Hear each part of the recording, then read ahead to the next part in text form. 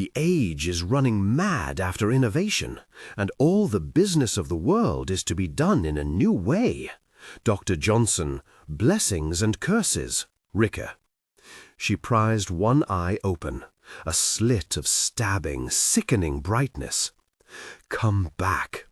She pushed the spit-wet dowel out of her mouth with her tongue and croaked the one word she could think of. Gosh! There's my girl. Izen squatted beside her, necklace of runes and finger bones dangling, grinning that twisted grin that showed the hole in her teeth and offering no help at all. What did you see? Rika heaved one hand up to grip her head. Felt like if she didn't hold her skull together, it burst. Shapes still fizzed on the inside of her lids, like the glowing smears when you've looked at the sun. I saw folk falling from a high tower, dozens of them. She winced at the thought of them hitting the ground. I saw folk hanged, rows of them, her gut cramped at the memory of swinging bodies, dangling feet. I saw a battle, maybe, below a red hill. Izen sniffed. This is the North. Takes no magic to see a battle coming. What else? I saw Offrith burning. Rika could almost smell the smoke still. She pressed her hand to her left eye, felt hot, burning hot. What else? I saw a wolf eat the sun. Then a lion ate the wolf. Then a lamb ate the lion. Then an owl ate the lamb. Must have been a real monster of an owl, or a tiny little lamb, I guess. What does it mean? Izen held a fingertip to her scarred lips, the way she did when she was on the verge of deep pronouncements. I've no frickin' clue. Mayhap the turning of time's wheel shall unlock the secrets of these visions. Rika spat, but her mouth still tasted like despair. So, wait and see. 11 times out of 12, that's the best course. Izen scratched at the hollow above her collarbone and winked. But if I said it that way, no one would reckon me a deep thinker. Well, I can unveil 2 secrets right away. Rika groaned as she pushed herself up onto one elbow. My head hurts and I made a mess. That second one's no secret. Anyone with a nose is party to it. Messy Rika, they'll call me. She wrinkled her nose as she shifted, and not for the first time. Your problem is in caring what they call you. My problem is I'm cursed with fits. Izen tapped under her left eye. You say cursed with fits. I say blessed with the long eye. Huh. Rika rolled onto her knees, and her stomach kept on rolling and tickled her throat with sick. By the dead, she felt sore and squeezed out. Twice the pain of a night at the ale cup, and none of the sweet memories. Doesn't feel like much of a blessing to me, she muttered, once she'd risked a little burp and fought her guts to a draw. There are few blessings without a curse hidden inside, nor curses without a whiff of blessing. Izen carved a little piece of chaga from a dried-out chunk. Like most things, it's a matter of how you look at it. Very profound, as always. Maybe someone whose head hurt less would enjoy your wisdom more. Izen licked her fingertips, rolled the chaga into a pellet, and offered it to Rika. I am a bottomless well of revelation, but cannot force the ignorant to drink. Now get your trousers off. She barked out that savage laugh of hers. Words many a man has longed to hear me say. Rika sat with her back to one of the snow-capped standing stones, eyes narrowed as the sun flashed through the dripping branches. The fur cloak her father gave her hugged around her shoulders, and the raw wind wafting around her bare rear. She chewed chaga and chased the itches that danced all over her with black-edged fingernails, trying to calm her mangled nerves and shake off that tower and those hanged, and of Offrith burning. Visions, she muttered, a curse for sure. Izen squelched up the bank with Rika's dripping trousers. Clean as new snow. Your only stench now shall be of youth and disappointment. You're one to talk of stenches, isn't a fail. Izen raised her sinewy, tattooed arm, sniffed at her pit, and gave a satisfied sigh. "I've a goodly, earthy, womanly savour of a kind much loved by the moon. If you're rattled by an odour, you picked the wrong companion." Rika spat chaga juice, but messed it up and got most of it down her chin. "If you think I picked any part of this, you're mad. They said the same thing about my da. He was mad as a sack of owls. You're always saying so." "Aye, well, one person's mad is another's remarkable. Need I observe you're a long leap from ordinary yourself? You kicked so hard this time, you nearly kicked your boots off. Might have to rope you in future. Make sure you don't crack your nut and end up a drooler like my brother Brait. At least he can keep his mess in, mind you. My thanks for that." "No bother." Izen made a little diamond from her fingers and squinted through it at the sun. "Past time we were on our way. High deeds are being done today. Or maybe low ones." And she dropped the trousers in Rika's lap. "Best dress yourself." "What? Wet? They'll chafe." "Chafe?" Izen snorted. "That's the limit of your worries. My head still aches so bad I can feel it in my teeth." Rika wanted to shout, but knew it hurt too much, so she had to whine it soft instead. "I need no more small discomforts." "Life is small discomforts, girl. They're how you know you are alive." And Izen hacked that laugh out again, slapped happily at Rika's shoulder, and sent her stumbling sideways. "You can walk with your plump white rear hanging out if that's your pleasure, but you'll be walking one way or the other." "A curse," grumbled Rika as she wriggled into her clammy trousers. "Definitely a curse.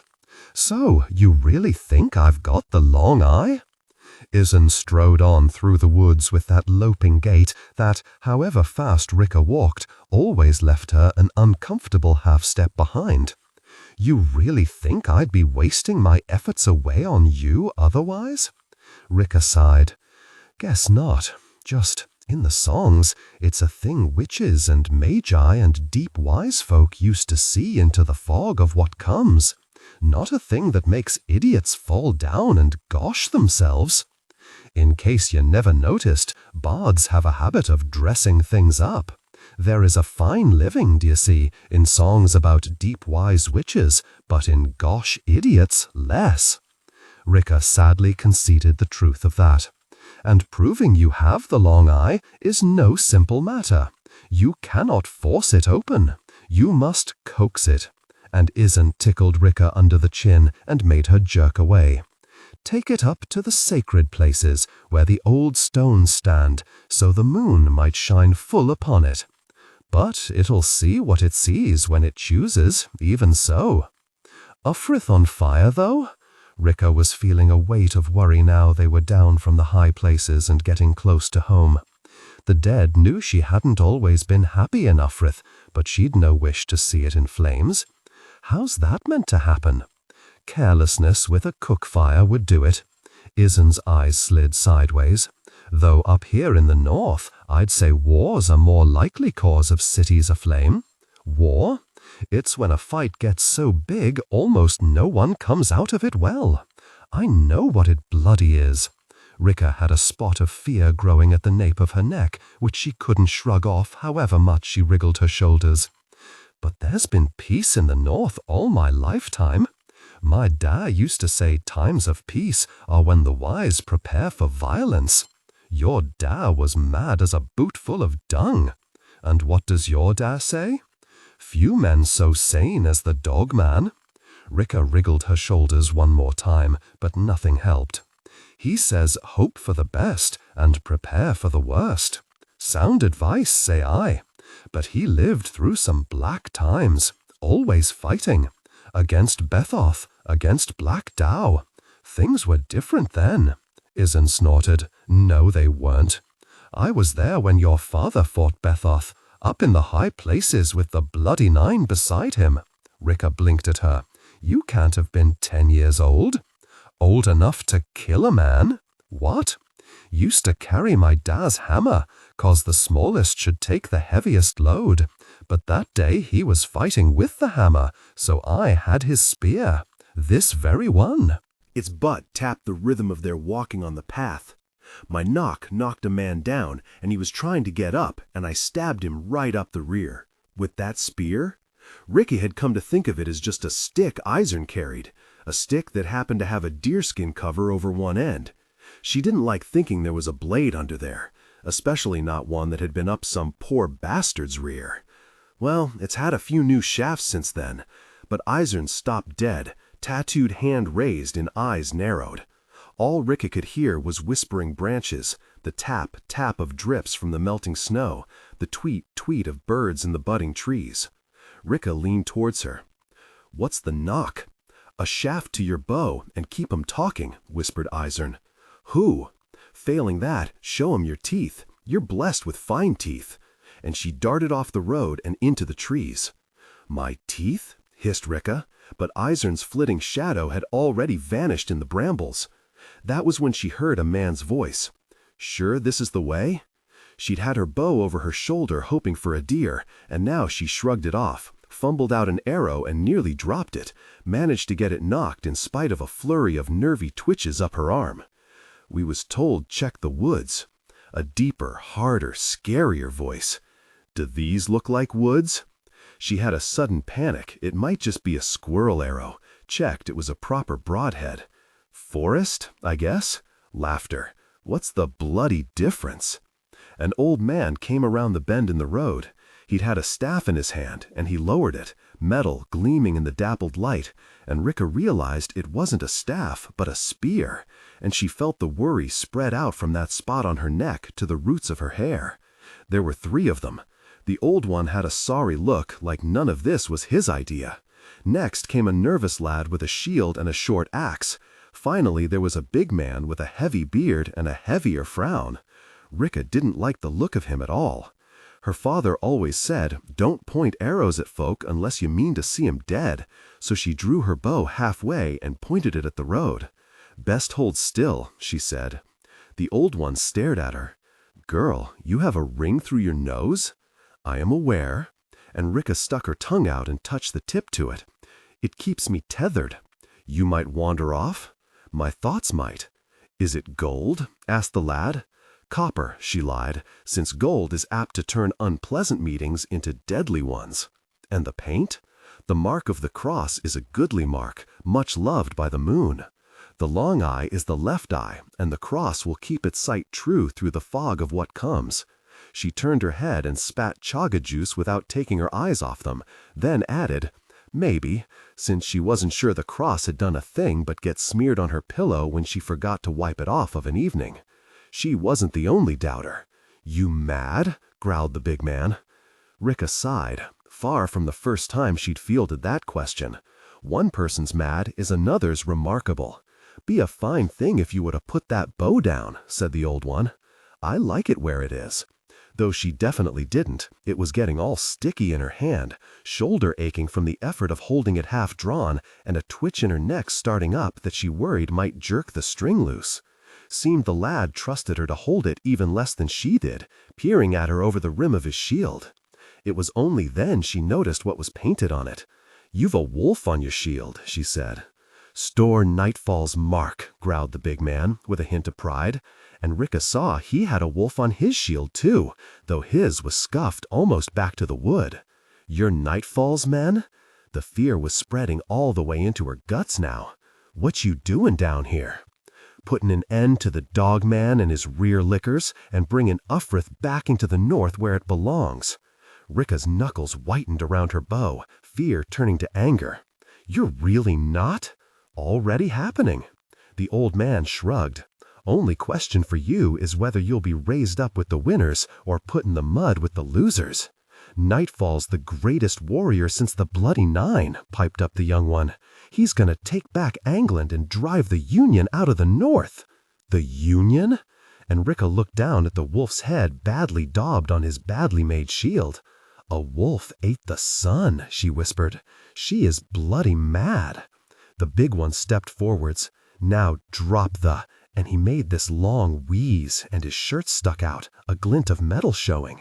"Oh," he said, dropping to his knees. The lad turned around. Rika's arrow stuck into his back, just under his shoulder blade. Her turn to say, "Oh," not sure whether she'd meant to let go the string or not.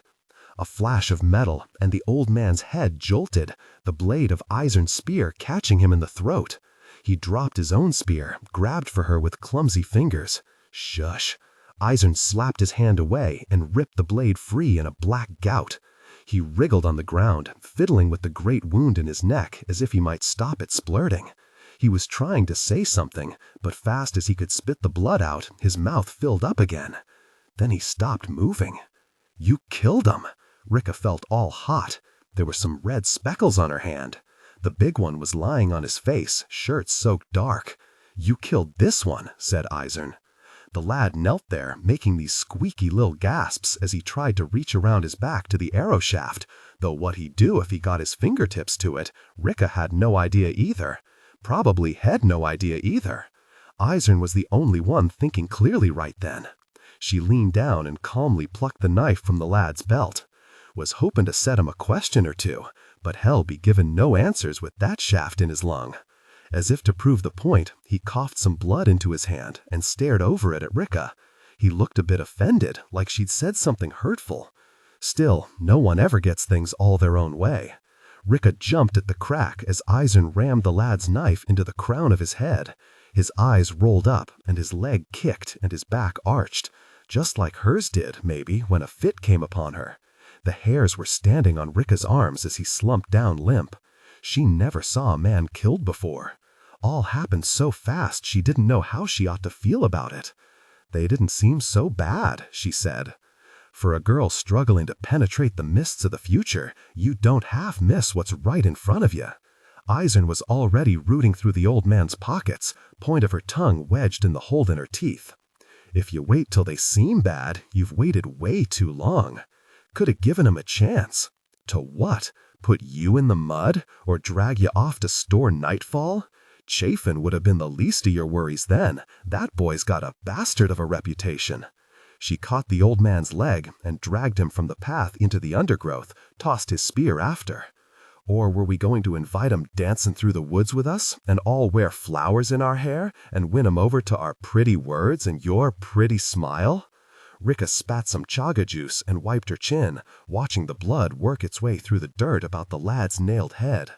Doubt my smile's up to the task, and I'm very sure your words ain't. Then killing 'em was all of the one choices we had, eh? Your problem is you're all heart. And she stabbed Rika in the tit with one bony finger. Ow! Rika took a step away, holding her arms across her chest. That hurts, you know. You're all heart all over, so you feel every sting and buffet. You must make of your heart a stone.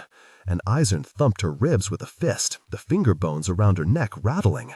Ruthlessness is a quality much loved of the moon. As if to prove the point, she bent down and heaved the dead lad into the bushes. A leader must be hard, so others don't have to be. Leader a what? Muttered Rika, rubbing at her sore side. And that was when she caught a whiff of smoke, just like in her dream. As if it was a tugging she couldn't resist, she set off down the path. "Oi!" called Eisern around a stick of dry meat she'd rooted out of the big one's pouch. "I need help dragging this big jark." "No," whispered Rika, the smell of fire getting stronger and her worry getting stronger with it. "No, no, no." She burst from the trees and into cold daylight, took a couple more wobbling steps, and stopped, bow dangling from her limp hand. The morning mist was long faded, and she could see all the way across the patchwork of new-planted fields to Ufris, wedged in against the gray sea behind its gray wall, where her father's old hall stood with the scraggy garden out the back. Safe, boring Ufrith, where she'd been born and raised. Only it was burning, just the way she'd seen it, and a great column of dark smoke rolled up and smudged the sky, drifting out over the restless sea. "By the dead," she croaked. Eisern wandered from the trees with her spear across her shoulders and a great smile across her face. "You know what this means?" "War?" whispered Rika, horrified. "Aye, that." Eisern waved it away like it was a trifle, But more to the matter, I was right." And she clapped Ricke on the shoulder so hard she near knocked her down. "You do have the long eye." "Where the fight's hottest in battle," Leo's father used to say, "a man discovers who he truly is." The Northmen were already turning to run as his horse crashed into them with a thrilling jolt. He smashed one across the back of the helmet with the full force of the charge and ripped his head half off. He snarled as he swung to the other side. A glimpse of a gawping face before his axe split it open, blood spraying in black streaks. Other riders tore into the Northmen, tossing them like broken dolls. He saw one horse spitted through the head with a spear. The rider turned a somersault as he was flung from the saddle. A lance shattered, a shard flying into Leo's helmet with an echoing clang as he wrenched away. The world was a flickering slit of twisted faces, glinting steel, heaving bodies, half seen through the slot in his visor. Screams of men and mounts and metal mashed into one thought-crushing din. A horse swerved in front of him, riderless, stirrups flapping. Ritter's horse, he could tell by the yellow saddlecloth. A spear stabbed at him, jolting the shield on his arm, rocking him in his saddle. The point screeched down his armored thigh. He gripped the reins in his shield hand as his mount bucked and snorted, face locked in an aching smile, flailing wildly with his axe on one side, then the other. He beat mindlessly at a shield with a black wolf painted on it, kicked at a man, and sent him staggering back. Then Barneva's sword flashed as it took his arm off. He saw Whitewater Gin swinging his mace, red hair tangled across gritted teeth. Just beyond him, Antop was shrieking something as he tried to twist his spear free of bloody mail. Glaward wrestled with a carle, both without weapons, all tangled with their reins. Leo hacked at the Northman and smashed his elbow back the wrong way, hacked again and sent him flopping into the mud. He pointed at Store Nightfall's standard with his axe, Black Wolf streaming in the wind. He howled, roared, throat hoarse. No one could hear him with his visor down. No one could have heard him if it had been up. He hardly knew what he was saying. He flailed furiously at the milling bodies instead. Someone clutched at his leg. Curly hair, freckles, looked really terrified. Everyone did. Didn't seem to have a weapon, maybe surrendering. Leo smashed Freckles on the top of the head with the rim of his shield, gave his horse the spurs, and trampled him into the mud. This was no place for good intentions, no place for tedious subtleties or boring counter-arguments. None of his mother's carping on patience and caution. Everything was beautifully simple. In battle, a man discovers who he truly is. And Leo was the hero he'd always dreamed of being. He swung again, but his axe felt strange. The blade had flown off, left him holding a bloody stick. He dropped it, dragged out his battle steel, buzzing fingers clumsy in his gauntlet, hilt greasy from the thickening rain. He realized the man he'd been hitting was dead. He'd fallen against the fence, so it looked as if he was standing, but there was black pulp hanging out of his broken skull, so that was that. The Northmen were crumbling, running, squealing, being hacked down from behind, and Leo herded them towards their standard.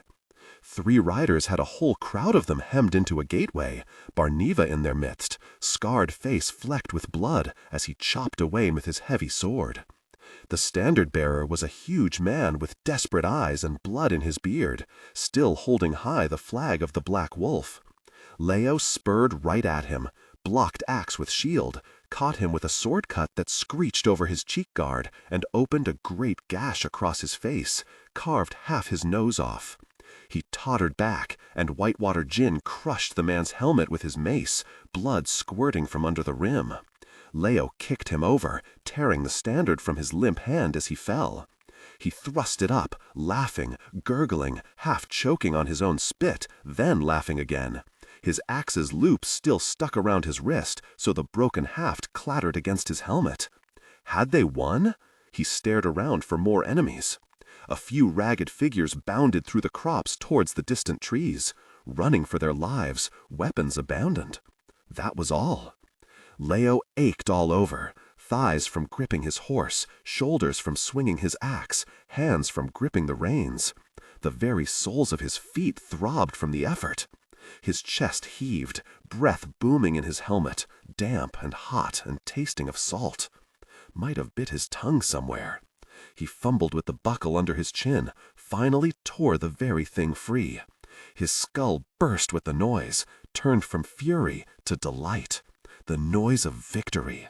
He almost fell from his horse, clambered up onto the wall. Something was soft under his gauntleted hand. A Northman's corpse, a broken spear sticking from his back. All he felt was giddy joy. No corpses, no glory after all. Might as well regret the peelings from a carrot. Someone was helping him up, giving him a steadying hand. Durand, always there when he needed him. Leo stood tall, the joyful faces of his men all turned towards him. "The young lion!" roared Glaward, climbing up beside him and clapping a heavy hand on his shoulder, making him wobble. Durand stretched out his arms to catch him, but he didn't fall. "Leo Don Brock!" Soon they were all shouting his name, singing it like a prayer, chanting it like a magic word, stabbing their glittering weapons at the spitting sky. Leo! Leo! Leo! In battle, a man discovers who he truly is. He felt drunk. He felt on fire. He felt like a king. He felt like a god. This was what he was made for. Victory, he roared, shaking his bloody sword and the Northman's bloody standard. By the dead, could there be anything better than this? In the Lady Governor's tent, they were fighting a different kind of war. A war of patient study and careful calculation, of weighed odds and furrowed brows, of lines of supply, and an awful lot of maps. A kind of war Leo frankly hadn't the patience for. The glow of victory had been dampened by the stiffening rain on the long trudge up from the valley, doused further by the niggling pain from a dozen cuts and bruises, and was almost entirely smothered by the cool stare his mother gave him as Leo pushed through the flap with Durand and Whitewater gin at his pack. She was in the midst of talking to a knight herald. Ridiculously tall, he had to stoop respectfully to attend to her. "Please tell His Majesty, we are doing everything to check the Northmen's advance, but Ufrith is lost, and we are giving ground. They struck with overwhelming force at 3 points, and we are still gathering our troops." Ask him, no, beg him to send reinforcements. "I will, my Lady Governor." The Knight Herald nodded to Leo as he passed. "My congratulations on your victory, Lord Brock." "We don't need the king's really help," snapped Leo as soon as the flap dropped. "We can beat Black Calder's dogs." His voice sounded oddly weak in the tent, deadened by wet cloth. It didn't carry anywhere near so nicely as it had on the battlefield. His mother planted her fists on the table and frowned down at her maps. By the dead, sometimes he thought she loved those maps more than him. If we are to fight the king's battles, we should expect the king's help. You should have seen them run. Gosh it, but Leo had been so sure of himself a few moments ago. He could charge a line of carls and never falter, but a woman with a long neck and graying hair leached all the courage out of him. They broke before we even got to them. We took a few dozen prisoners. He glanced towards Durand, but he was giving Leo that doubtful look now, the one he used when he didn't approve, the one he'd given him before the charge. And the farm's back in our hands? And his mother let him stammer into silence before she glanced at his friends. "My thanks, Durand. I'm sure you did your best to talk him out of it. And you, Whitewater. My son couldn't ask for better friends, or I for braver warriors." Jin slapped a heavy hand down on Leo's shoulder. "It was Leo who led the— You can go." Jin scratched sheepishly at his beard, showing a lot less warrior's mettle than he had down in the valley. Durand gave Leo the slightest apologetic wince. "Of course, Lady Finry." And they slunk from the tent, leaving Leo to fiddle weakly with the fringe of his captured standard. His mother let the withering silence stretch a moment longer before she passed judgment. "You bloody fool!" He'd known it was coming, but it still stung. "Because I actually fought? Because of when you chose to fight, and how? Great leaders go where the fight's hottest. But he knew he sounded like the heroes in the badly written storybooks he used to love. You know who else you find where the fight's hottest? Asked his mother. Dead men. We both know you're not a fool, Leo. For whose benefit are you pretending to be one? She shook her head wearily. I should never have let your father send you to live with the dogmen. All you learned in Ufrith was rashness, bad songs, and a childish admiration for murderers. I should have sent you to Adwa instead. I doubt your singing would be any better, but at least you might have learned some subtlety. There's a time for subtlety and a time for action. There is never a time for recklessness, Leo, or for vanity. We bloody won! What? A worthless farm in a worthless valley? That was little more than a scouting party, and now the enemy will guess our strength. She gave a bitter snort as she turned back to her maps, or the lack of it. I captured a standard. It seemed a pitiful thing now he really looked at it, though clumsily stitched, the pole closer to a flagstaff. How could he have thought Store Nightfall himself might ride beneath it? We have plenty of flags, said his mother. It's men to follow them we're short of. Perhaps you could bring back a few regiments of those next time. Vary it, mother. I don't know how to please you. Listen to what you're told. Learn from those who know better. Be brave by all means, but don't be rash. Above all, don't get yourself bloody killed. You've always known exactly how to please me, Leo, but you choose to please yourself. You can't understand. He waved an impatient hand, failing, as always, to quite find the right words. A man, he finished lamely. She raised one brow. Had I been confused on that point, it was put beyond doubt when I pushed you out of my womb. Have you any notion how much you weighed as a baby? Spend 2 days messing an anvil, and we'll talk again. Bloody hell, mother! I mean that men will look up to a certain kind of man. And, like your friend Ritter looked up to you? Leo was caught out by the memory of that riderless horse clattering past. He realized he hadn't seen Ritter's face among his friends when they celebrated. Realized he hadn't even thought about that until now. He knew the risks, he croaked, suddenly choked with worry. He chose to fight. He was proud to fight. He was. Because you have that fire in you that inspires men to follow. Your father had it too. But with that gift comes responsibility. Men put their lives in your hands. Leo swallowed, pride melting to leave ugly guilt behind, as pristine snow melts to show the world rotten and bedraggled. I should go and see him. He turned towards the tent flap, nearly tripping on the loose strap of one of his greaves. Is he with the wounded? His mother's face had softened. That made him more worried than ever. He's with the dead, Leo. There was a long, strange silence, and outside the wind blew up and made the canvas of the tent flap and whisper. I'm sorry. No corpses, no glory. He sank onto a folding field chair, captured standard clattering to the ground. He said we should wait for you, he muttered, remembering Ritter's worried face as he looked down into the valley. So did Durand. I told them they could stay with the ladies, while we handled the fighting. You did what you thought was right, murmured his mother, in the heat of the moment. He has a wife. Leo remembered the wedding. What the hell was her name? Bit of a weak chin. The groom had looked prettier. The happy couple had danced, badly, and Whitewater Gin had bellowed in Northern that he hoped for her sake Ritter was more impressive in private than he was on the dance floor. Leo had laughed so hard he was nearly sick. He didn't feel like laughing now. Being sick, yes. By the dead, he has a child. I will write to them. What good will a letter do? He felt the stinging of tears at the back of his nose. I'll give them my house in Ostenhorm. Are you sure? Why do I need a house? I spend all my time in the saddle. You've a big heart, Leo. His mother squatted down before him. Too big, I sometimes think. Her pale hands looked tiny in his gauntleted fists, but they were the stronger then.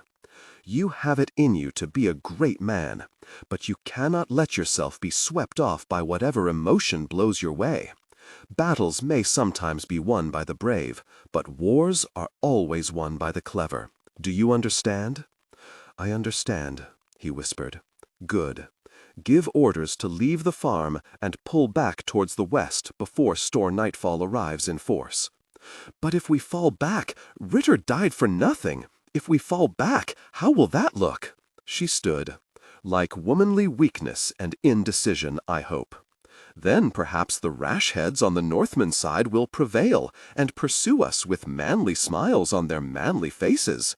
And when the king's soldiers finally arrive, we'll cut them to pieces on ground of our choosing." Leo blinked at the floor and felt the tears on his cheeks. "I see."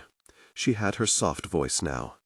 "It was rash, it was reckless, but it was brave, and, for better or worse, men do look up to a certain kind of man.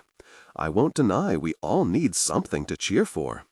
You gave store Nightfall a bloody nose, and great warriors are quick to anger, and angry men make mistakes." She pressed something into his limp hand. "The standard with Nightfall's wolf on it. Your father would have been proud of your courage, Leo. Now make me proud of your judgment." He trudged to the tent flap, shoulders drooping under armor that felt 3 times heavier than when he arrived.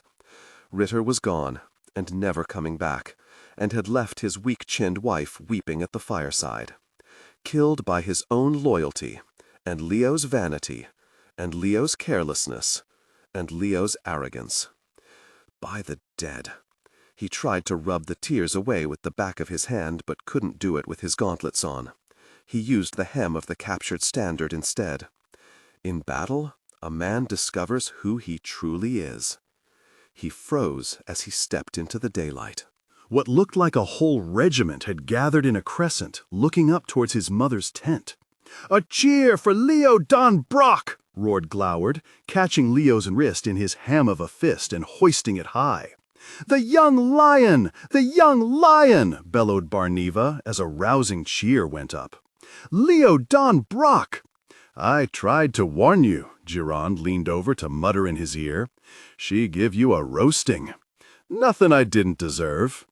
But Leo managed to smile a little too, just for the sake of morale. No one could deny they all needed something to cheer for.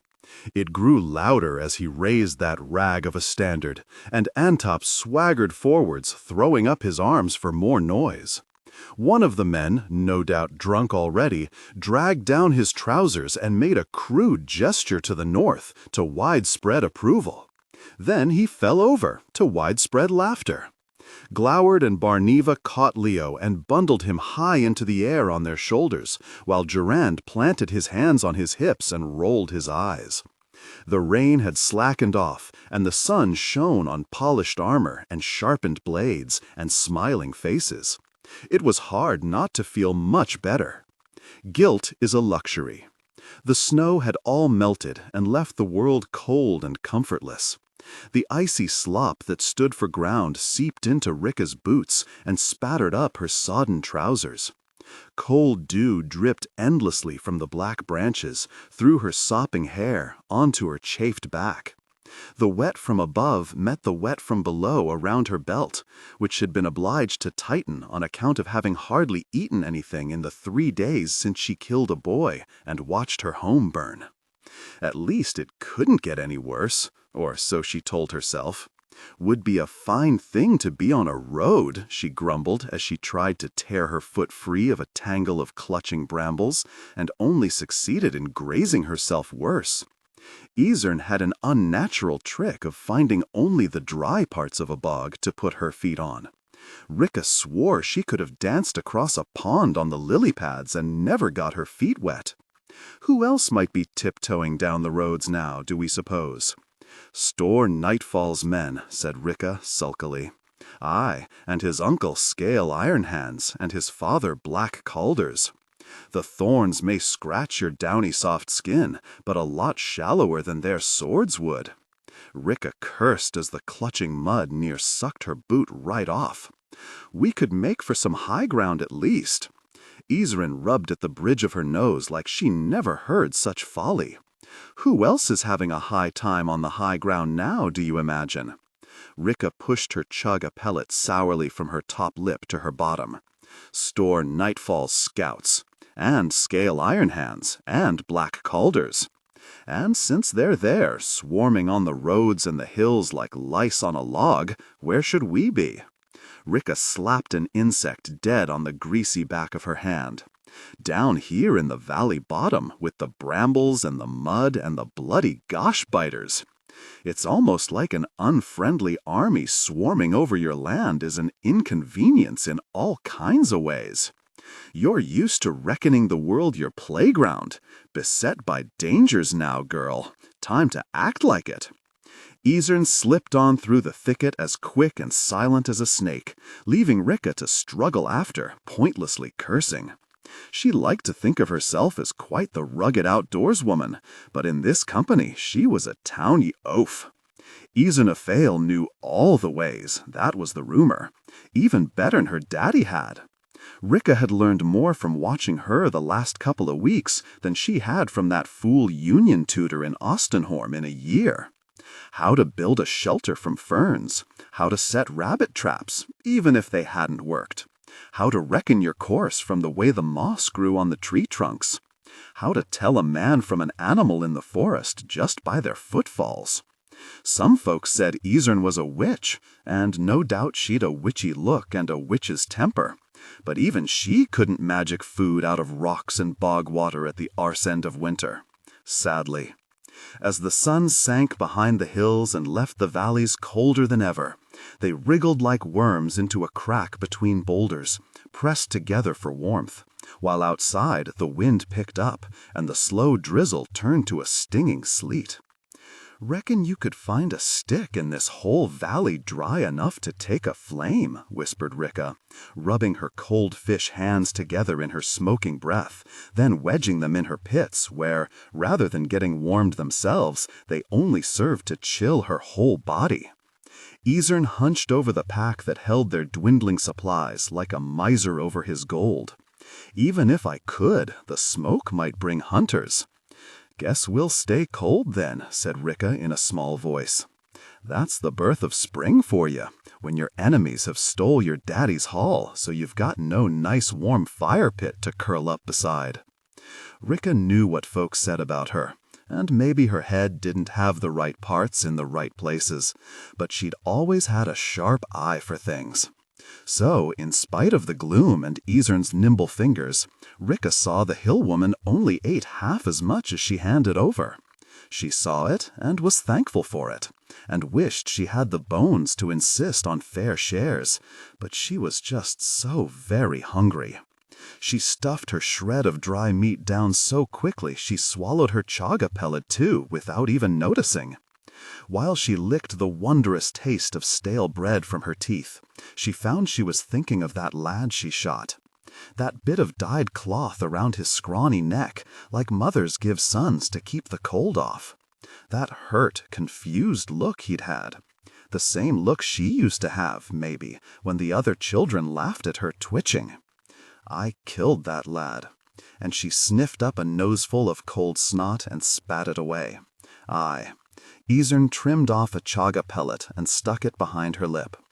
"You killed him all to bits, and robbed everyone who knew him, and cut all the good he might ever do out of the world." Rika blinked. "Well, you're the one split his skull.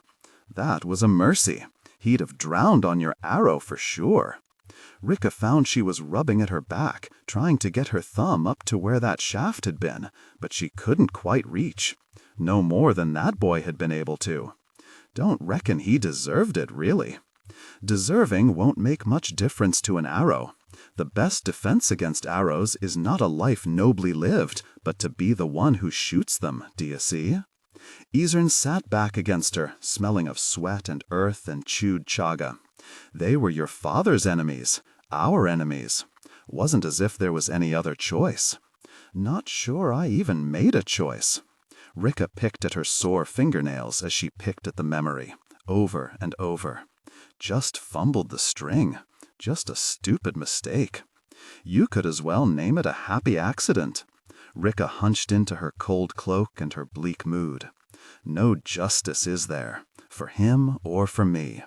Just a world that looks the other way and doesn't care a gosh about either one of us. Why should it? I killed that lad. Rika's foot twitched, and the twitch became a quiver up her leg, and the quiver became a shiver all over. However I turn it around, just doesn't feel right. She felt Izern's hand firm on her shoulder, and was grateful for it. If killing folk ever starts to feel right, you've a worse kind of problem. Guilt can sting, but you should be thankful for it. Thankful? Guilt is a luxury reserved for those still breathing, and with no unbearable pain, cold, or hunger demanding all their fickle attention. Long as guilt's your big problem, girl. Rika saw the faint gleam of Izern's teeth in the gathering darkness. Things can't be that bad. She slapped Rika's thigh and gave a witchy cackle. And maybe there was some magic in it after all, because Rika cracked her first smile in a day or two, and that made her feel just a bit better. Your best shield is a smile, her father always said. Why haven't you just left me behind? She asked. I gave my word to your Da. Aye, but everyone says you're the most untrustworthy, difficult person in the whole North. No one should know better than you what the things everyone say are worth. Truth is, I only care about keeping my word to folk I like. I seem untrustworthy because there are only 7 of those outside the hills. She made a fist of her tattooed hand, trembling tight. To those 7, I am a rock. Rika swallowed. You like me, then? Meh. Izern opened her blue fist and shook out the fingers with a clicking of knuckles. About you, I remain to be convinced, but I like your father, and I gave him my word, that I'd try to put an end to your fits and coax your long eye open and bring you back to him still breathing. The small matter of an invasion may have nudged him out of Ufrith, but the commitment still stands, far as I'm concerned, wherever Store Nightfall's bastards might have driven him off to. Her eyes flickered to Rika, cunning as a fox that sees the coop unguarded. But I'll admit I've a selfish reason too, which is a good thing for you, since selfish reasons are the only reasons you should trust. What reason? Izern opened her eyes very wide, so they bulged from her filthy face. Because I know there's a better North waiting, a North free of the grip of Scale Ironhand, and the one who pulls his strings, Black Colder, and the one who pulls his strings even, a North free for everyone to choose their own way. Izern leaned close in the darkness, and your long eye will pick out our path to it. Keeping score. Sparks showered into the night, the heat a constant pressure on Savine's smiling face. Beyond the yawning doorway, straining bodies and straining machinery were rendered devilish by the glow of molten metal.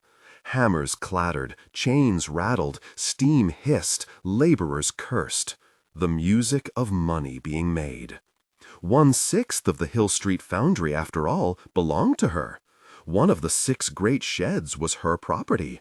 2 of the 12 looming chimneys. 1 in every 6th of the new machines spinning inside. Of the coals in the great heaps shoveled in the yard. Of the hundreds of twinkling panes of glass that faced the street. Not to mention 1/6 part of the ever-increasing profits. A flood of silver to put His Majesty's mint to shame. Best not to loiter, my lady, murmured Zuri, fires gleaming in her eyes as she glanced about the darkened street. She was right, as always.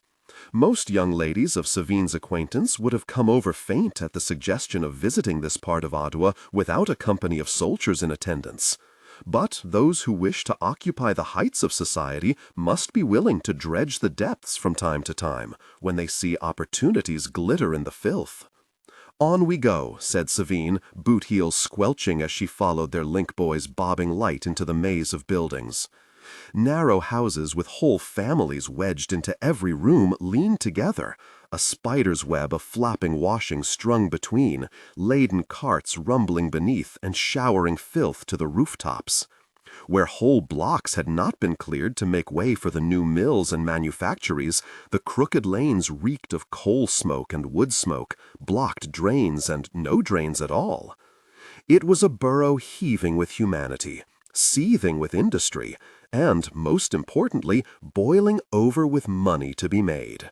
Savine was by no means the only one who saw it.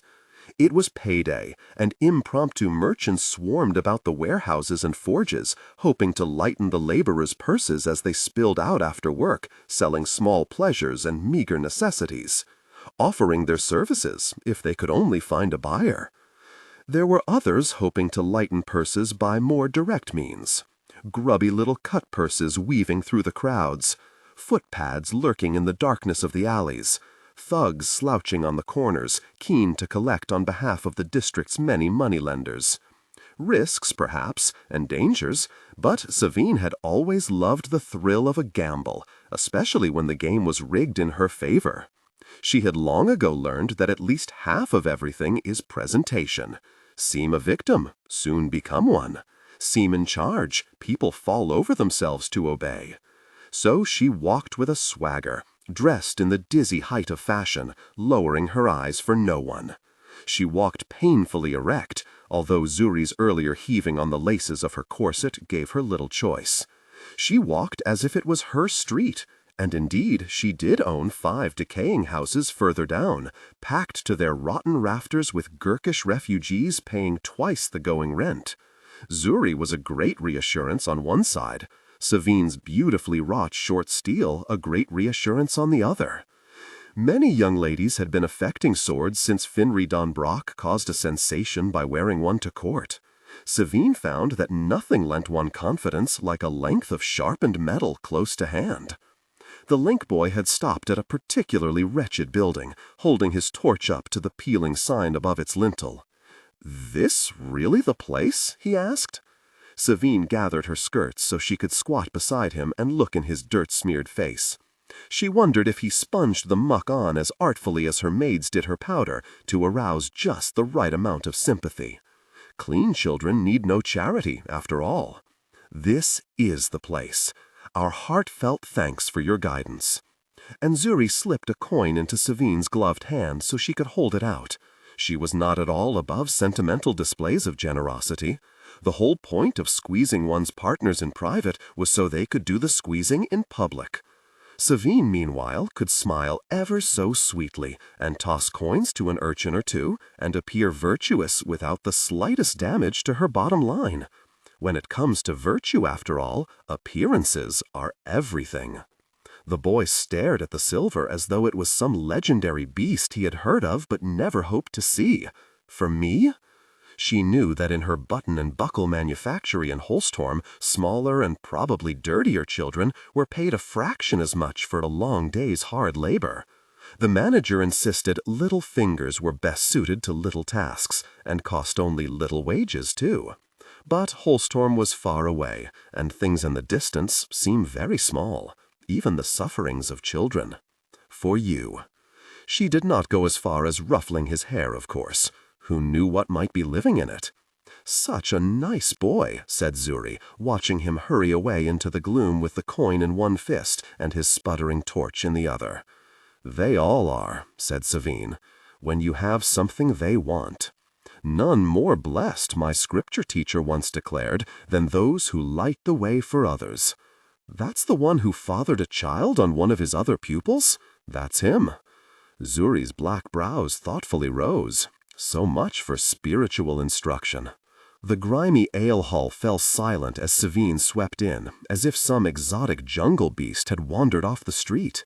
Zuri whipped out a cloth and wiped down a vacant section of the counter. Then, as Savine sat, she slipped out the pin and whisked away her hat without disturbing a hair. She kept it close to her chest, which was prudent. Savine's hat was probably worth more than this entire building, including the clientele. At a brief essay, they only reduced its value. Well, well. The man behind the counter was easing forwards, wiping his hands on his stained apron and giving Savine a lingering look up and down. "I'm tempted to say this is no place for a lady like you. We've only just met. You really have no idea what kind of lady I am? Why, you could be taking your life in your hands just talking to me.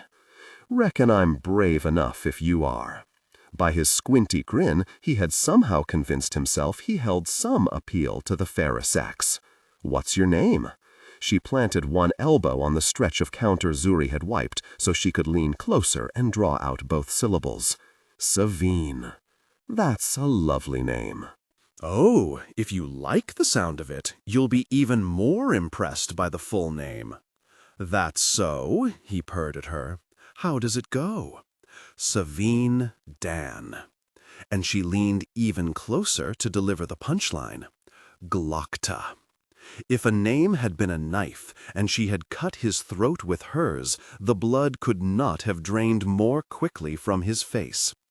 He gave a strangled cough, took a step back, and nearly fell over one of his own barrels. Lady Savine. Majir was coming from an upstairs office, wooden steps creaking under her considerable weight. "What an honor! Isn't it, though? Your man and I were just getting acquainted." Majir glanced towards the ghost-faced barman. "Would you like him to apologize?" "For what? Not being as brave as he claimed?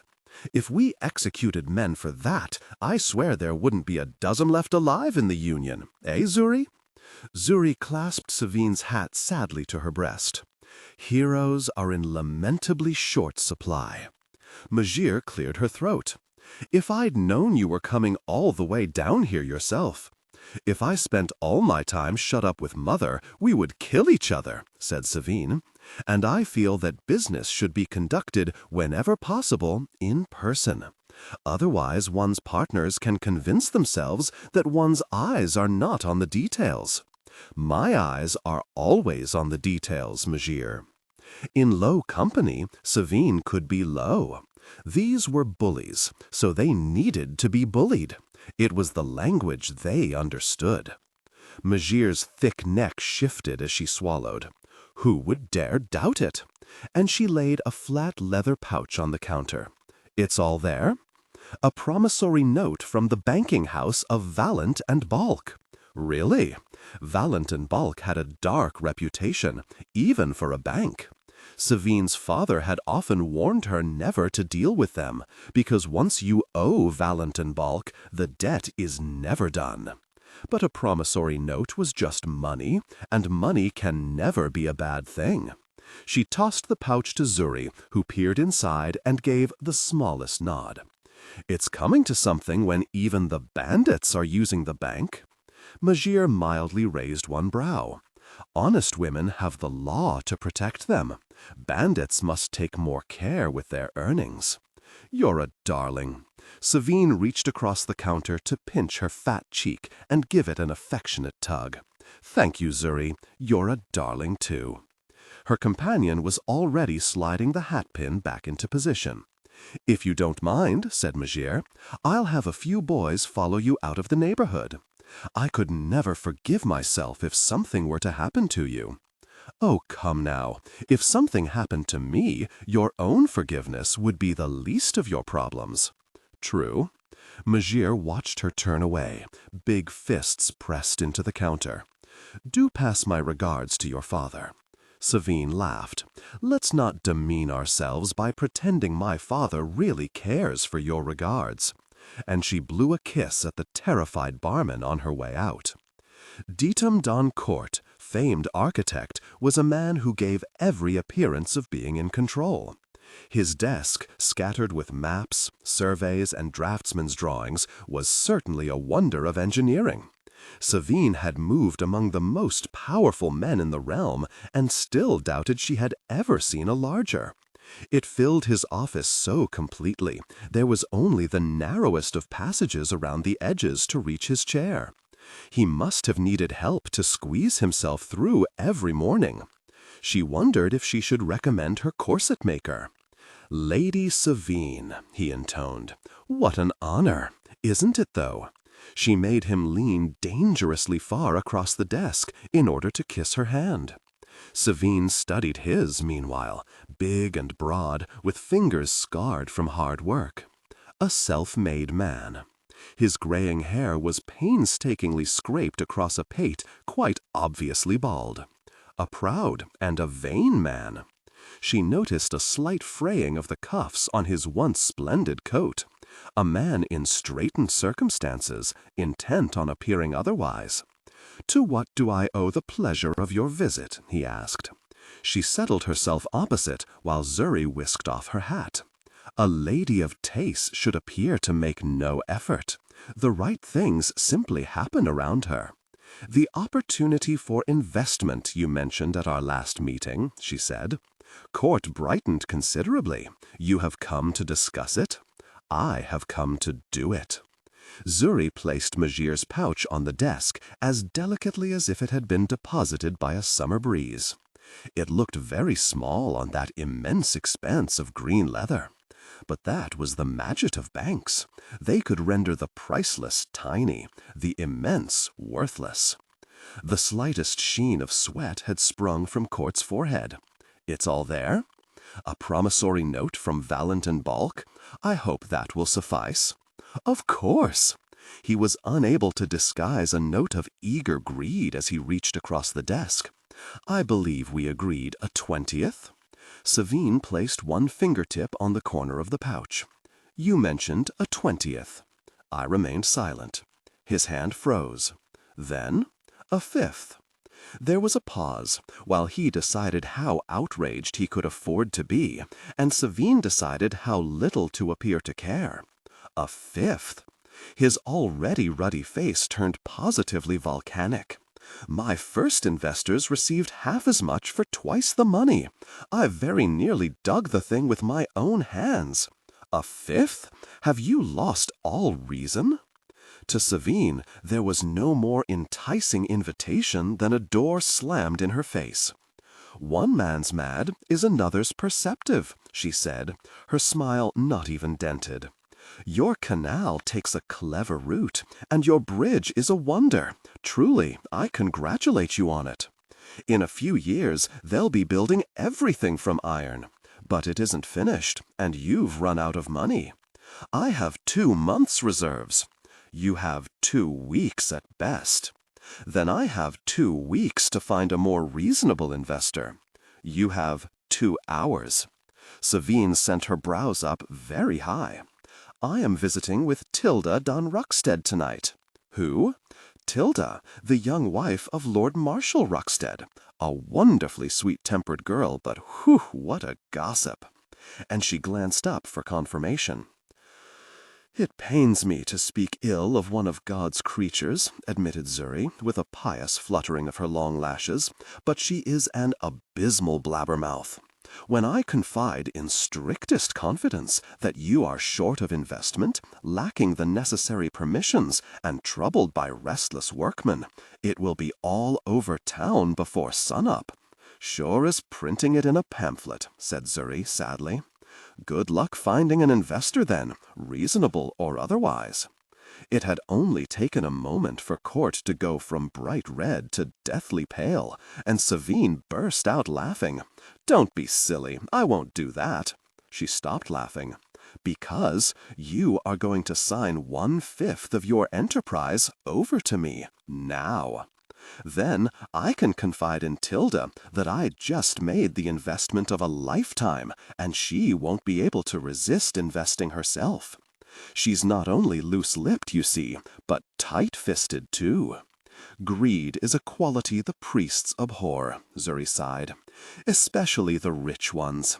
But so widespread these days," lamented Savine. "If Lady Ruckstead sees some gain in it, I dare say she can persuade her husband to make a breach in Casimir's wall so you can extend your canal into the 3 farms. And Savine could sell the worthless slum buildings she had bought on the canal's likely route back to herself at an immense profit. The Marshal's notoriously stubborn for most of us, but to his wife, he's a pussycat. You know how it is with old men and their young brides." Court was trapped halfway between anger and ambition. Savine rather liked him there. Most animals, after all, look better in a cage. "Extend my canal into the 3 farms? the first to do so, where it could service Savine's 3 textile mills and the Hill Street foundry, incidentally, and sharply raise their productivity. I dare say, for a friend, I could even arrange a visit of His Majestic's Inquisitors to a labor meeting. I imagine your troublesome workers will be far more pliable after a few stern examples are made. Stern examples, threw in Zuri, are something the priests are always in favor of. Court was almost drooling. Savine thought they had better stop before he needed a change of trousers. "A 10th part," he offered, in a voice rather hoarse. "Pugh." Savine stood, and Zuri eased forward with her hat, spinning the pin in her long fingers with the delicacy of a magician. "You're an architect to rival Canadius himself, but you're entirely lost in the maze of Adowan society. You need a guide, and I'm the best there is. Be a darling and give the 5th before I take a quarter.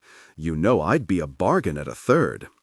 Court sagged, his chin settling into the roll of fat beneath it, his eyes fixed resentfully upon her. Clearly he was not a man who liked to lose. But where would be the fun in beating men who did? Very well, 1/5.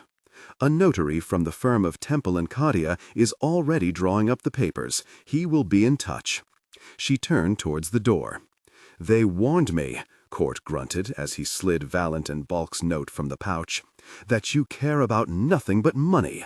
Why, what a pompous crowd they are.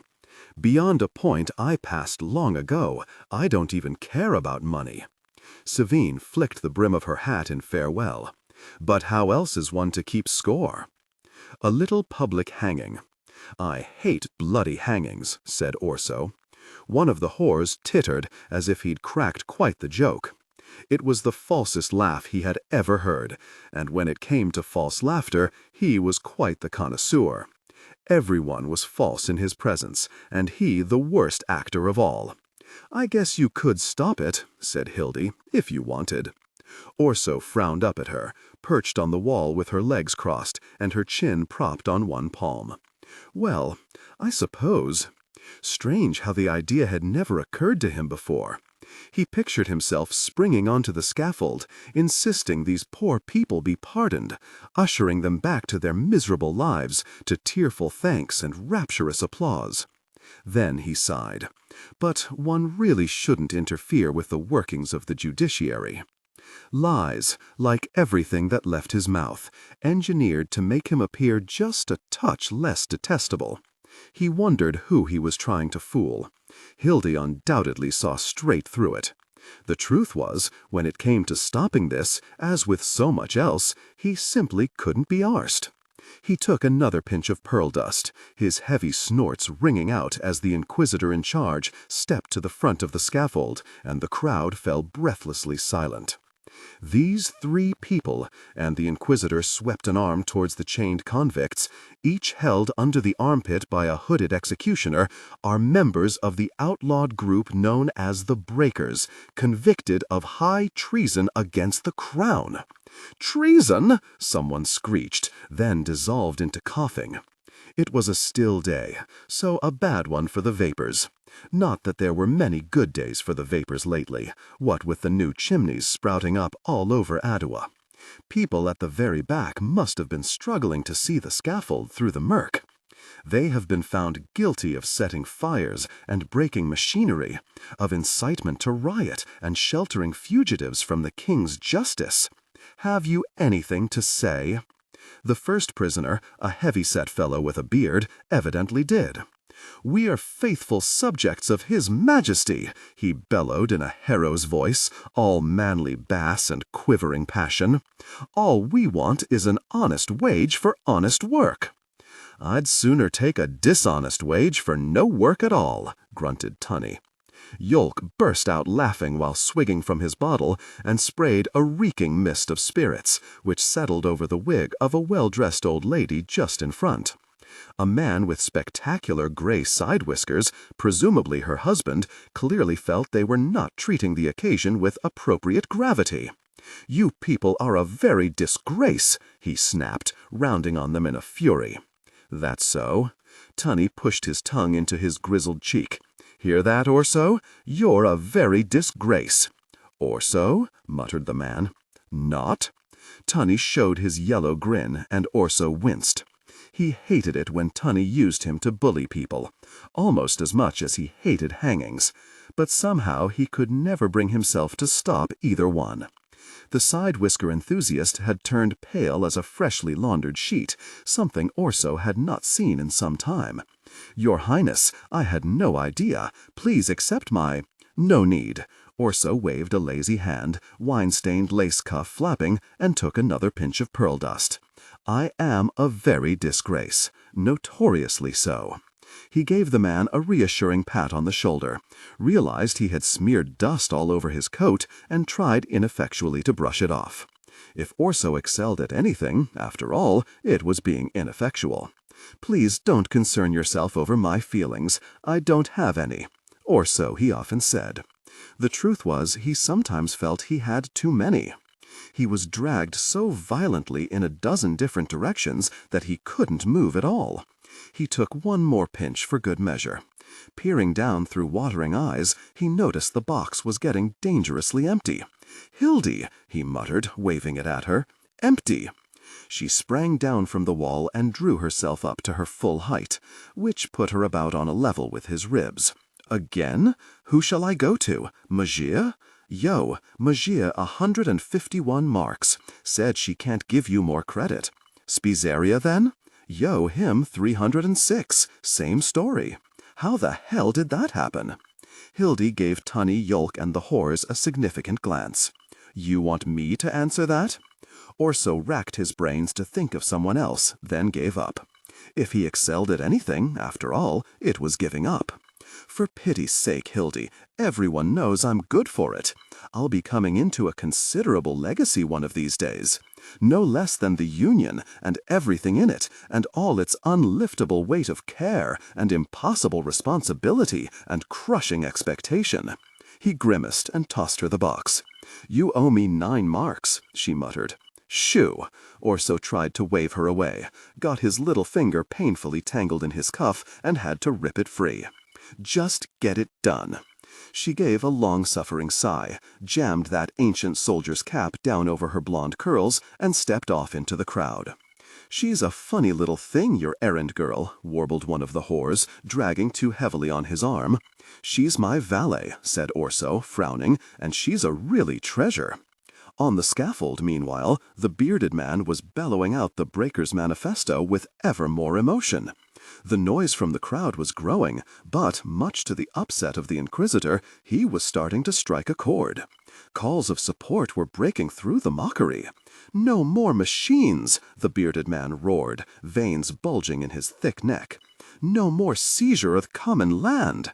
He seemed a useful fellow, more useful than Orso, certainly. "What a bloody waste," he muttered. "The open council shouldn't just be for the nobles. Every man should have a voice." "Enough," snarled the Inquisitor, waving one of the executioners forward.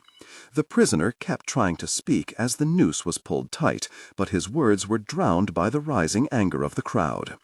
It was a riddle. This man, born with no advantages, believed in something so much he was willing to die for it.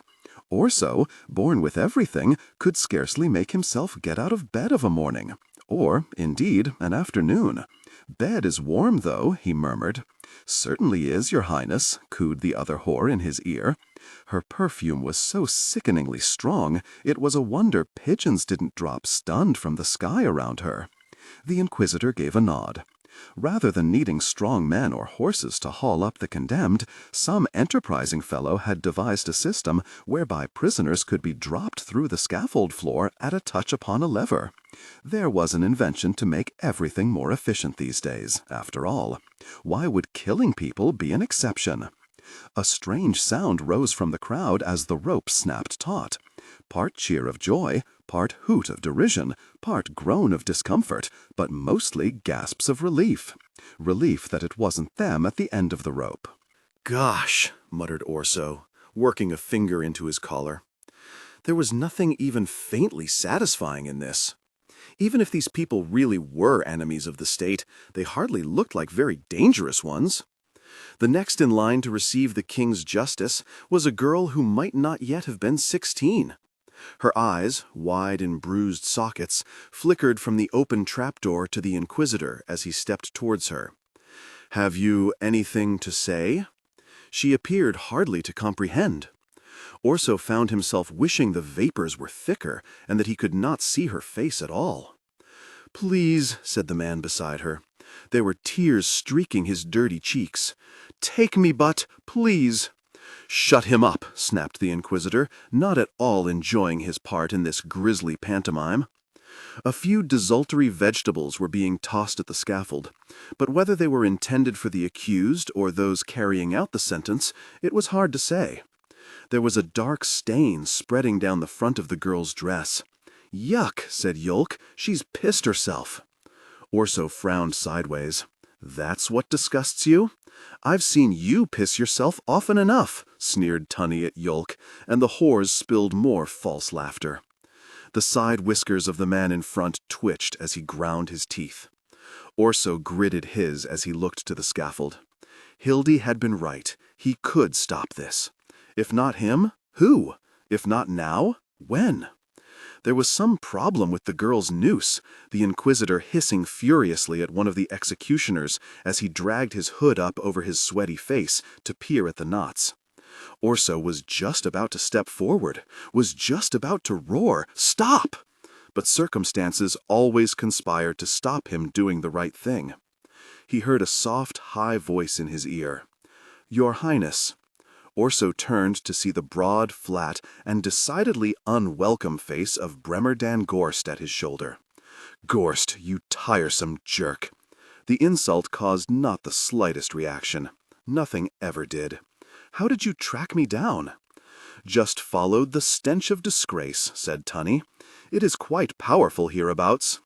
Orso reached for the pearl dust and realized it was gone, snatched Yolk's bottle from his hand instead, and took a swig. "The Queen has sent for you," piped Gorst. Orso blew out through his pursed lips to make a long farting sound. "Hasn't she better things to do?" Yolk chuckled. "What could matter more to a mother than the welfare of her eldest son?" Gorst's eyes slid across to him and stuck there. All he did was look, but it was enough to make Yolk's laughter sputter into nervous silence. He might sound a clown, but His Majesty's First Guard was not a man you trifled with. "Any chance I can bring the whores with me?" asked Orso. "I've paid for the whole day." It was his turn to face Gorst's fish-eyed stare. He sighed. "Would you conduct the ladies to their residence, Tunny?" "Oh, I'll conduct a symphony with 'em, Your Highness." More false giggling. Orso turned away without much reluctance. He hated bloody hangings, but the girls had wanted to go, and he hated disappointing people too. As a result of which, it seemed, he disappointed everyone.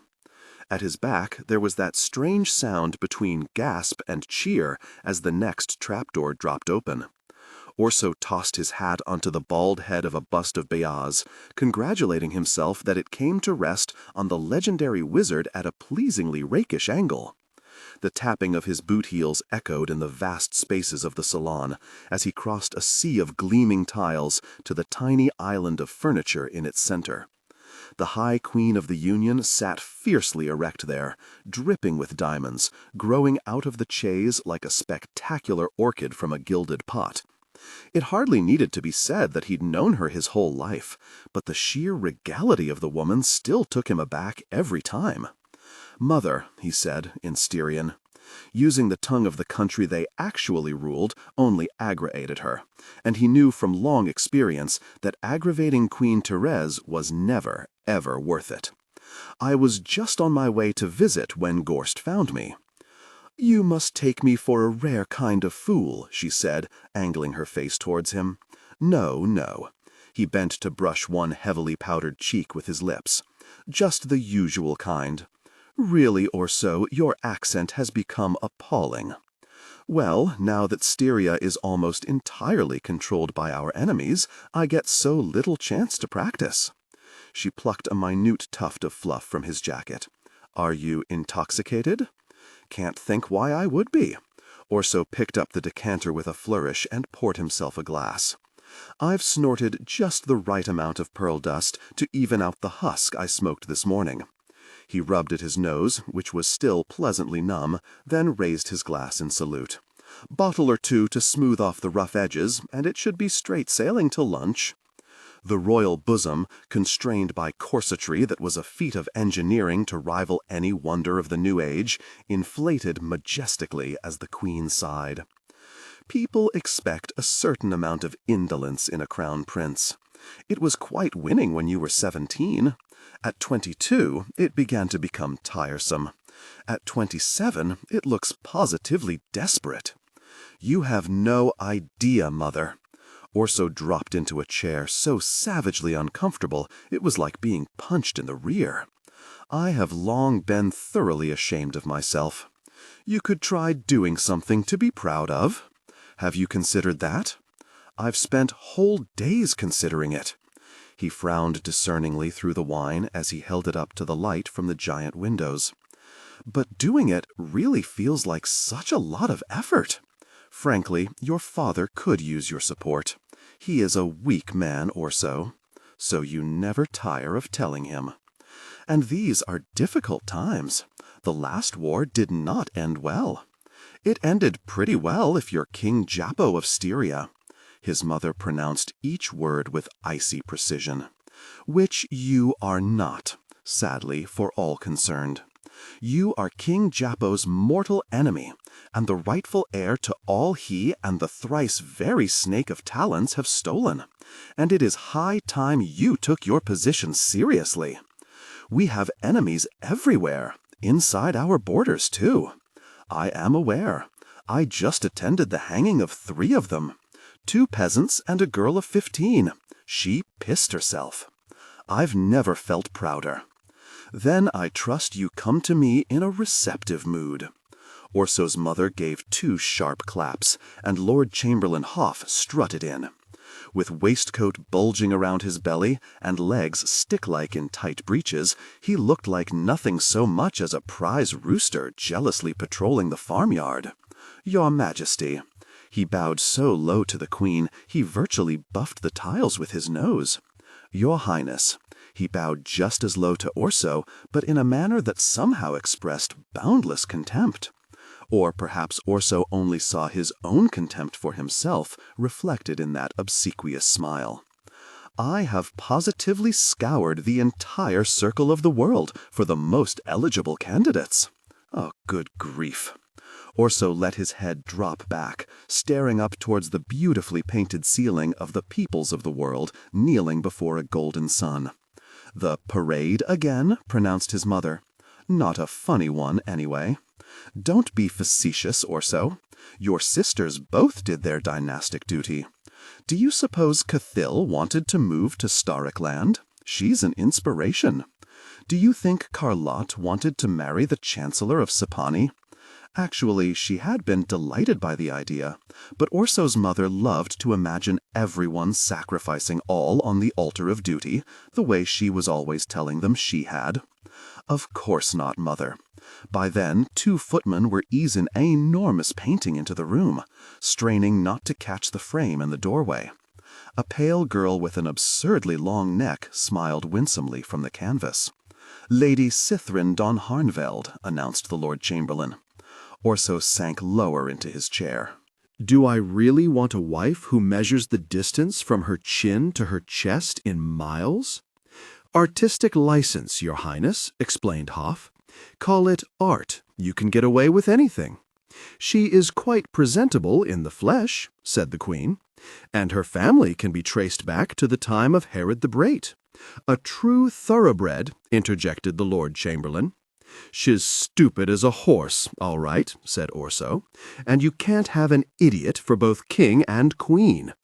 "Next," grated out Orso's mother, a second pair of footmen nearly colliding with the first as they carted in a painting of a slyly smirking Styrian.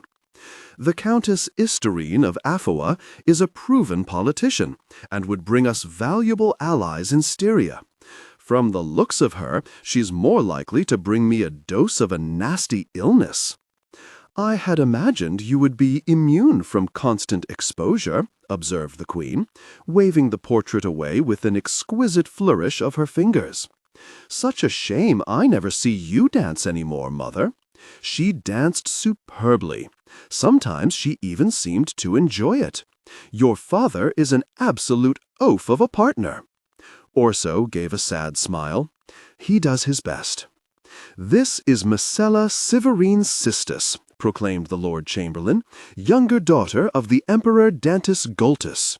He doesn't even merit the older daughter? Demanded the Queen, before Orso had the chance to raise his own objections.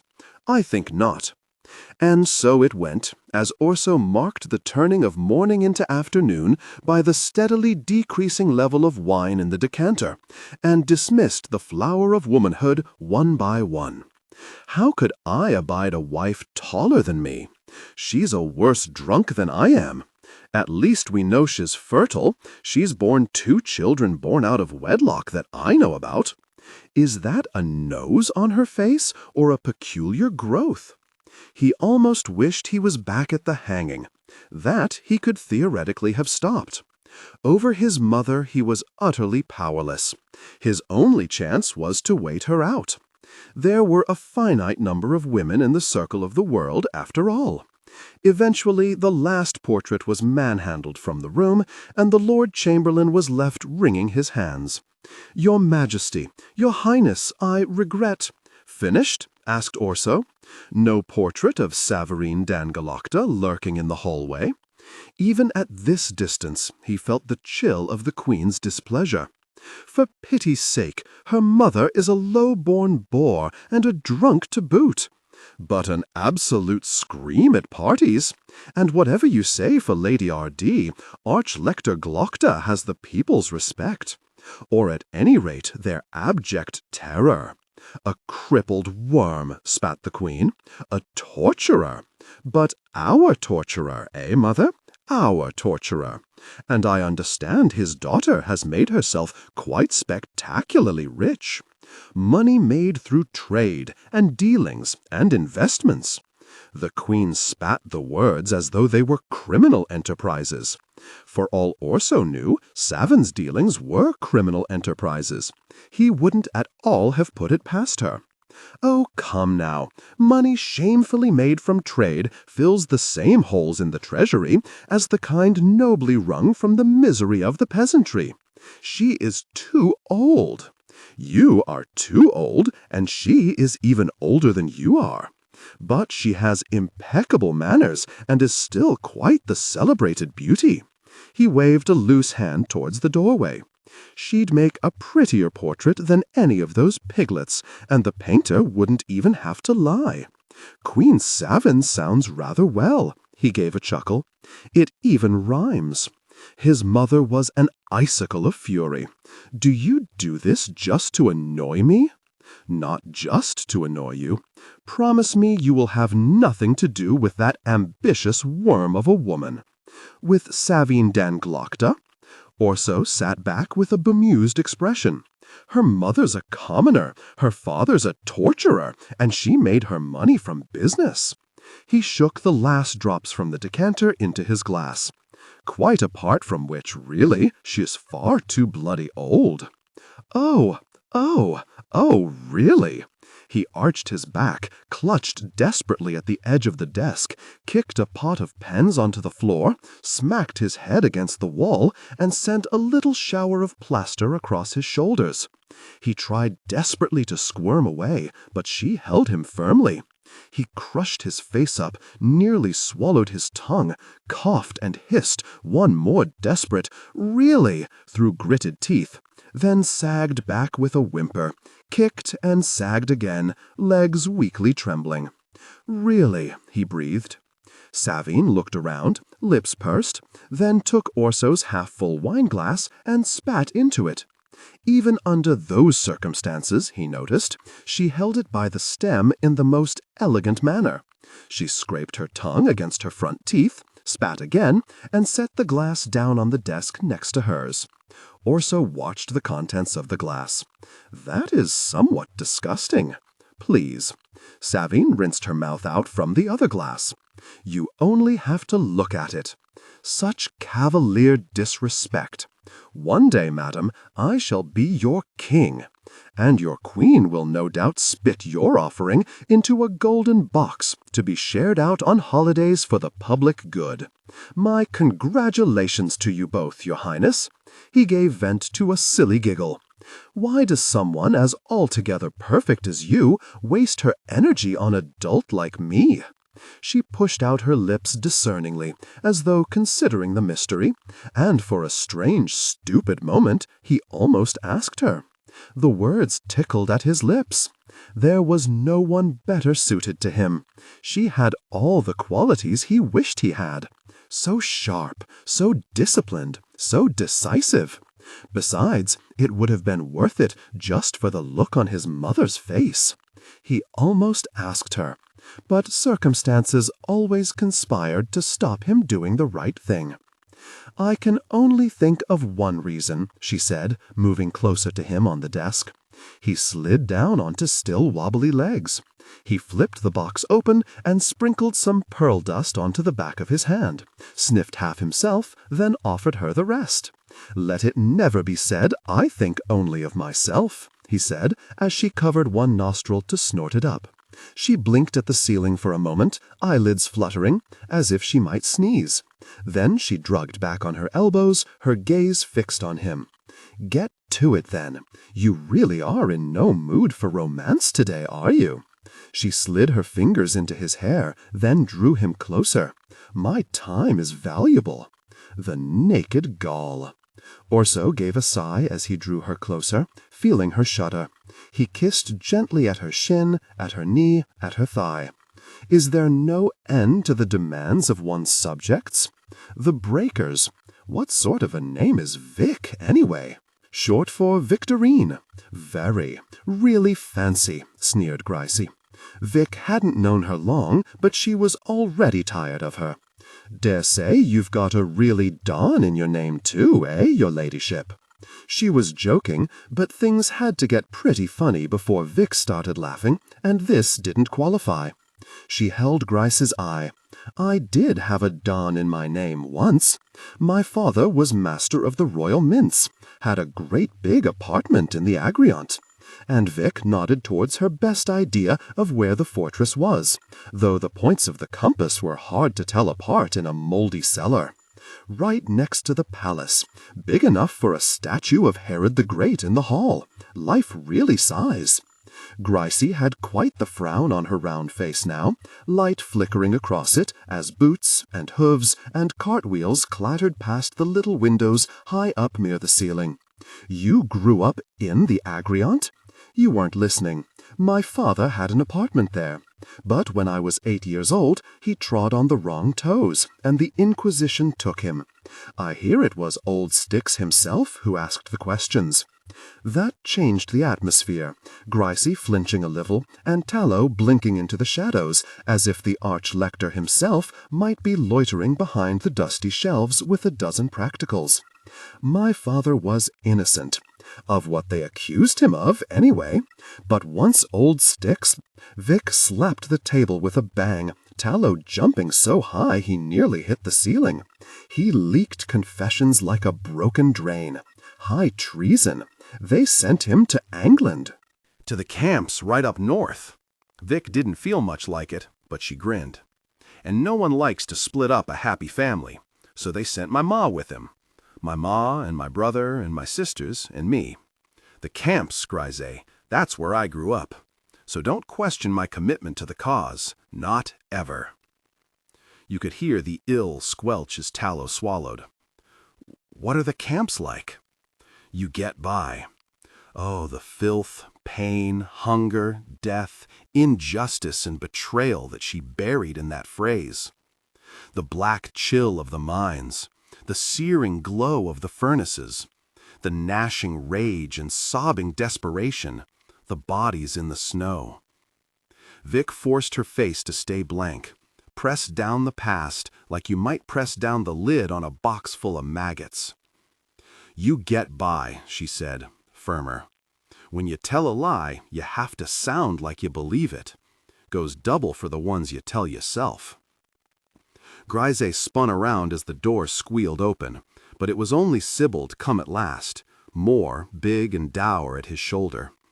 He planted his fists on the table and took a heavy breath, that noble face of his sadly sagging. "What is it?" asked Tallow in a tiny voice. "They hanged Reed," said Sybild. "They hanged Cudber. They hanged his daughter." Grise stared at him. She was 15. "What for?" asked Tallow. "Just for talking." Sybild put his hand on the boy's thin shoulder and gave it a squeeze.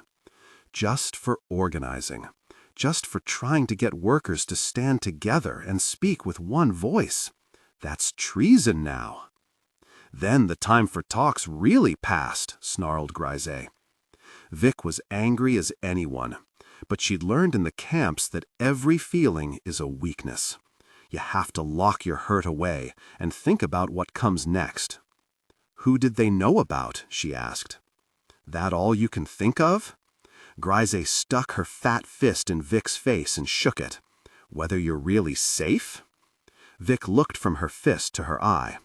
"Whatever names they knew, they'll have given up. Not Cudber. He wouldn't.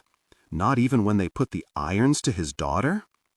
Grise had nothing to say to that, shock gradually wiping the anger off her face. "Whatever names they knew, they'll have given up. Lots of other names, too, 'cause once you run out of truth, you start spillin' lies." Moore shook his big lump of a head. "Not Reed. Yes, Reed. Cudber, his daughter. Yes, you or me or anyone. The Inquisition'll come for whoever they knew about, and soon." "So who did they know about?" "Just me."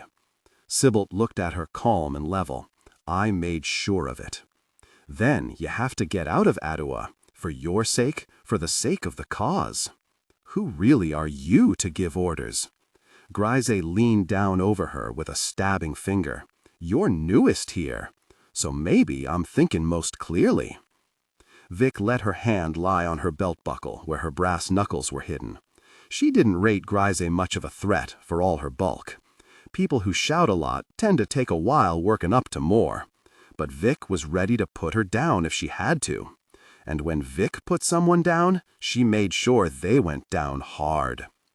Lucky for Grise, Sybild laid a gentle hand on her shoulder and eased her back. "Vic's right. I have to get out of Adua, just as soon as we strike our blow." And Moore slid out a dirty paper and unrolled it across the table, a map of the city. Sybild papped a spot in the 3 farms, not far from where they'd started building that new canal, the Hill Street Foundry. "Though Hill Street's gone," said Moore, in that plodding way he had, "since they pulled it down to build the foundry." "They're fitting new engines there," said Sybild.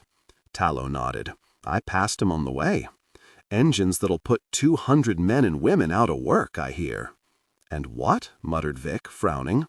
"We're going to break 'em? We're going to blow the lot to hell," said Grise, with gurkish fire. Vic blinked at her. "How much have you got?" "3 barrels," said Sybild. "That be enough, you think?"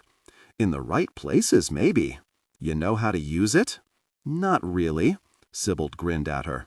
"But you do. Used it in the mines, didn't you, in England?" "I did." Vic narrowed her eyes at him. "Where did you get it?"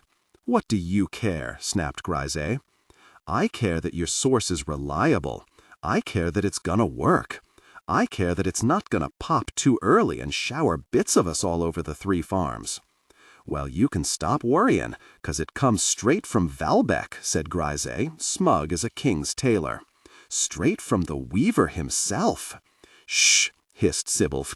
"Best if no one knows more than they have to. Don't worry, the powder's good." Grise slapped her fist into her palm. "A blow for the common man, eh, brothers?" "Aye," said Moore, slowly nodding his big head. "Well, strike a spark." "And the spark'll start a fire," said Sybild. Vic sat forward. "If we do this, people get hurt. People get killed." "Only those that deserve it," said Grise. Once the killing starts, it rarely sticks to those who deserve it. You scared? If you're not scared, you're mad or stupid, and there's no place for either on a task like this. We need to plan every detail. I got a job there laboring, said Moore. I can map it out. Good, said Vic. More plans mean fewer risks. Grise sneered her disgust. All you ever really talk about is the risks. Someone needs to. This has to be something we choose, not something we blunder into 'cause we're sore and can't think of anything better to do with ourselves. She looked around those 4 faces, strange in the flickering light of the cellar. This is what you all want, is it? It's what I really want, said Grise. It's what I want, said Sybilt. Aye, rumbled Moore.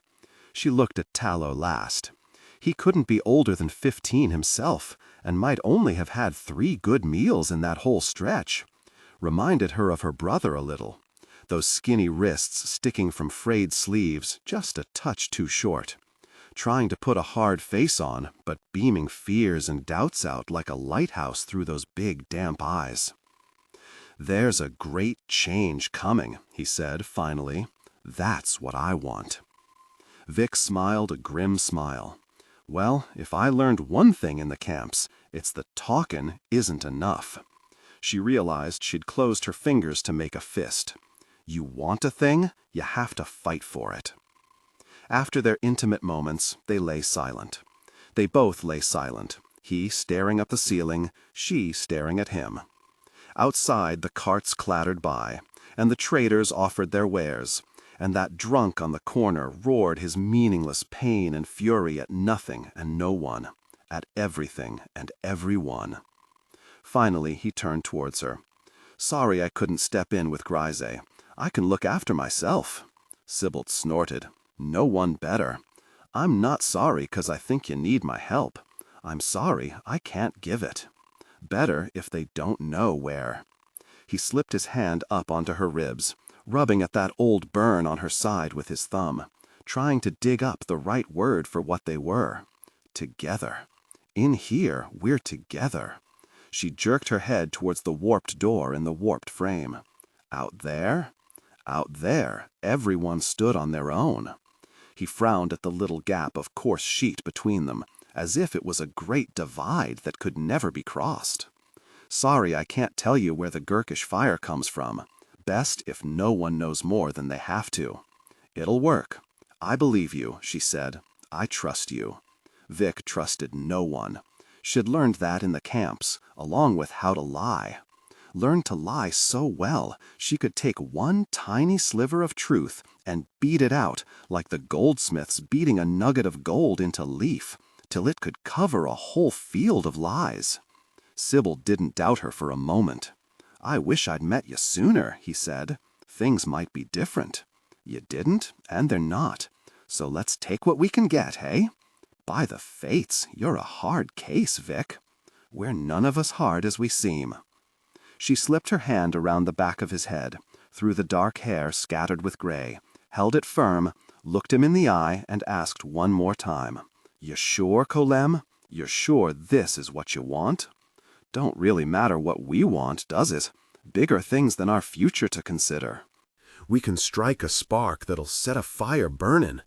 One day, there'll be a great change, Vic, and folk like you and me will get our say. A great change, she said, trying to sound like she believed it. When this is done, I'll have to get out of Audua. She kept silent. Best thing to do when you've nothing to say. You should come with me. She should have kept silent on that, too. Instead, she found she'd asked, where would we go? A grin spread across his face. Seeing it made her smile, her first in a while. Hardly felt like her mouth should bend that way. The frame groaned as he reached down beside the bed and came back up with a battered old book, The Life of Dab Sweet by Marin Glanhorn. This again? Asked Vic. Aye, this. It fell open at an etching across both pages, as though it was often open there. A rider alone, staring out across a sweep of endless grass and endless sky. Sybil held that drawing at arm's length as if it was a view spread out in front of them, whispered the words like a magic spell. The far country, Vic. I know, she grunted. It says under the picture. Grass forever. He was half joking, but that made him half serious. A place where you can go as far as your dreams can take you. A place where you can make yourself anew. Beautiful, isn't it? Aye, I guess. She realized she'd reached towards that drawing with one hand, as if she might touch anything there but paper, and snatched it back. But it's a made-up drawing in a book full of lies, Cullum. I know, he said, with a sad smile, like thinking about it was a fun game to play, but just a game. He flipped the book shut and tossed it back down on the boards. Guess there comes a time you have to give up on what you want and make the best of what you're given.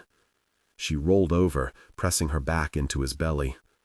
They both lay silent, warm under the blankets, while the world went on outside, and the light of the furnaces across the street flickered orange beyond the misty window panes. When we strike that spark, he murmured, voice loud in her ear, it'll change everything. No doubt, said Vic. Another silence. It'll change everything between us.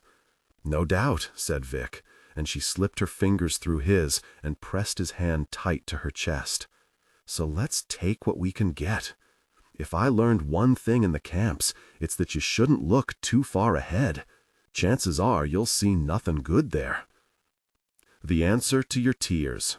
Sometimes you wake from a nightmare, and there's a wonderful wash of relief as you realize the horrors you saw were just ghosts and you're safe in your own warm bed. For Rikke, it happened the other way around. She'd been dreaming of something happy, somewhere happy, burrowing into feathers with a smile on her face. Then she felt the cold creeping into her heart, however tight she huddled. Then the aching in her sore legs as she shifted on the pitiless ground. Then the hunger nagging at her gut, and it came back in a rush where she was, and she woke with a groan. It was with great reluctance she opened her eyes, saw the cold gray sky through branches creaking with the wind, and something. Gosh, she squawked, scrambling from her clammy cloak. A man had been hanged from the tree right above where she'd been sleeping. If she'd stood up tall, she could have touched his dangling feet. When she lay down, it'd been too dark to see her own hands, let alone a corpse hung overhead. But there was no missing him now. There's a dead man, Rikke squeaked, pointing a trembling finger. Eisern barely spared him a glance. On balance, I'd rather be surprised by dead men than livin'. Here. She pressed something into Rikke's cold hand, a soggy heel of loaf, and a handful of those horrible bitter berries that left your teeth purple. Breakfast. Savor it, for that is all the food it has pleased the moon to give us. She cupped her blue hand on her white and blew into them, ever so gently, like even breath was a resource to be rationed. My daw used to say, you can see all the beauty in the world in the way a hanged man swings. Rikke bit off damp bread, chewed it in her sore mouth, eyes creeping back to that slowly turning body. Can't say I'm seeing it. Nor me, I will admit. Should we tut him down? Doubt he'll thank us. Who is he? Honestly, he's not had much to say for himself. Could be one of your father's men, hanged by store nightfalls. Could be one of store nightfalls, hanged by your father's. Not much difference now. The dead fight for no one. One of her father's men? Had Rikke known him then? How many folks she knew were killed these last few days? She felt the ache of tears at the back of her nose, sniffed it up hard. How much more of this can we take? And she knew her voice was getting shrill and cracked, but couldn't stop herself. Can I take? Asked Eisern. I was 6 when my daw first sent me to cut arrows from the dead. I can take as much as there is. Can you take? If you fall down and can't get up, we'll have riddled out your limit. Until then.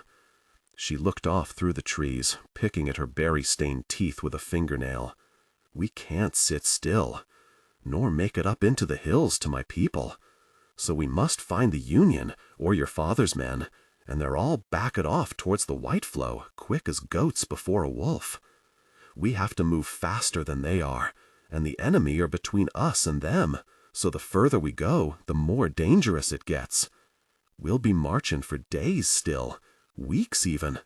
Weeks of marching through bog and bramble, dodging bitter enemies, eating worms and sleeping under hanged men. Rikke felt her shoulders slump. She thought of her father's hall in Ufrith, the faces carved in the rafters, and the meat dripping gravy into the fire pit, the hounds begging with their sad eyes and their chins on her knee, the songs sung of high deeds done in the sunny valleys of the past, her father getting dewy-eyed at every mention of Three Trees and Thunderhead and Black Dow even, raising his cup when a voice rumbled out the name of the Bloody Nine. She thought of the named men ranged along both sides of the fire pit, all smiling at some joke of hers, some song of hers. That Rikke, she's a funny one. You wouldn't want your own daughter wrong in the head, but she's funny. She thought of wandering comfortably drunk into her room, and her own warm cot with the blanket her mother made, and the pretty things she'd found placed nicely on the shelf, and the pretty clothes all dry and beautiful in the chest. She thought of the steep streets of Ufrith, cobbles shining from the rain, and the boats on the grey harbor, and the people gabbling in the market, and the fish sliding glistening from the nets as the catch came in. She knew she'd been unhappy there. She'd said it so often, even she was tired of her moaning. Now she rubbed at the torn and stinking fur on her cloak, and wondered how she could have been so hurt by cold words and sharp looks. Seemed foolish and childish and weak. But that's what growing up is, maybe. Realizing what a really jerk you've been. By the dead, she wanted to go back to the safe and warm, and instead of being hunted, just be scorned. But Rikke had seen Ufrith burn. It might be that the long eye can peek into the past, but of one thing there's no doubt, you can never go there. The world she'd known was gone, and wasn't coming back any more than that dead man dangling, and the world she was left with was bitter chill and a mean bully besides. She couldn't help herself, so hungry and cold and sore and scared, and with more of the same the best she could hope for. She stood with her numb hands dangling, and her shoulders shaken, and the tears silently trickled down her face and dripped from her nose, and brought the faint taste of salt to her waggling lower lip. She felt Eisern step close, put a gentle hand on her shoulder, take her chin and tip it up, and speak in a softer voice than she'd ever heard her use before. "Do you know what my doll would say whenever I cried?" "No," warbled Rikke, slobbery with snot. With a sharp and shocking smack, Eisern slapped her across the face. Rikke blinked, jaw hanging open, putting one hand to her burning cheek. What the? That's what he would say. Eisern shook her, hard. And when that is the answer to your tears, you soon learn to stop mewling and attend to what has to be done. "Ow!" muttered Rikke, her whole face throbbing. "Yes, you've had hardships, the sickness and the fits and the being thought mad and blah, blah, blah.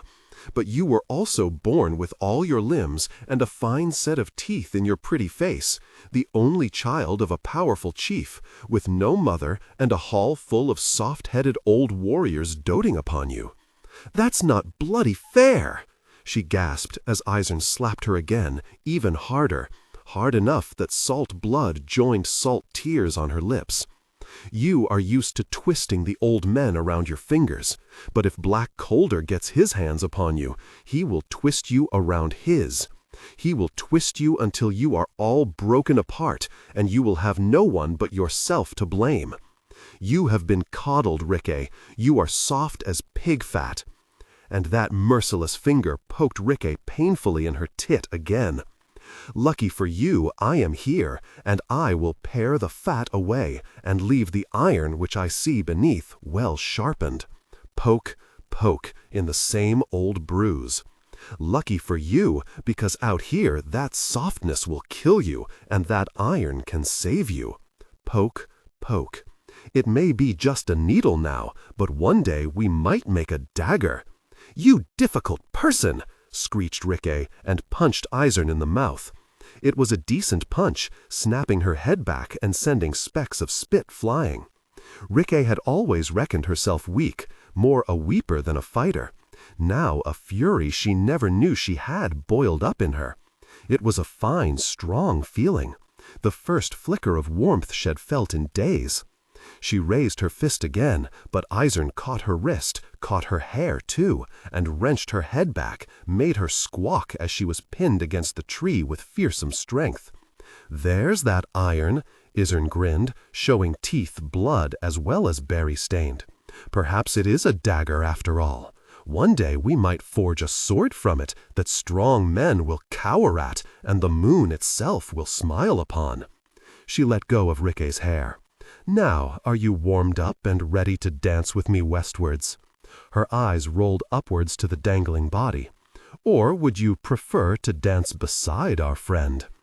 Rikke took a long, ragged breath and blew it smoking out into the chill air. Then she held up her empty hands, one now painfully throbbing across the knuckles to add to her woes. "Am all packed." "Young heroes jerks," breathed Urand, studying the valley through his eyeglass. Leo plucked it from his hand and trained it on the ridge. Through its round window, wobbling with his own barely controlled frustration, he could see the Northmen, their spears black pinpricks against the dull sky. They hadn't moved all morning, maybe 70 of them, thoroughly enjoying the sight of England's shameful retreat.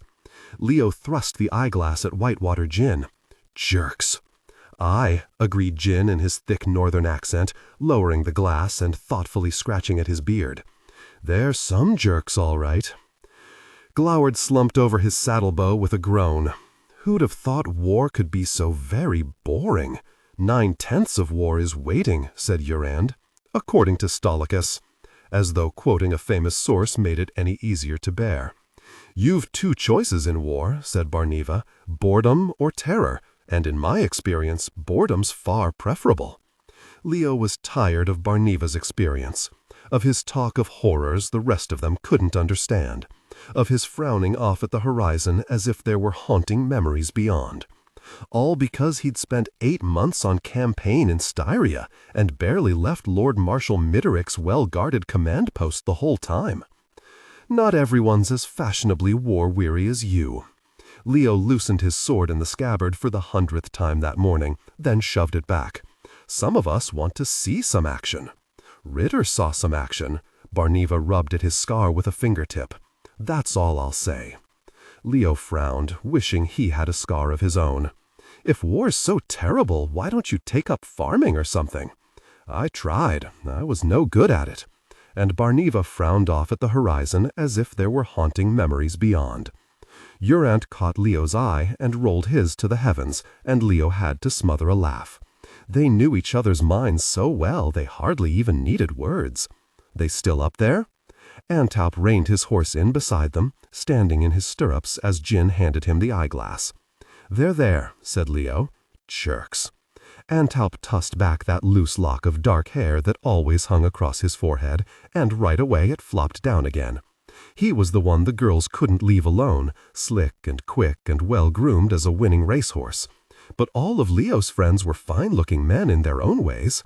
Gin was fierce as the bloody 9 in a fight, but when that toothy grin split his red beard and those blue eyes twinkled, it was like the sun coming out.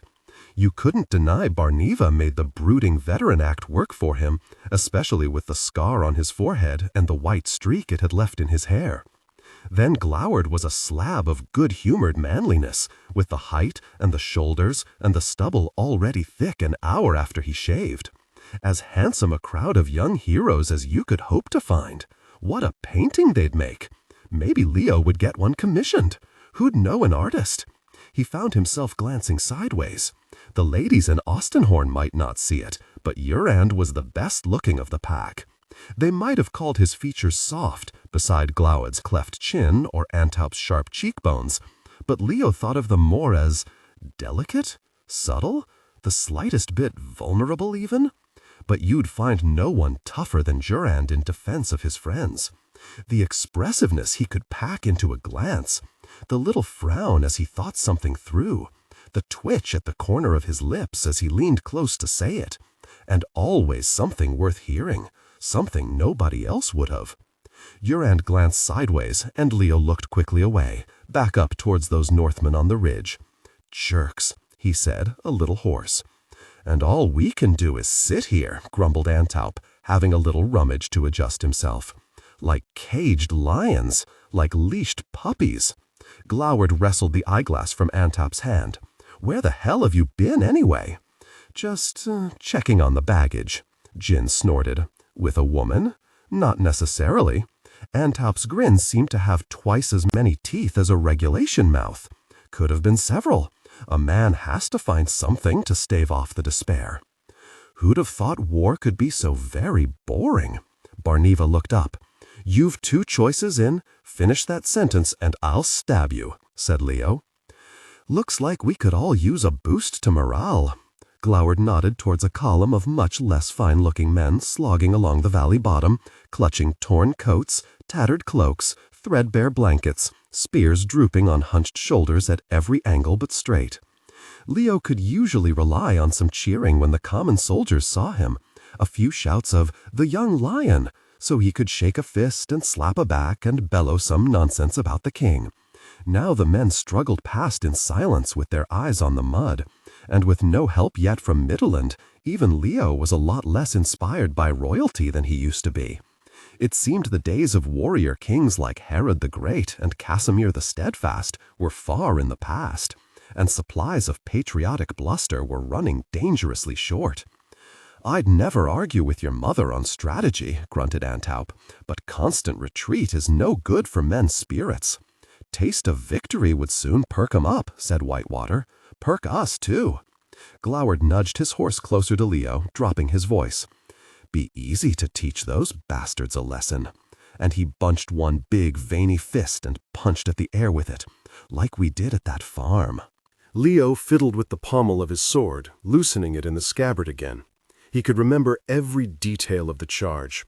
Ripping wind and thundering hooves, the axe haft jolting in his hand, the fear-stricken faces of the enemy, the giddy joy as they broke and ran. Jurand had that little crease of worry between his brows. "We've no idea what's behind that ridge." Leo thought of Ritter's funeral, the words by the grave, the weak-chinned wife weeping by the fireside. Men's lives were in his hands. These men's lives, who'd ride through fire for him, his friends, his brothers. He couldn't stand to lose another. Jurand's right. He slapped his sword back, forced his hand away from the hilt. "We don't know what's behind that ridge, and Mother would kill me. Ride up there, you'll save me the trouble." Leo winced at that odd mix of reassurance and resentment that always came with his mother's voice, though every time the reassurance was less and the resentment more. "My lady governor." Jurand pulled his horse sideways to let her ride through next to Leo, her crowd of officers loitering on the slope. "We did all right against Star Nightfall's men last week," grumbled Leo. "Nightfall is over on our right just now." She swished her baton towards the south, making him wince again. There was just something off about a woman waving a baton around, even if she was in command for now. "Those are Black Calder's men, and Calder is not a warrior like his son." She raised one brow at Leo. "Or mine. Calder is a thinker like me. You see those woods over to the right? He has horsemen there waiting for us to make a fool's mistake." Jurand whisked his eyeglass out of Gladward's fist. "Metal," he murmured, "in the trees." Leo should have been pleased at his own good judgment. Instead, he felt angry at missing the obvious. "So we just sit here and let them laugh at us? I wouldn't want them to miss the show." His mother nodded towards the straggling column, thrown into even more disarray by a puddle in the track. "I put our shabbiest men in this valley with orders to march as badly as they could." "You did what?" "Let them laugh, Leo. Their laughter will leave no widows weeping. We have our best companies out of sight in the valley behind, If they come, we'll be ready." She leaned from her saddle to push back his hair. "What's this?" "Nothing," he said, brushing her hands away from the scab. "I was training, with Antaup and Barneva." "Finally managed to land one on him," said Antaup, grinning. Durand cleared his throat, and Leo's mother frowned. "Tell me he didn't fight you both at once." Antaup's famous way with the ladies clearly didn't include lady governors. "Well, not as such. When will you learn you'll never beat two strong men together?" "I saw Bremmerdangorst do it," said Leo. "That man's no model for anything," she snapped. "Think of your father. He was brave, none braver. But between your grandfather's treason and the weakness of Anglin when he took charge, he learned to be patient. He knew what he was good at. He never had too high an opinion of himself. You're saying I do?" Durand cleared his throat again, and Leo's mother laughed. "You know I love you, Leo, but yes, painfully so. Still, it's hardly a surprise you turned out hot-headed. Your birth was amidst conflict." Leo caught Gladward and Barneva grinning at each other and felt himself blushing. "Do you have to, Mother?" "I don't have to. Honestly, every generation seems to think their relationships are some grand new invention never thought of before. How they believe they came into being in the first place is entirely beyond me. High time you found a wife of your own, someone to keep you out of trouble. I thought that was your job," he grumbled. "I have a war to fight. That's the problem. You're not bloody fighting. Did you never read that Verturio I gave you? Not fighting is what war's all about." And, taking the last word as ever, she trotted off westwards with her retinue following. Durand cleared his throat yet again, and Leo rounded on him. "Could you just bloody cough and get it over with?" "Well, the lady governor always makes some very good points. And you really should read Verturio. She's only governor until the king confirms me in my father's place." 3 years since the funeral, and Leo was still bloody waiting. He glared across the valley at those bastard Northmen watching from their ridge. "Then I can do things my way." Durand had that worried crease between his brows again. "Whose side are you on?" "The Union side, along with you and your mother." Leo couldn't help grinning. "Very reasonable, as always." Durand grinned back. "Someone needs to be. Reasonable men might live longer." Leo pulled his gloves off and tossed them over, left Durand juggling them as he swung down from his saddle. But does anyone remember the bastards afterwards? The drummer boy at the head of the next company had given up playing altogether, shambling along with knees knocking against his drum, teeth chattering from the cold. He looked up as Leo came close and snatched his white hands from his armpits, but fumbled his sticks and sent them tumbling to the dirt. Leo stooped and plucked them up before the boy could bend, gripped them in his teeth while he shrugged off his cloak and offered it out. "I'll swap you." "My lord." The boy could hardly believe his luck as he wriggled from the strap of his drum and swaddled himself in several dozen marks' worth of best Midderland wool. Barneva had hopped down from his horse, smiling for once as he fell into step with the soldiers. Now Gladward and Durand joined him too, Whitewater Gin shaking his shaggy head but showing that grin as he muscled into the column. "I'll just take the bloody horses back then, shall I?" called Antaup, struggling to gather the reins. "Mine's a mare," shouted Gladward. "You're always saying how much the ladies love you." Some laughter through the column at that. The first in some time, by the look of things. Leo settled the drumsticks in his fingers, just like he used to when he marched the servants around the Lord Governor's residence as a boy. A leader should share the hardships of his men, his father used to tell him. He'd have a dry tent, a warm fire, and a good dinner this evening, while they'd be lucky to get a blanket and a bowl of soup. But if he could put a little spring in their step on the way, it would be something. Something for them and something for him. Something to show those bastards on the hill. That, and Leo had always been the worst man in the world when it came to doing nothing. "I'll try to remember how to play," he called over his shoulder, "if you lot can remember how to march." "I'm no genius like Durand," called Gladward, turning so he was trotting backwards, "but as I recall, it's one foot after the other." "Well, give it a try, my lord," called a thick-set sergeant, the men already moving faster. Leo smiled as he started to tap out the rhythm. "That's all I ask." "The moment? You asleep?" "No," grunted Clover. "Only sort of a lie, since he had in fact just woken up. Shut my eyes is all." "Why?" He opened one and peered up at the boy. Hard to say which he was, with the sun flickering through the branches, especially since Clover had forgotten their names again. "So I don't have to see the injury you two are doing to the noble art of swordsmanship." "Doing the best we can," grumbled the other boy, whichever one he was. "That'll be a comfort to your mothers when you're killed for not attending to my wisdom." Clover let his hand hover over the basket of apples, then plucked out one he liked the look of. Nice blush to it. He took a bite and sucked out the juice. "Tart," he said, baring his teeth, "but tolerable. Like life, eh, lads? Like life." They stared at him blankly. He heaved a weary sigh. "Back to it, then." They shambled unhappily out into the sun and turned to face each other. "Yah!" The dark one dashed in, swinging his stick. The blonde one parried, stumbling back. Clack, clack, as the sticks knocked together. Cuckoo went a cuckoo in the trees behind. Somewhere, men were arguing over something, but so far off, their voices were no more than a comforting burble. Clover wedged one hand behind his neck and wriggled back against the tree. Sometimes it could feel like life wasn't so bad. Then he gave an unhappy grunt, then a twitch, then a grimace. Problem was, these students of his were about the most terrible swordsmen he ever saw.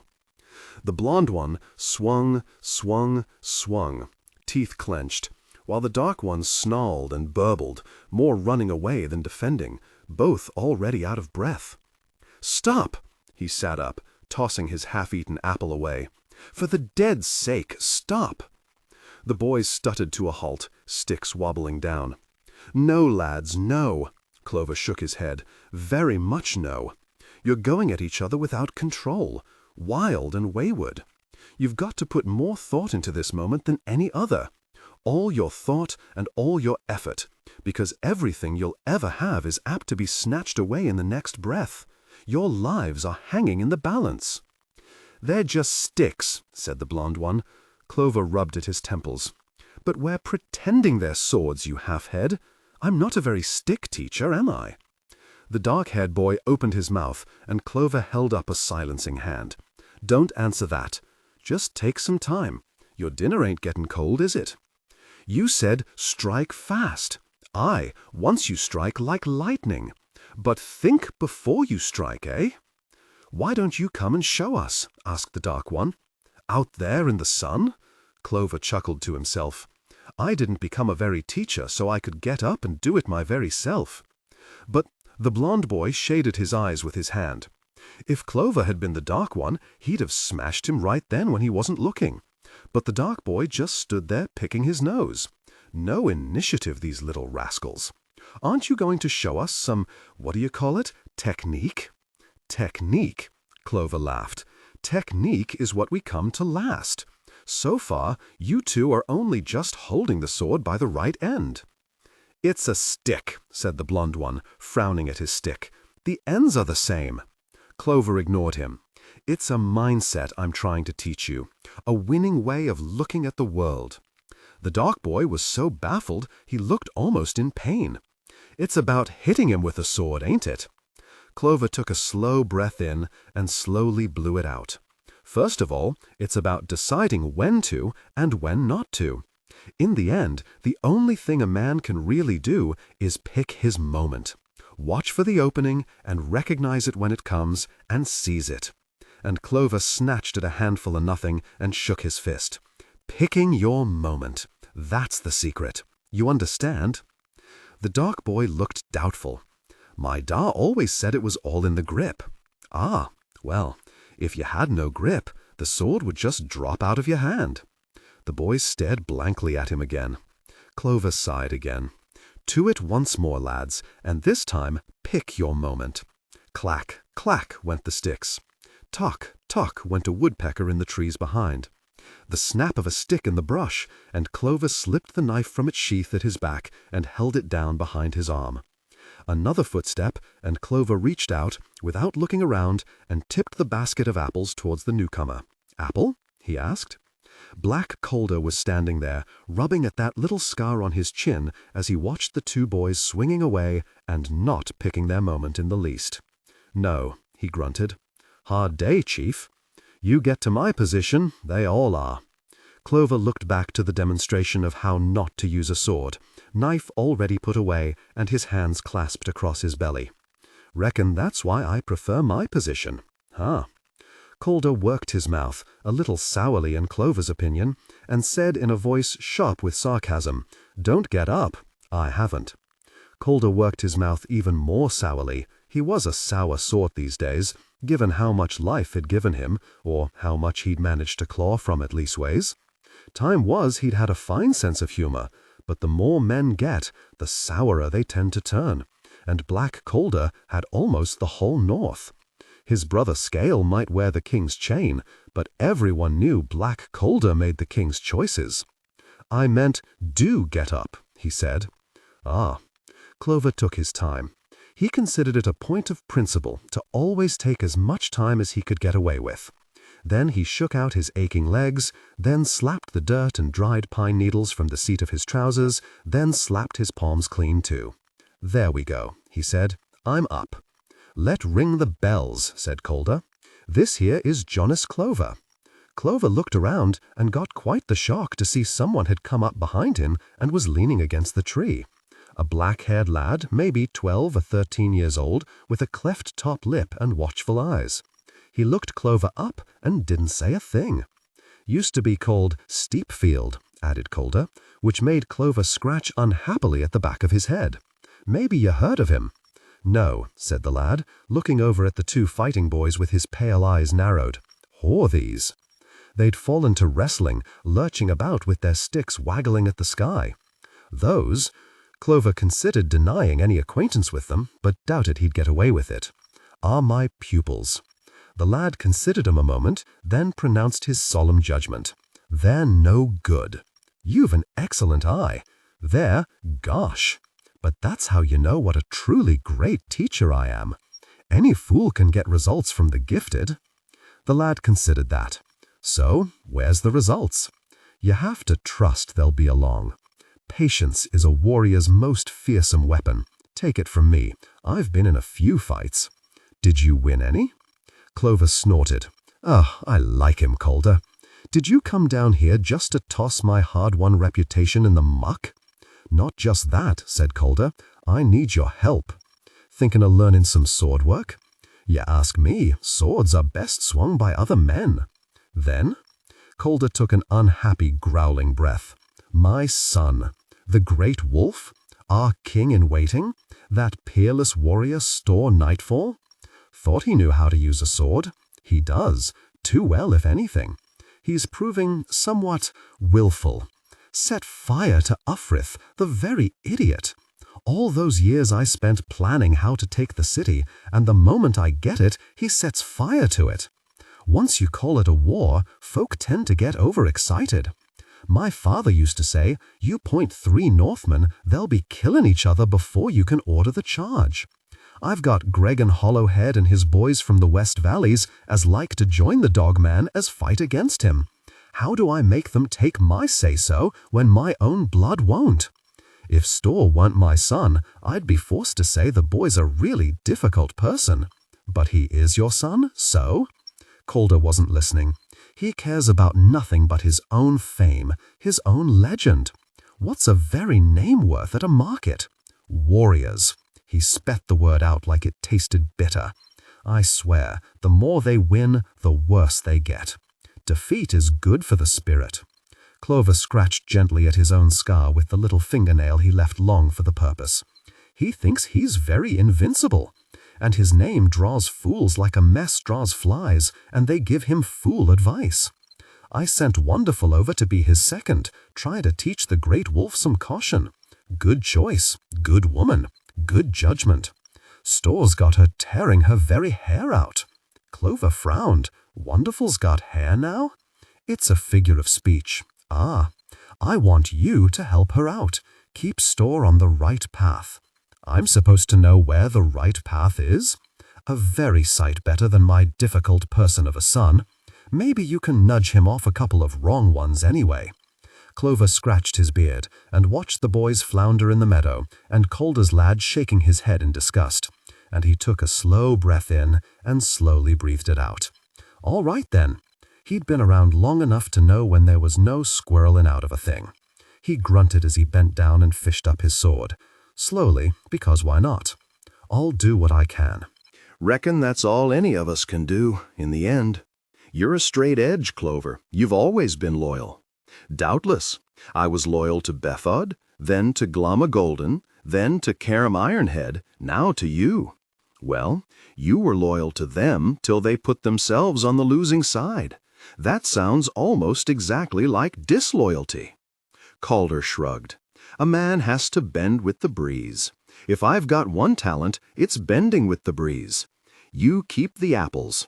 And Clover nudged the basket towards the scar-lipped lad with his boot. They make my tummy hurt. And all my dreams came true, said Clover, ambling up with his sword over one shoulder. Wonderful turned her head, showing the white scar through the black and silver stubble on her scalp, and hacked out a laugh without much joy in it. Look who it is, she said. He glanced down at himself. I recognize those boots. Jonas Clover has arrived, and all wrongs shall be set right. He winked at her, but she was not much charmed. Must be your lucky day. I'm really due one. And she slapped her hand in his and pulled him close by it, and they clapped each other around the back for good measure. You been eatin' well? He asked, looking her up and down. You're like hugging a bundle of spears. Always been lean. Oh, me too. And he patted his belly. The body of a hero lies just below this carefully nurtured layer of fat. She raised a brow. Clover loved to see things done well, and shed a hell of a brow raise, did Wonderful. And what could possibly drag your fat this close to the fighting? Black Calder. He tells me you need help. That I'll not deny. When does it get here? You dare trifle with me, woman? I'm supposed to mind the future of the North, the king in waiting, the great wolf, store nightfall. Both her brows went up now. You? I'm to keep him on the right path. Calder's words. Good luck with that. She beckoned him close and lowered her voice. Not sure I ever met a bigger difficult person than that boy, and I stood second to Black Dow. Clover snorted. For a day you did. A day was plenty. I do hear tell the great wolf can be somewhat difficult. Wonderful jerked her head towards a column of smoke rising above the trees. He's even now burning a village we just captured over yonder. He was going house to house when I left him, making sure the flames got the lot. Clover thought he'd caught that old burning building whiff on the breeze. Why fight for something if all you do is burn it? Maybe the great wolf to tell you, for very sure I can't. Well, Clover pushed his chin forward and scratched at the stubble on his stretched-out neck. Luckily, I'm a man of heroic patience. You'll need to be. Wonderful nodded sideways. Here comes the future. And Store came swaggering down the track. He'd been given the name Nightfall as a babe on account of being born during an eclipse. It had been an hour before, in fact, but no one dared say so now. All part of the ever-inflating legend of the great wolf. He'd long, dark hair and fine clothes buckled and riveted with gold, and these gray-blue eyes that looked always a little wet, as if he was about to cry. Tears of acid contempt, maybe, for the world and everything in it. He was no giant, but there was a quick strength to the way he moved, a dancer's grace, and sneering confidence in crazed abundance. A surfeit of self-belief can get you killed, but Clover had seen it carry men through fire before as well. The old iron skin of arrogance. Here was a fellow who knew how to pick his moment, and to cut what he wanted from it with no hesitation and even less regret. He had that crowd of jerks with him that famous fighters tend to gather, many of them proudly sporting the sign of the wolf on their shields. Men with no name of their own, drawn to the big name like moths to a bonfire. Clover had seen the wretched pattern a dozen times before. Glama Golden had a crew very similar, and the Bloody Nine, too. And more than likely Scarling Hoodless had a glowering gaggle however many 100 years before. Times change, but that crowded jerks stays much the same. Store Nightfall fixed Clover with that wet, cold, hollow stare, quick hand sitting loose on the pommel of his sword, and his grin was full of good teeth and bad threats. "Jonas Clover," he said, "what are you really doing here?" "Your father sent me." "Black Calder." "I know who my father is." "He knows who his father is," sneered one of the sneerers.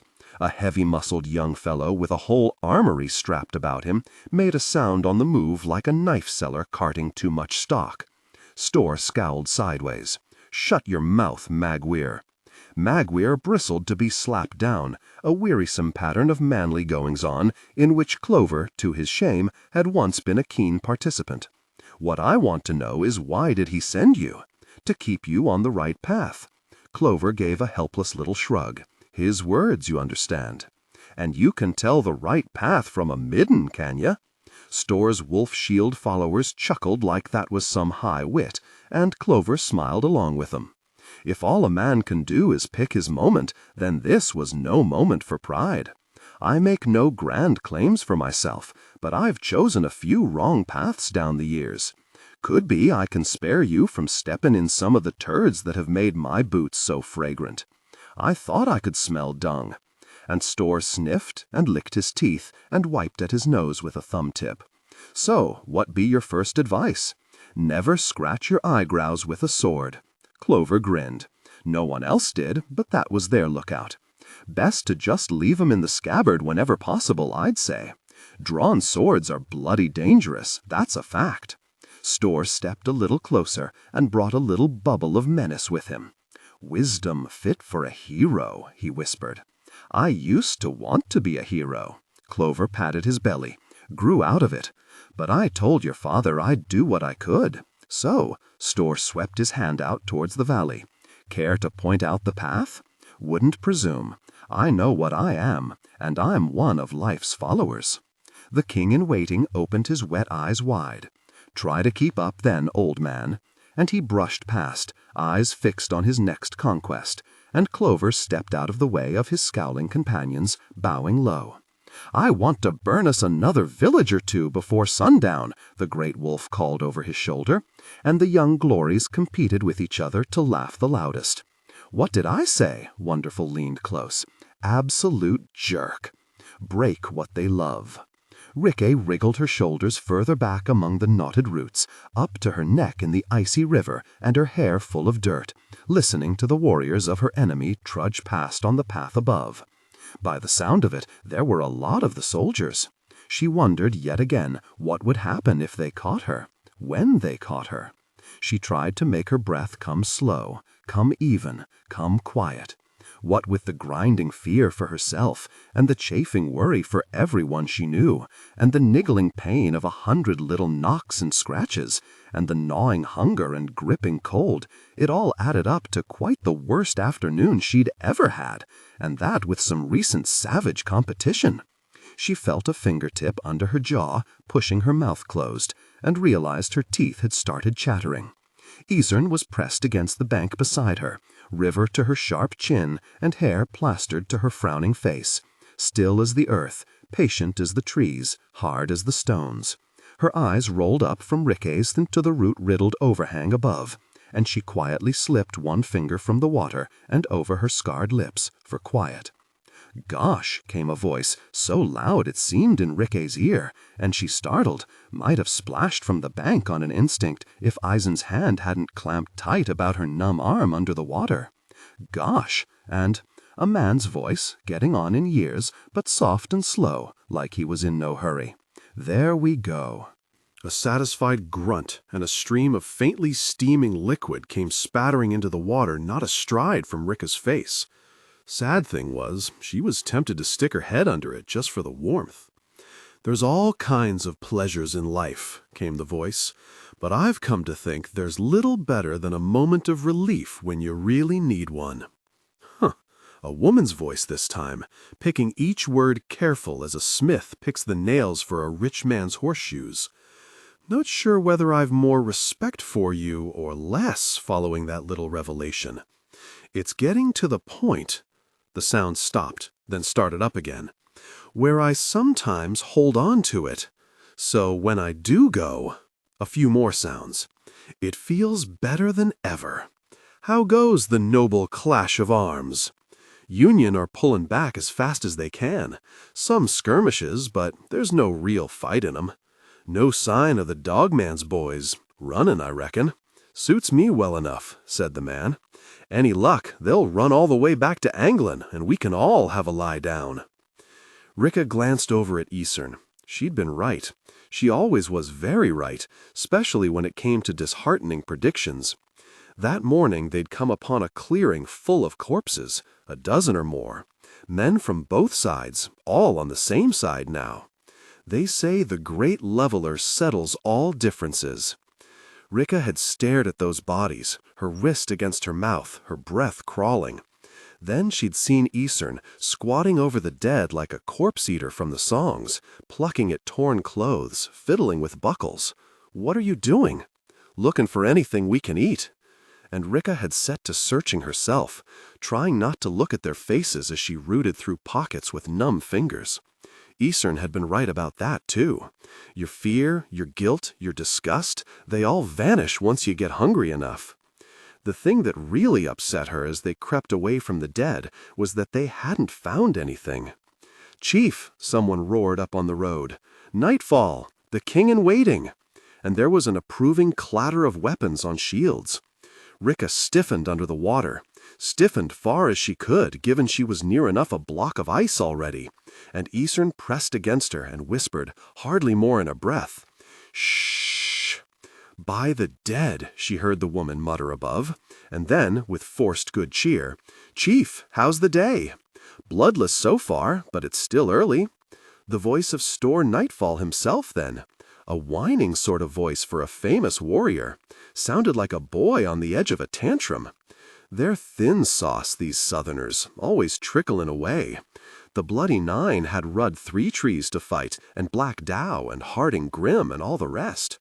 How's a man meant to win a great name without great enemies to weigh it against? A brief pause. "It's a tester, all right," said the woman. "I've a task for you, Wonderful. There's a girl out in these woods." Ricka had a bad feeling in her stomach, worse than the hunger, and she shrank against the bank like she could become one with the dirt. "I want her." A snorting chuckle from the enthusiastic person. "Well, who wouldn't want a girl out in the woods?" There was a silence, like the jest had miscarried. Certainly Ricka wasn't really laughing. "How do we tell this girl from another?" "They say she's got a twitchy way. She'll have a gold ring through her nose, maybe a cross painted over her eye." Ricka touched the tip of her tongue to the ring through her nose and whispered, "Gosh, she might have some witch of a hill woman with her. That you can kill, but the girl we need alive." "Must be important," said the woman called Wonderful. Nightfall gave a little hooting giggle. "Well, there's the thing. She's the Dogman's daughter." "Double gosh," mouthed Ricka. "Shh!" hissed Isern. "What happens if we catch her?" An unhappy grunt. "Well, if my father gets her, I dare say he'll ransom her back, dangle her as bait, use her to get his way when it comes to talkin' peace." And Nightfall spat out the word like it tasted bad. "You know my father. Plans within plans." "Always been clever, Black Colder," came the man's voice. "I see things different. How I see it, the way you break your enemy is you break what they love. Way I hear it, those old fools on the other side love that twitching, difficult person. Sort of a little mascot for 'em." Ricka heard the smile in his voice. "So, if I get hold of her, I'll strip her and whip her and pull her teeth out and maybe get some thralls to inflict further indignity upon her, out between the lines where everyone can hear her squealin'. They up the valley?" May blinked over at her mother, and Liddy gave an odd kind of grimace, and Broad felt that dread pressing on him all the heavier. What is it? We don't have a flock no more, Gunner. What? I wanted to give you a proper night's sleep without having to worry. Liddy heaved up a sigh, seemed to come right from her worn shoes.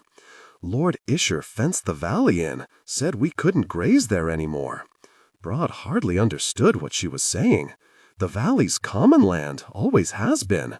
Not anymore. King's edict. It's happening all over. Next valley, too. We had to sell the flock to him. We had to sell him our sheep so he could graze them on our land. He gave us a good price. Some lords didn't give their tenants that much. So I get screwed over when I go to war, and I get screwed over when I come back, he snarled. The voice hardly sounded like his. You didn't do anything. Liddy's eyes were hard. I couldn't think of anything to do. Maybe you could have, but you weren't here. None of this works without a flock. His father had raised sheep, and his grandfather, and his grandfather's grandfather. Felt like the whole world had come unraveled. What'll we do? He found he'd clenched his fists again. He was shouting, but he couldn't stop. What'll we do? And he saw May's lip trembling like she was about to cry, and Liddy put an arm around her, and all the anger drained out of him and left him cold and desperate. I'm sorry. He'd sworn never to lose his temper again, sworn he'd live for the two of them, give them a good life, and he'd messed it up a few hours through the door. I'm sorry. He took a step towards them, lifting a hand, then saw the tattoos on the knuckles and jerked it back. Liddy spoke soft and steady, looking him in the eye. We've no choice, Gunner. Isher offered to buy us out, and we've got to go. Valbeck, I was thinking. There's work in Valbeck, in the new mills. Broad could only stare at her, and in the silence he heard the sound of horses and turned towards the track. There were 3 men coming up it, coming slow, like they had all day to get there. 1 on a big chestnut, 2 on a wagon with a creaky wheel. Gunner recognized the driver, Leonard Seldom, the miller's younger brother. Broad had always reckoned him a coward, and there was nothing in his shifty squint now to change his opinion. It's Leonard Seldom, he muttered. It is, said Liddy. May, get inside. But Ma. Inside. The other 2, Broad didn't know. A long, lean one sat by Seldom, swaying with the jolting of the cart, a big flatbow across his knees. Wasn't loaded, which was a good thing, as they'd a habit of going off at the worst times. But Broad couldn't see any reason for him to have it even so. A weapon for killing men, or at least for threatening to. He liked the look of the last rider even less. Big and bearded, with a fancy cavalry sword hanging low at his side, and a fancy 3-cornered hat on his head, and a fancy way of sitting his saddle and looking around like this was his land. He reined his horse in closer to the house than was polite, twisted his hat off, scrubbing at his flattened hair with his nails, considering Broad in thoughtful silence. Seldom brought the wagon to a halt behind him, between the 2 big lichen-spattered gateposts Gunner's grandfather had carved on the boundary. Gunner, he said, shifty eyes flicking to Liddy and back. Seldom. Liddy tidied a stray strand of hair behind her ear, and the wind took it right away and set it flicking about her worried face again. You're back, then. If Seldom was trying to sound happy about it, he fell well short. Where'd you get the lenses? In Styria. How was it? Bad, said Broad. Looks like you lost weight. The one with the flatbow flashed a crooked grin. How big did he used to be? Even bigger, said the bearded one, barely giving Broad a glance as he settled his hat back on. Evidently. Too little food and too much going to the bathroom, I guess, said Broad. The soldier's curse, said the bearded one. Name's Marsh. He bit the words off short like he didn't care for talking and wanted to spend as little time at it as he could. I'm Abel, said the thin one. We work for Lord Isher.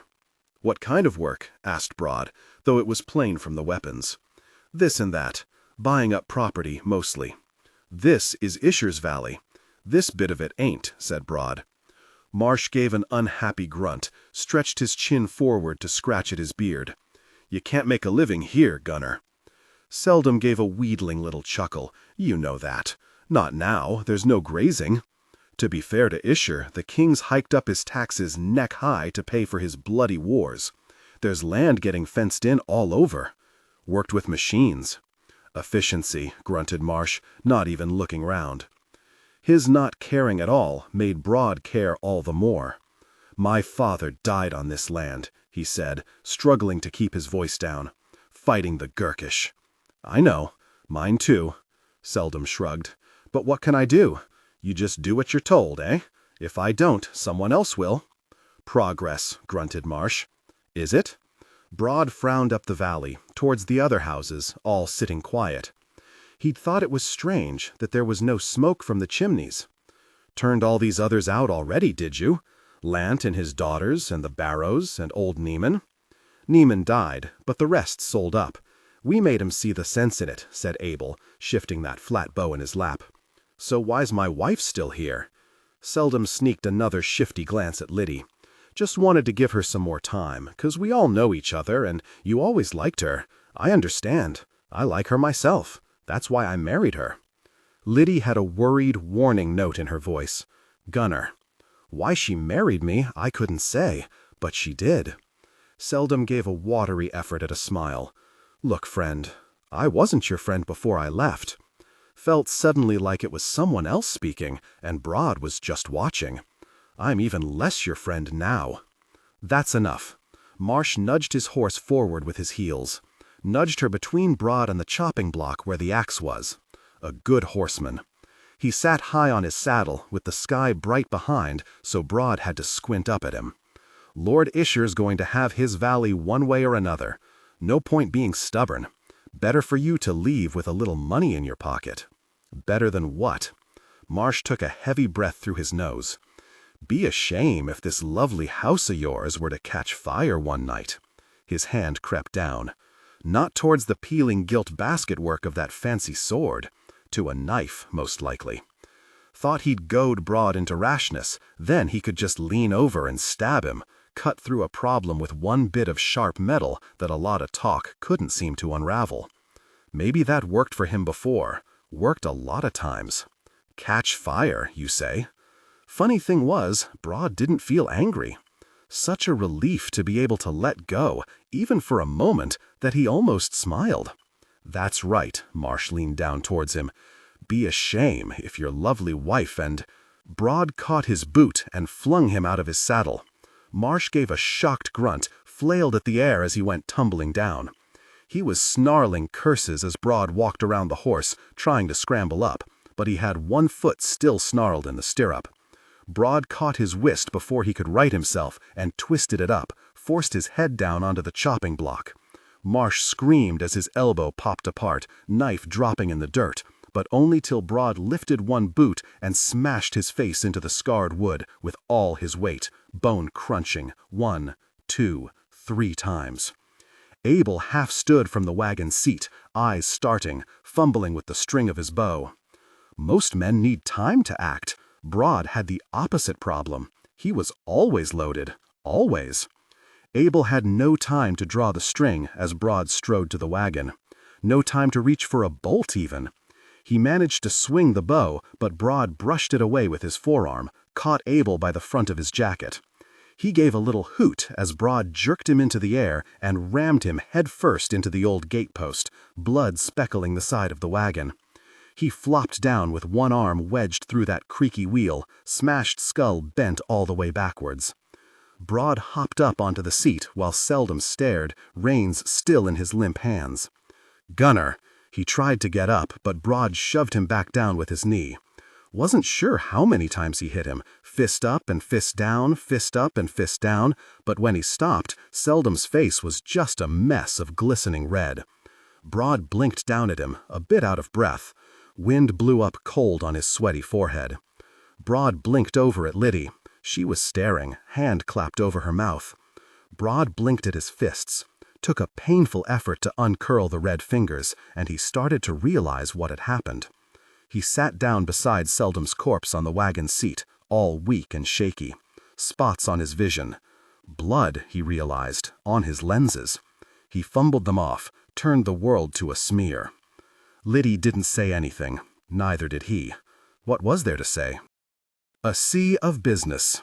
Welcome, one and all, to this 13th biannual meeting of Adua's Solar Society. Onrig Kernsbick, the great machinist, resplendent in a waistcoat embroidered with golden leaves, threw up his broad hands. The applause was the most enthusiastic this theater could have heard since Iosif Lestek gave his final performance on its stage. With thanks to our distinguished patrons, the Lady R.D. and her daughter, Lady Savine dan Glokta. Kernsbick gestured toward Savine's box, and she smiled over her fan, as though her delicate feelings could hardly stand the attention. There were whoops and calls of "Hear, hear," from members who particularly wanted her money, she imagined. We never dreamed, when 9 of us first met in Lady Savine's parlor, that only 8 years later the Solar Society would have more than 400 members throughout the Union and beyond. Kernsbick might not have, but Savine had always dreamed big. We are living in bold new times, times when only the lazy need be poor, when only the small-minded need be dissatisfied, times when the world can be changed by the ingenuity and endeavor of a single man, or even, fates help us, a single woman. Only yesterday, here in Adua, Diatam Dan Court completed a bridge made entirely of iron, mark you, that will bring a canal through Casamar's wall and into the heart of the city. More applause, and down in the audience, Court was clapped on the back by his peers. A back covered by a fine new coat, paid for with Savine's money as it happened. With it will come boundless access to raw materials. Will come new industry and new commerce. Will come better jobs and better goods and better lives for the masses. Kernsbick flung his arms wide with a showman's flourish, eye lenses flashing. Will come prosperity for all. But especially for Savine, it hardly needed to be said. What is the point in prosperity, after all, if everyone has it? And now to business, the business of progress. Our first address shall be by Caspar dan Arenhorn on the application of the Kernsbick engine to the pumping of water from iron mines. Savine rose to leave while Arenhorn was on his way to the lectern. The truth was, she had never been very interested in the inventions. Her obsession was how they could be turned into money. And that particular alchemy was practiced in the foyer. A considerable crowd had already gathered beneath the 3 great chandeliers, buzzing with excited chatter, seething with prospects and proposals. Knots of soberly dressed gentlemen broke and reformed, drawn into dizzying swirls and eddies, ladies' dresses bright dots of color bobbing on the flood. Here and there one could even spot the fabulous robes of some relic of the old merchant guilds. Savine's practiced eye picked out those with money or connections. Those without sucked spinning after them like rowing boats in the wake of great ships, desperate for patronage, involvement, investment. It was a sea of business. Dangerous waters, swept by unpredictable storms, where fortunes could founder, enterprises be lost with all hands, reputations sink beneath the waves, but where a navigator with sufficient vision could be borne to spectacular success on the hidden currents of wealth and influence. God works for those who work themselves, murmured Zuri, checking her watch. She was ever at Savine's shoulder, ready to guide the chaff away or, on occasion, make a note in her book for an informal meeting, perhaps an invitation to tea for the truly promising. Often at those pleasant interviews she would make some passing observation about nighttime habits, or questionable pasts, or illegitimate offspring, and how this or that scandal revealed might leave a promising career in ruins. There was almost no one worth noticing without a secret kept somewhere in her book. A dash of blackmail, tastefully administered, could always be relied upon to shift prices in the right direction. To win at this game, you had to keep one foot in the ballroom and the other knee-deep in the sewer. To work, then. Savine put on her most radiant smile, snapped out her fan, and glided down the steps into the melee. Have you considered my proposal, Lady Savine? A new design for coal boats, if you recall. Both keels and colliers. Well, put coal in every household, however humble. Coal is the future.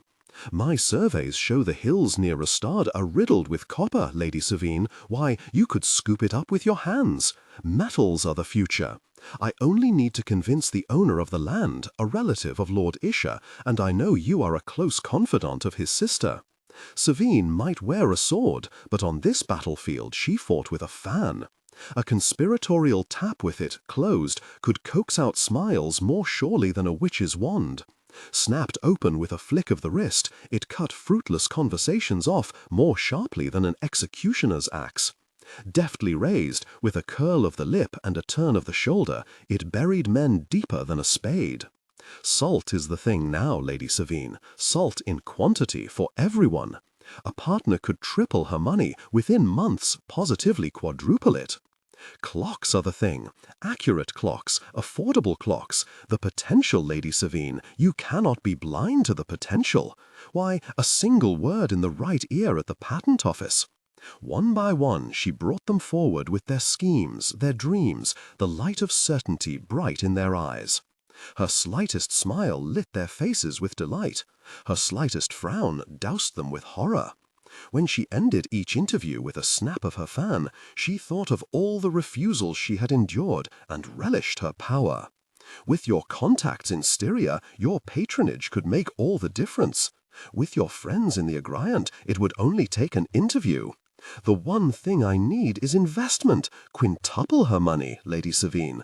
A woman, young, red-wigged, freckle-shouldered, with a way of peeking over her gaudy fan that was meant to be winsome, but to Savine looked merely sly. I am, forgive me, a tremendous admirer of yours. Savine had a whole queue of tremendous admirers, and no idea what gave this girl the right to jump it.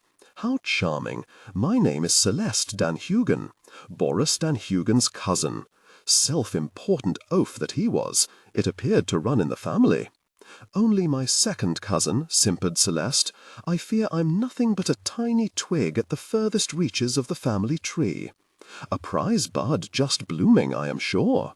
Celeste blushed in the manner of an innocent country girl out of her depth in the big city. It made Savine think of a bad actress in a bad play. I knew you would be beautiful, but never dreamed you might be so kind. My father left me some money, and I intend to invest it. Might I ask whether you have any advice? Buy things that go up in value, said Savine, turning away. Lady Savine dan Glokta, a small man with curly hair and clothes that advertised both money and tasteful restraint. I had been hoping to make your acquaintance. I believe you have the advantage of me. Certainly not in beauty. He was unremarkable, it was true, apart from his bright eyes. They were different colors, one blue, one green. My name is Yoru Sulphur. It was rare indeed for Savine to hear a name she had not heard before, and it always made her curious. New names meant new opportunities, after all. And what is your business, Master Sulphur? I am a member of the Order of Magi. Savine was not easily surprised, but she could not stop her brows lifting at that. Zuri usually shepherded the cranks away, but she seemed for once to be elsewhere. A wizard at a meeting of investors and inventors? Are you scouting the enemy? Say rather that I am seeking new friends. His smile was full of clean, sharp, shiny teeth. We Magi have always been interested in changing the world. How admirable, said Savine, though in her experience, when men spoke of changing the world, they always meant to suit their own interests. There was a time, in the days of Hughes and his sons, when magic was the best way to do it, but that time is long past. These days, and Sulphur glanced about the heaving foyer and leaned close as if to share a secret, I begin to think this is better. You go where the power is, murmured Savine, touching him gently on the wrist with her fan. I am just the same. Oh, you should meet my master. I have a feeling the two of you would have a great deal in common. He is used to dealing with your father, of course, but no one lasts forever. Savine frowned. Whatever? Kernsbeck was advancing on her, arms spread wide in a gesture of great affection. When the hell are you going to marry me? A few days after never. Besides, I swear I was at your wedding to someone else. He folded her hand in his and kissed it. Say the word and I'll throttle her myself. but she's such a lovely woman, I couldn't have that on my conscience. Don't pretend you have a conscience. Oh, I have one, but muzzled and kept well away from my business affairs. This is—" she turned to introduce Sulphur, but he had already vanished into the crowd. "Kernsbeck, you old dog." It was Arenholm, the deliverer of the first address, blundering into their conversation like a hog into a rose garden. "Arenholm, my friend." Kernsbeck slapped him heartily on the shoulder. He was a genius where machines were concerned, but prone to give people far too much credit. "Might I introduce Savine dan Glokta?" Ah, yes. Arenholm offered her a particularly mirthless smile. One of those insufferable men who thought everyone existed to service his needs. "I understand you have invested in several iron mines in England. Indeed, I understand you are perhaps the largest single owner in the entire province." Savine did not like her affairs being discussed before an audience. Winning made people friendly. Winning too much made them nervous. "I believe I have some interests there. You should have heard my address. The main challenge to the efficiency of mines is how quickly water can be pumped from their depths. There are limits to what can be achieved by hand or horse, but with my adaptation of Master Kernsbeck's engine, one can pump at 10 times the speed, and therefore dig further and deeper. There was sense in what he said, but Savine detested the way he said it. My thanks. But it is not iron that interests me at the moment, but soap. Pardon me? Soap, glass, crockery. Things which were once luxuries for the noble have become essentials for the wealthy, and will soon be a staple for everyone. Clean bodies, and glazed windows, and crockery. Find a way to pump dinnerware out of the ground, and I would be delighted to discuss it. You must be joking. I save my jokes for those with a sense of humor. You understand I have to be careful in my choice of partners. You are making a mistake. It would hardly be my first. I struggle on regardless. One should never allow feelings to get in the way of profit, he snapped, slightly blotchy with anger about the collar. Zuri had slipped from the crowd now and was doing her best to ease him away, but he refused to be moved.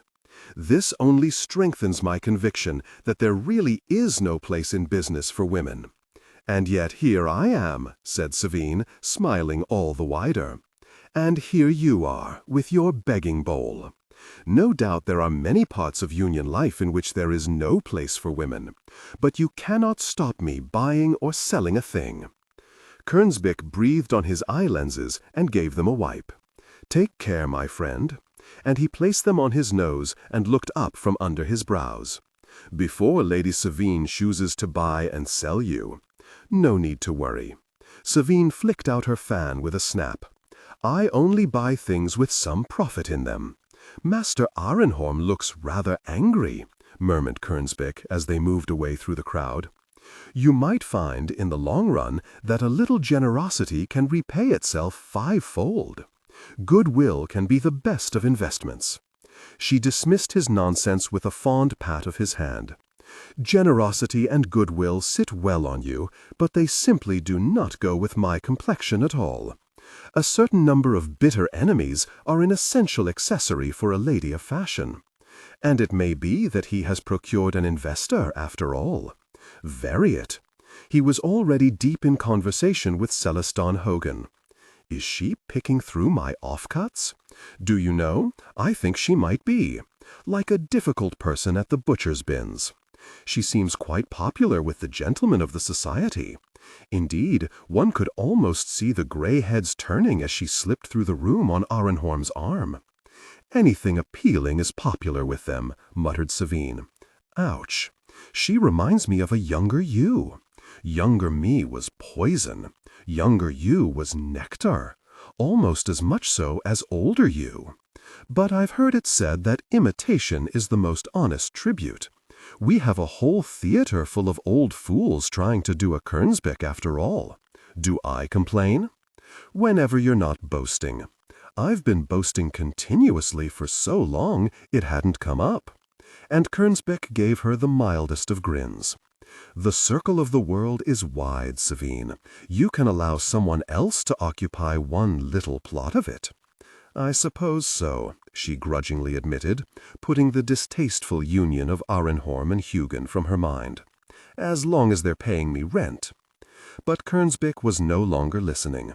The eager chatter was falling silent, the crowd parting like soil before the plow.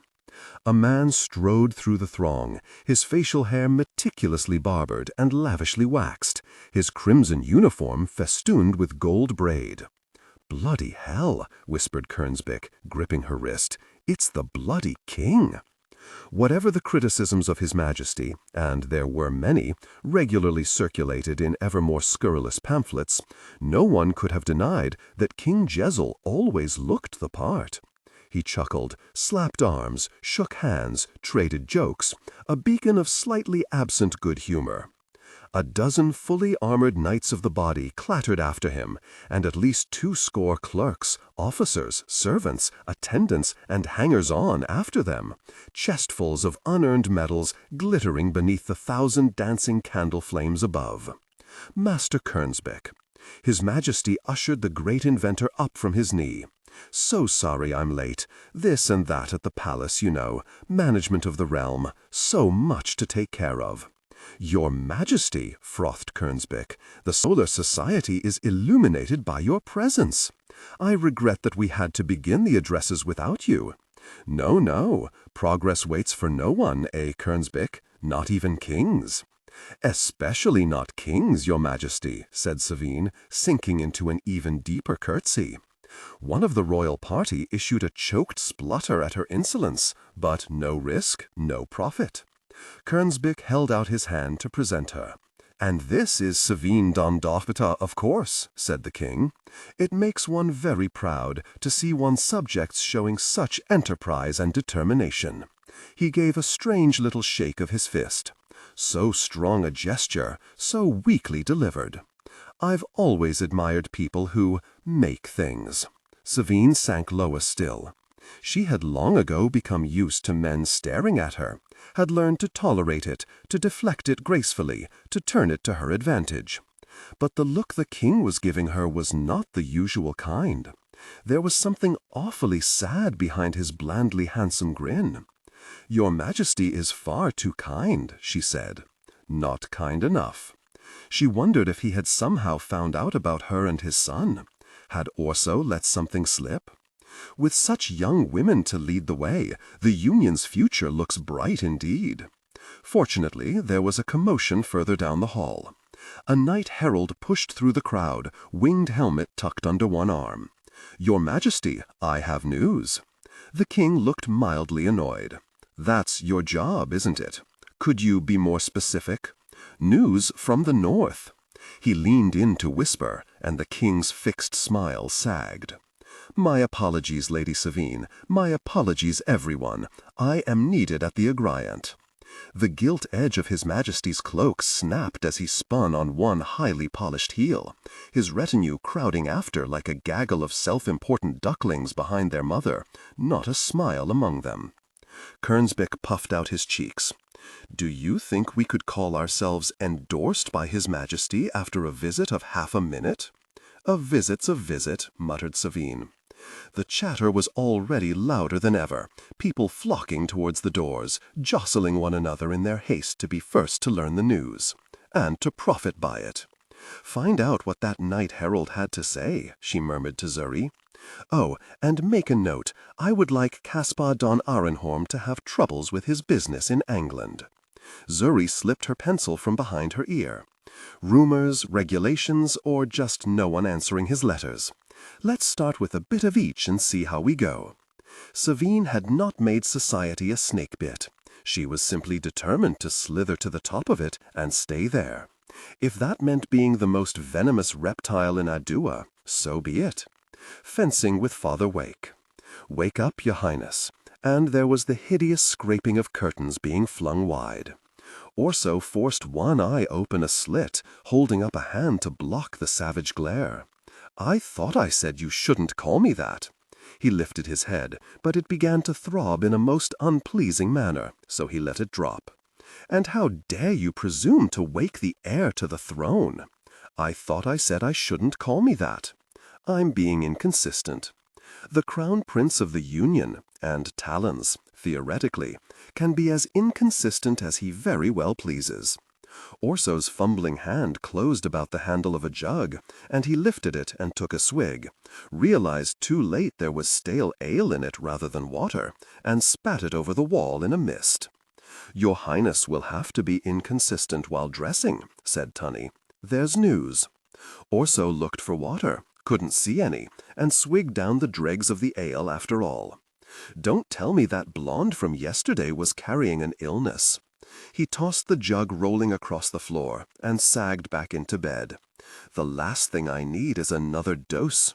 Scale Ironhand and his Northmen have invaded the Protectorate. They've burned Ufrith." Piff! Orso thought about grabbing a shoe and throwing it at Tunny, but decided he couldn't be bothered.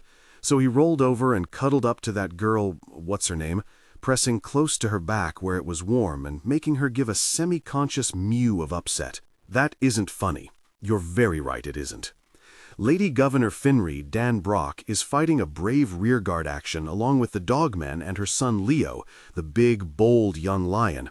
But they're giving ground before the terror of the Northmen and their fearsome champion, Store Nightfall, the great wolf, who's sworn to drive the very Southerners out of England. There was a brief silence. Were the very Southerners, in case you're wondering? Orso managed to get both eyes open at once.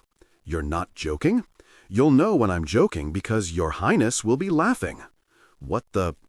Orso felt a sudden stab of something. Worry? Excitement? Anger? Jealousy? Some feeling, anyway. It was so long since he really had one, it was like a spur. He scrambled out of bed, got one foot tangled in the sheet, kicked it free, and accidentally kicked what's-her-name in the back. "The hell?" she mumbled as she sat up, trying to claw hair tangled with wine out of her face. "Sorry," said Orso, "terribly sorry, but Northmen, invaded, lions and wolves and whatever." He grabbed his little box and took a pinch of pearl dust up each nostril, just to blow away the cobwebs. Someone should bloody do something. As the burning at the back of his nose faded, that feeling became sharper. So sharp it made him shiver, the hairs on the backs of his arms standing up. "You could try doing something to be proud of," his mother had said. Might this be his chance? He had scarcely even realized how much he wanted one. He looked from the empty bottles about the bed to Tunny, standing against the wall with his arms folded. "I should do something. Draw me a bath." Hilda's already doing it. "Where are my trousers?" Tunny tossed them over, and Orso snatched them from the air. "I have to see my father right away." "Is it Monday?" "Tuesday," said Tunny, as he swaggered from the room. "Hell be fencing." "Then see if you can find my steels as well," bellowed Orso as the door swung shut.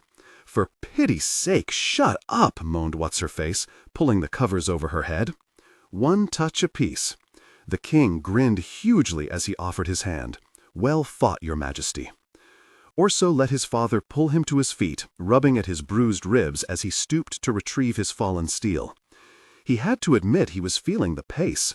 His padded jacket seemed rather more padded than the last time he wore it. Perhaps his mother was right, and he had passed the age where he could get away with anything. One sober day a week might be a good idea from now on. A morning a week, at any rate. But circumstances always conspired to stop him doing the right thing. By then, one of the servants was floating across the perfectly manicured lawn with 2 glasses on his polished tray. The king wedged his long steel under his arm to sweep one up. "A little refreshment?" "You know I never drink before lunch," said Orso. They looked at each other for a moment, then both burst out laughing. "You've a very good sense of humor," said Orso's father, raising his glass in a little toast. "No one could ever deny that. To the best of my knowledge, they never have. It's every other good quality they accuse me of lacking." He took a swig, swirled it about his mouth, and swallowed. Ah, rich and red and full of sunshine. Osprian, no doubt, which made him wish, if only briefly, that they'd conquered Styria after all. "I'd forgotten what excellent wine you have. I'm the king, aren't I? If my wine's poor, there's something seriously wrong with the world."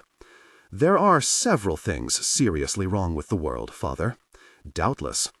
I was visited by a delegation of working men from Kelm, just yesterday, with a set of grievances about conditions in the manufacturing districts there."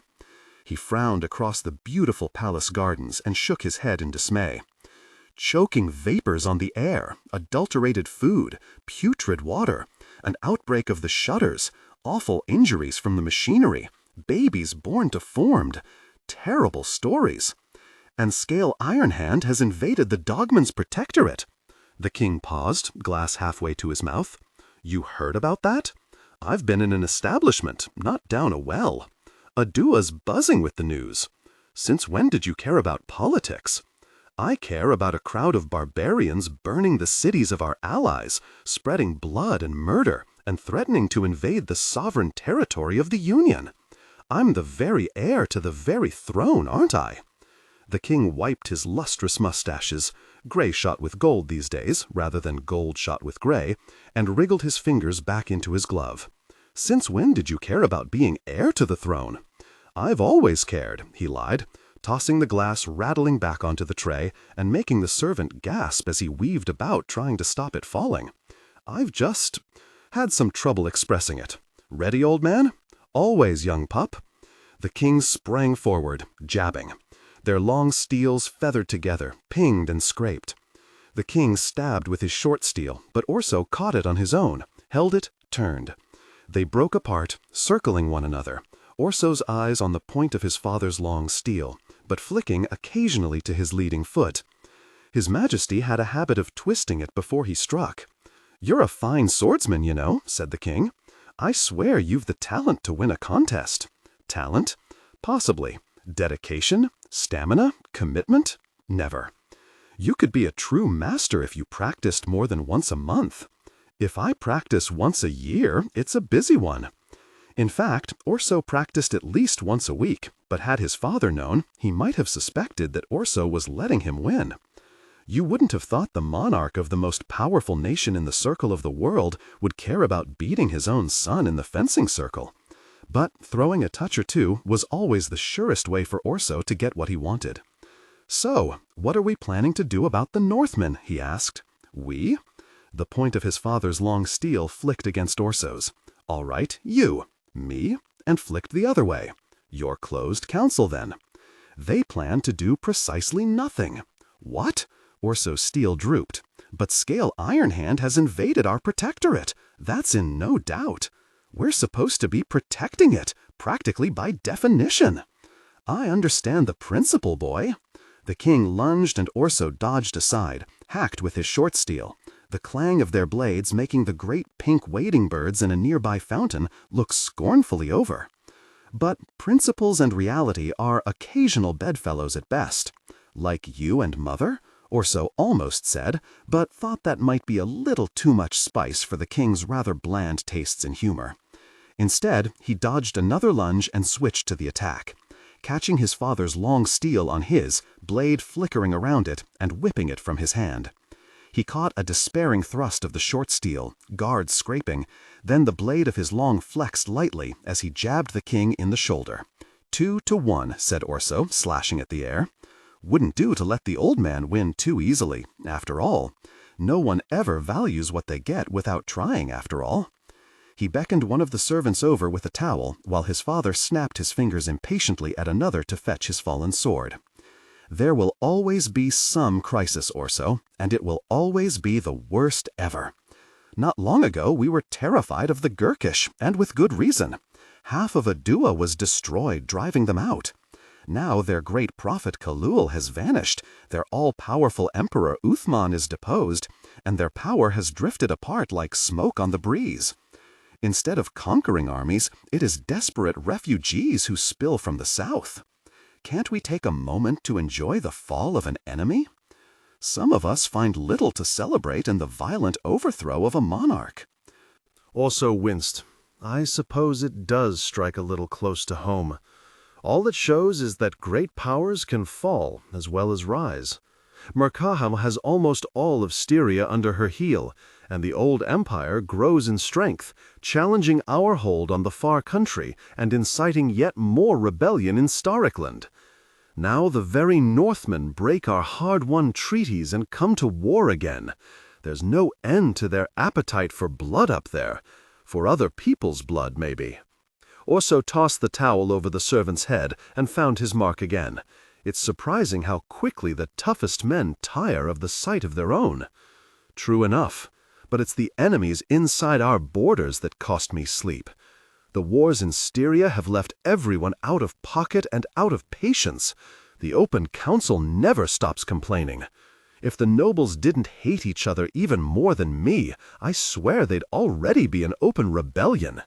The peasants may have quieter voices, but they're every bit as dissatisfied. I face disloyalty everywhere. Then we must teach a sharp lesson, Your Majesty. Orso cut, thrust, and the king turned the cuts aside, sidestepped the thrust, blundered into a bush clipped to look like a storybook Magus Tower, and danced back into space. A lesson delivered to the Northmen, but witnessed by your faithless subjects, too. Show our allies we can be relied upon, and our enemies that we won't be trifled with. A clutch of victories, a couple of parades, and a dash of patriotic fervor, the very thing to bring the nation together. You're giving me the same arguments I gave to my own closed council, but the coffers are quite simply empty. They're beyond empty, in fact. You could fill the moat of the Agriant with the money I owe and still have debts left over. There's nothing I can do. But you're the High King of the Union. Orso's father gave a sad smile. One day, my son, you'll understand. The more powerful you are, the less you can really do about anything. The points of his steels appeared to wilt as he spoke, but it was quite clearly a ruse. Orso could tell he was ready by the way he held his back leg. Still, the king was so pleased with his trap, it would have been rude not to blunder into it. Orso dived forward with a bark of triumph, then a highly convincing gurgle of shock at the parry he had known was coming.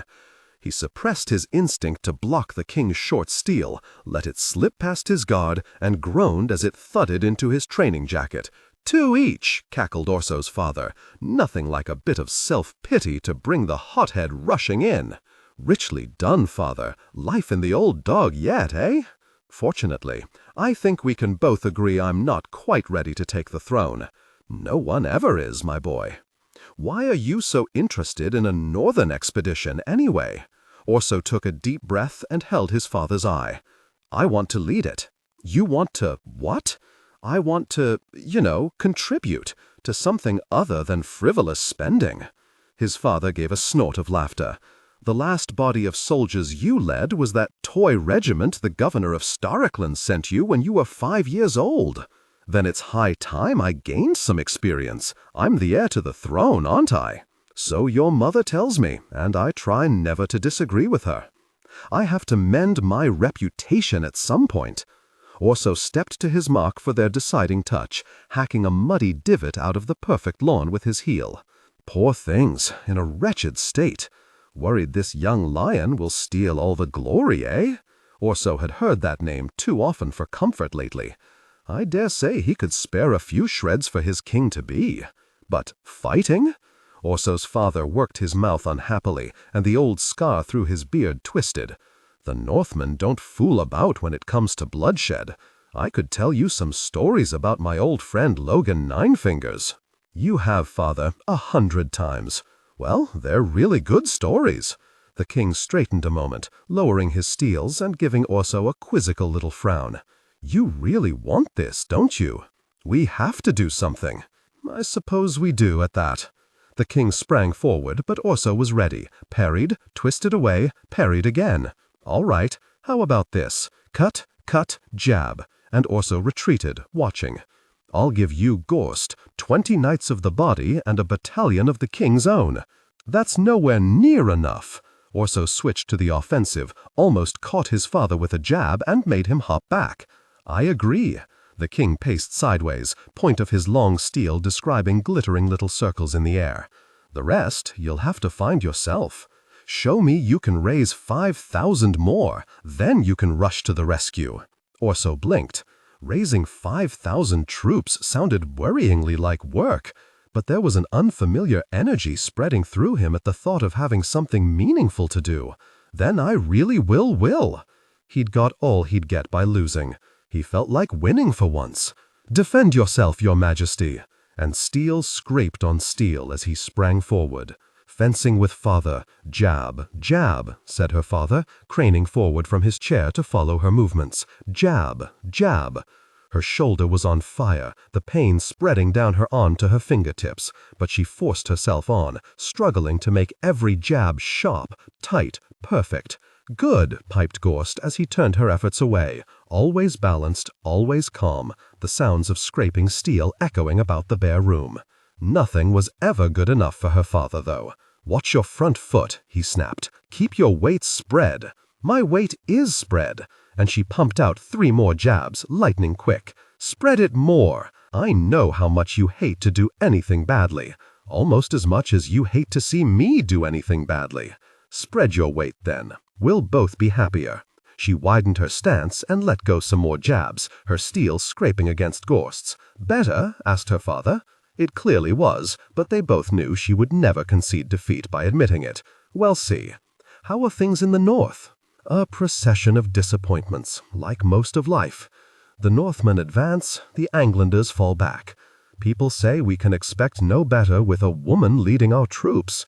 Savine lunged, steel clashing as Gorst caught her sword on his own and steered it wide. "We both know what utter fools people are."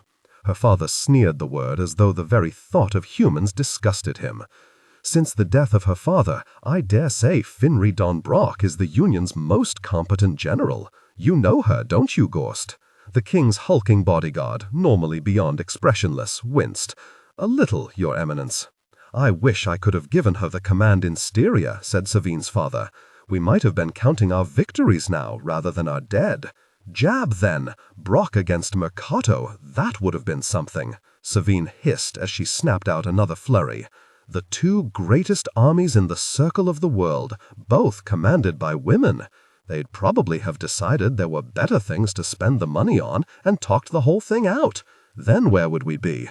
"Enough with the point. Let's see what you can do with the edge. And cut like you mean it, Savine. He's not made of glass."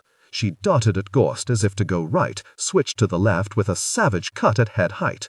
He dropped points and checked delay, fast as a snake in spite of his size, eyes focused on the blade as it whistled past his nose.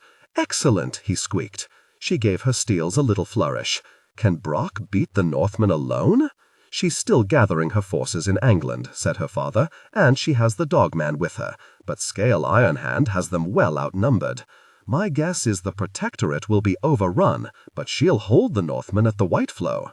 Then, perhaps, circumstances will change here, and we can swoop in next spring and reap the glory. The women do the hard work, and the men reap the glory. Sounds familiar. Petulance is unbecoming in a swordswoman. Cut, girl, put some blood into it." Savine darted around Gorst, shoes squeaking on the wooden floor, slashing away from every angle. For all he scarcely seemed to move, his steels were always in the right place to parry. "My daughter has quick feet, hey, Gorst? Very quick, your eminence. That'll be your mother's dancing lessons. Sad to say, I don't dance much myself these days." "A shame," said Savine as she circled, looking for an opening, sweat tickling at her stubbled scalp. "I imagine the closed council could use some clever footwork. If Brock loses, you'll look like cowards and fools. Even bigger cowards and fools than we do already. If she wins, she'll gild her own reputation. And her son's. Leonold Don Brock." Her father sneered, showing his empty gums again. "The young lion. Who comes up with these ridiculous names? Writers, I dare say. I saw lions when I was on campaign in Gurkel. Stupid beasts, especially the males. That's enough. Break." Savine took a hard breath, pulling her padded tunic open to let some air in. She had sweated clean through her shirt. She wondered, as she scrubbed her shaved head with a towel, whether the fine gentlemen of the Solar Society would recognize her now, without powder, jewels, dress, wig. More than likely, they would smell money through the sweat and swarm around her just the same. "We could adjust your grip a little." Her father leaned forwards, bones shifting under the pale skin of his hand as he gripped his cane to rise. No, no, she stepped over to put a gentle hand on his shoulder. You're not hurting yourself just to show me how to grip a sword. She took the blanket from the arm of his chair and draped it over his legs, tucked it in carefully around him. By the fates, he felt thin. It would have been unfair to call him skin and bone. There was scarcely any skin on him. "How are you?" she asked. His left eye twitched. "Have you noticed the nation falling?" "Not this morning." "Then I suppose I'm still alive today.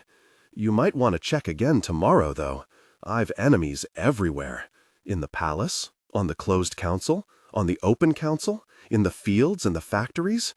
The Anglanders were furious with me before the war. They're downright incandescent now. I'm hated everywhere." "Not here," she said, as close to a declaration of affection as she was ever likely to utter. "That's more than enough for me." He gently touched her face, fingertips cold on her sweaty cheek. "And far, far more than I deserve. I suppose a few enemies are the price of one of the big chairs." Her father gave a snort of disgust, bitter even for him. "The moment your seat hits the wood, you realize what they're worth. You think the closed council really rule, or the king and queen? We're all no more than dancing puppets, there to draw the eye, to take the blame." Savine frowned. "Then who pulls the strings?" Her father's eyes met hers, bright and hard. "I have been asking questions all my life. I learned that some are better left unanswered." He let his hand drop and clapped it on top of hers, the one that held her steels. "Time to work on your defense." "3 strikes?" asked Gorst. Savine tossed her short steel up with her right hand and snatched it out of the air with her left. "Whatever you say." He shuffled at her, jabbed and cut with no real venom. It was easy for her to block the jabs, to turn the cut away with a showy flick of the wrist. "So, if the Lady Governor fights the Northmen to a stalemate, what does it mean for holdings in England?" "Ah," her father grinned, "I was wondering when we'd get to money." "We never left it," she parried, and again sidestepped a sluggish lunge. For a man renowned for his ferocity, Gorst was scarcely hitting at all. "Prices are tumbling up there. Do I sell out or get deeper in? The Union will never let go of England. If I were a man of business, I'd be snapping up the bargains. After all, danger and opportunity often walk hand in hand," she finished for him, and out of the corner of her eye she caught his grin. There were few things that gave her the same satisfaction as making the Arch-Lector smile. Aside from her mother, no one else could manage it. "I'll see about borrowing a little to expand my holdings in the mines up there." She could hardly keep the smile off her face.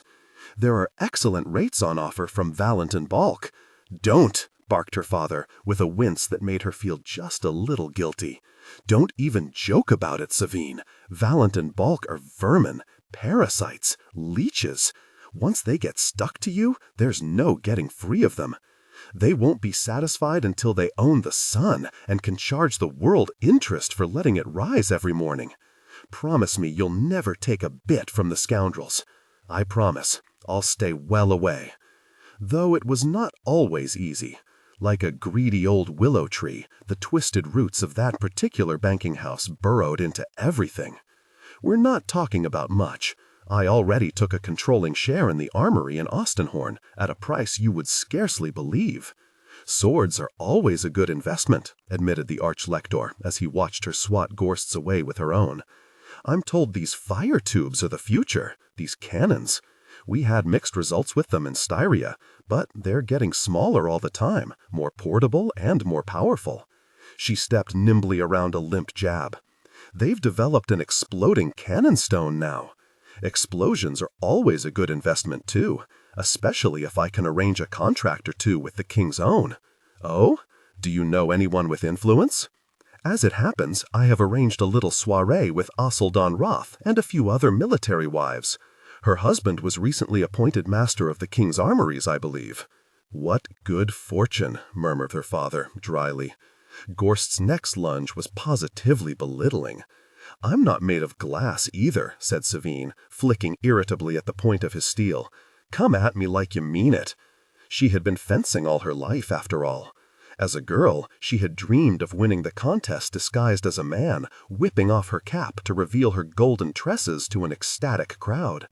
Then wigs had come into fashion, and she had shaved her tresses off, which, honestly, had been a rather unpresenting brown in any case. Then she had learned men never cheer for a woman who beats them at their own games, so she had left the fencing circle to the men and decided to count her victories at the bank. She parried 2 efforts which were scarcely stronger than before, and this time stepped neatly around the lazy cut that followed and gave Gorst a shove with the basketwork of her short steel. Do you hit like a woman as well as talk like one? Gorst's eye gave the faintest twitch. Ouch, called her father, a touch to the lady. I want to know how it feels to be attacked by a dangerous man who means it. Savine set herself again, confident in her stance, confident in her grip, confident in her abilities. Otherwise, what's the point? Gorst glanced at her father. The arch-lector pressed his lips thoughtfully together, then gave the faintest shrug. She is here to learn. There was a hardness on his face she was not used to seeing. Teacher. There was something ever so slightly different in the way Gorst took his mark, the way he twisted his feet into the faintly creaking boards, the way he worked his great shoulders and gripped his notched steels. His flat face hardly showed emotion, but it was as if a door had opened a chink, and beyond it, Savine glimpsed something monstrous. It is easy to smile at the bull you know is chained. When you realize of a sudden the chain is off, and its horns towards you, and its hoofs scraping at the dust, the bull looks an entirely different animal. She half opened her mouth to say, "Wait, begin." She had been ready for his strength. It was his speed that shocked her. He was on her before she could draw a breath. Her eyes went wide as his long steel whipped down, and she had just the presence of mind to sidestep, bringing up her short steel to parry. She had not been ready for his strength, after all. The force of it numbed her arm from fingertips to shoulder, rattled the teeth in her head. She stumbled back, gasping, but his short steel was already coming at her, crashing into her long, ripping it from her numb fingers and sending it skittering across the floor. She flapped blindly with her short, all training and technique forgotten, saw a flash of metal. His long steel thudded into her padded jacket and drove her breath out in a burning wheeze, nearly lifted her off her feet and sent her tottering sideways. A moment later, his shoulder rammed into her body. Her head snapped forward, her face crunched against something. The blunt top of his skull, maybe? Was she in the air? The wall smashed her in the back, the bare room reeled, and, to her great surprise, she found herself on hands and knees, blinking at the floor. Spots of blood pit-pattered onto the polished wood in front of her face. "Oh," she gasped. Her ribs throbbed with each snatched breath, sick, scalding the back of her throat. Her hand was all tangled up in the basket-work of her short steel, and she flopped it drunkenly around until the sword clattered onto the floor. The backs of her fingers were all grazed. She put them to her throbbing mouth, and they came away bloody. Her hand was shaking. She was shaking all over. It hurt. Her face, her side, her pride. But it was not the pain that really shook her. It was the powerlessness, the total misjudgment of her own abilities. The curtain had been twitched aside, and she saw just how fragile she was, how fragile anyone was compared to a sword swung in anger. The world was a different place than it had been a few moments before, and not a better one. Gorst squatted before her, notched steels in one hand. "I should warn you that I was still holding back." She managed to nod. "I see." There was no trace of guilt on her father's face. Constant pain, as he always liked to say, had cured him of that. "Fencing is one thing," he said, "actual violence quite another. Few of us are made for it. It is healthy to be disabused of our self-deceptions every now and then, even if it hurts." He smiled while she wiped the blood from her nose. Savine had given up trying to understand him. Most of the time, she was the one thing he loved in a world he despised. Then, on occasion, he treated her like a rival to be crushed. If you are attacked by a dangerous man who means it, my advice is to run away. Gorst stood, offering his broad hand. I expect he will destroy himself before too long. When he pulled her up, her legs were jelly. Thank you, Colonel Gorst. That was a very useful lesson. She wanted to cry. Or her body did, at least. She wouldn't let it. She set her aching jaw and stuck her chin up at him. Same time next week? Her father barked out a laugh and slapped the arm of his chair. That's my girl. Broad lay awake, staring at the ceiling. There was a crack next to a yellowed blister on the lime wash. Felt like he'd been staring at it all night. Staring at it as the sun crawled up over the narrow buildings, through the washing strung between them and into the narrow street, through the narrow window and into the one-room cellar they were living in. Felt like he'd been staring at that crack for weeks, turning things over in his mind, fretting at them as if they were big choices he had to make. But they were big choices he'd already made, and he'd made the wrong ones, and now there was no changing them. He took a heavy breath, felt it catch at the back of his throat. That oily scratch on the Valbec air. That smell of gosh and onions the cellar always had, no matter how Liddy scrubbed it. It was in the walls. It was in his skin. Folk were setting off to work outside, boots tramping through the muck beyond the tiny window near the ceiling, shadows of their passing flickering on the mold-speckled wall. "How are your hands?" murmured Liddy, twisting towards him on the narrow bed. He winced as he worked the fingers. Always sore in the mornings. Liddy took his big hand in her small ones, rubbing at his aching palm, at his throbbing knuckles. "May up already?" She slipped out. "Didn't want to wake you." They lay there, she looking at him, he not daring to look at her, not wanting to see the disappointment in her eyes, the worry, the fear. Even if it was only his own disappointment and worry and fear reflected back like in a mirror. "It's not fair on her," he whispered at that crack in the ceiling. "She should be having a life, dancing, courting, not waiting on some rich bastard. She doesn't mind doing it. She wants to help. She's a good girl. She's the best thing I've done. She's the only good thing I've done. You've done good, Gunnar. You've done lots of good. You don't know what it was like in Styria, what I was like. Then do good now." An edge of impatience in her voice, and she gave his hand one last squeeze and let it go. "You can't change what's past, can you? Only what's next." He wanted to argue, but couldn't find a crack in her obvious good sense. He lay there sullen, listening to the shuffle of boots and the yammer of angry voices, and a girl at the crossroads yelling out bad news for coppers. A bread riot in Holsthorne, and a plot to burn a mill in Kelm, and unrest in every corner of Midderland, and war. War in the north. "It's my fault," he muttered. "Couldn't find a way to attack Liddy, so he ambushed himself. I should never have gone to war. I let you go. I let the farm go. The farm was done anyway. That life was done. Would have been better for you and May if I'd never come back." She put her hand on his cheek, firm, turned his head so she was looking him straight in the face. "Don't ever say that, Gunnar. Don't ever say that." "I killed him, Liddy," he whispered. "I killed him." She said nothing. What could she say? "I ruined it all," he said. "In one moment. Is there a thing I can't ruin?" "There's nothing can't be ruined in a moment," said Liddy. "It all hangs by a thread all the time. We've got to look forward now. That's what you do. You move on." "I'll put it right," he said. "I'll find work here." "I know you will." She forced out a smile. Looked like it took a lot of effort, but she forced it out. "You're a good man, Gunnar." He winced at that, felt the pain of tears at the back of his nose. "No more violence," he said, voice thick and throaty. "I promise, Liddy." He realized he'd clenched his fists, forced them to open. "From now on, I'll stay out of trouble." "Gunnar," she murmured, soft and serious, "you should only make promises you know you can keep." A little sprinkle of dust came floating down onto their bed. Along the street at the foundry, the engines were starting up, making the whole room tremble.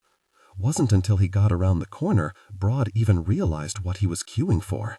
Cadman's Ales was printed in gilded paint above the sliding warehouse doors, the bang and clatter of work booming from inside.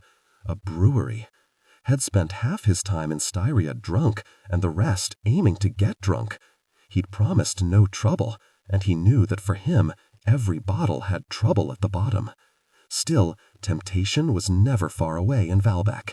Every other building had a tap house or a jerry shop or a still in it, licensed or otherwise. Whores and thieves and beggars buzzing around them like flies at a midden, and if you couldn't make it as far as next door to drown your misery, there were boys running the streets with barrels on their backs who'd bring the beer to you. A brewery was a poor omen, far as Broad's promise to stay clear of trouble was concerned. But he'd seen no good omens in Valbec, and he needed work. So he pulled his coat closed and hunched his shoulders against the thin rain that fell black out of the murky sky like ink, and shuffled forward another half step. "However early I get here, there's always a queue," said a gray-faced, gray-haired old man in a coat worn through at the elbows. "More and more folk comin' into Valbec for the work," muttered one of the others. Always more folk wantin' work. Never enough to go around. Used to be I had a house of me own, up the valley near Hambernault. You know it? Can't say I do, muttered Broad, thinking of his own valley. The green trees in the breeze, the green grass soft around his ankles. He knew things were always better in your memory, and the farm had been hard work for lean rewards, but it had been green. There was nothing green in Valbec, except the river maybe, stained with great coloured smears from the dyeing works upstream. Beautiful valley it used to be, the old man was droning. Good house I had in the woods there, by the river. Raised 5 boys in it. Used to be good money in Copperson, burning charcoal, you know. Then they started making charcoal cheap in a furnace upstream, and the river got full of tar. He gave a long, helpless sniff. Prices just kept falling. Then Lord Bloody Bearizin cleared the forest for more grazing land anyway. A big wagon clattered past, rattling wheels, ripping muck out of the road and showering it across the queue. And men grumbled and shouted abuse at the driver, and the driver grumbled and shouted abuse at the men. And they all shuffled forwards another half step. My boys went off to other things. One died in Styria. One got married down near Kellen, I heard. I had to borrow, and I lost the house. Beautiful valley it used to be. "Aye, well," muttered Broad, feeling too sorry for himself to much enjoy anyone else doing the same. "Used to be gets you nowhere." "True enough," said the old man, right away making Broad wish had never spoken.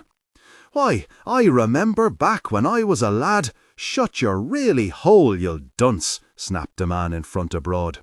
He was a big bastard with a star-shaped scar on his cheek and a piece out of his ear. A veteran, no doubt. The anger in his voice set Broad's heart thumping. A tickle of excitement. The old man stared. "I'm not wanting to cause no offence. That's why you shut your really hole. Just stay silent. Just stay out of it." He should have learned that lesson, shouldn't he? Learned it a dozen times and more. Had promised Liddy. Just hours since he promised her.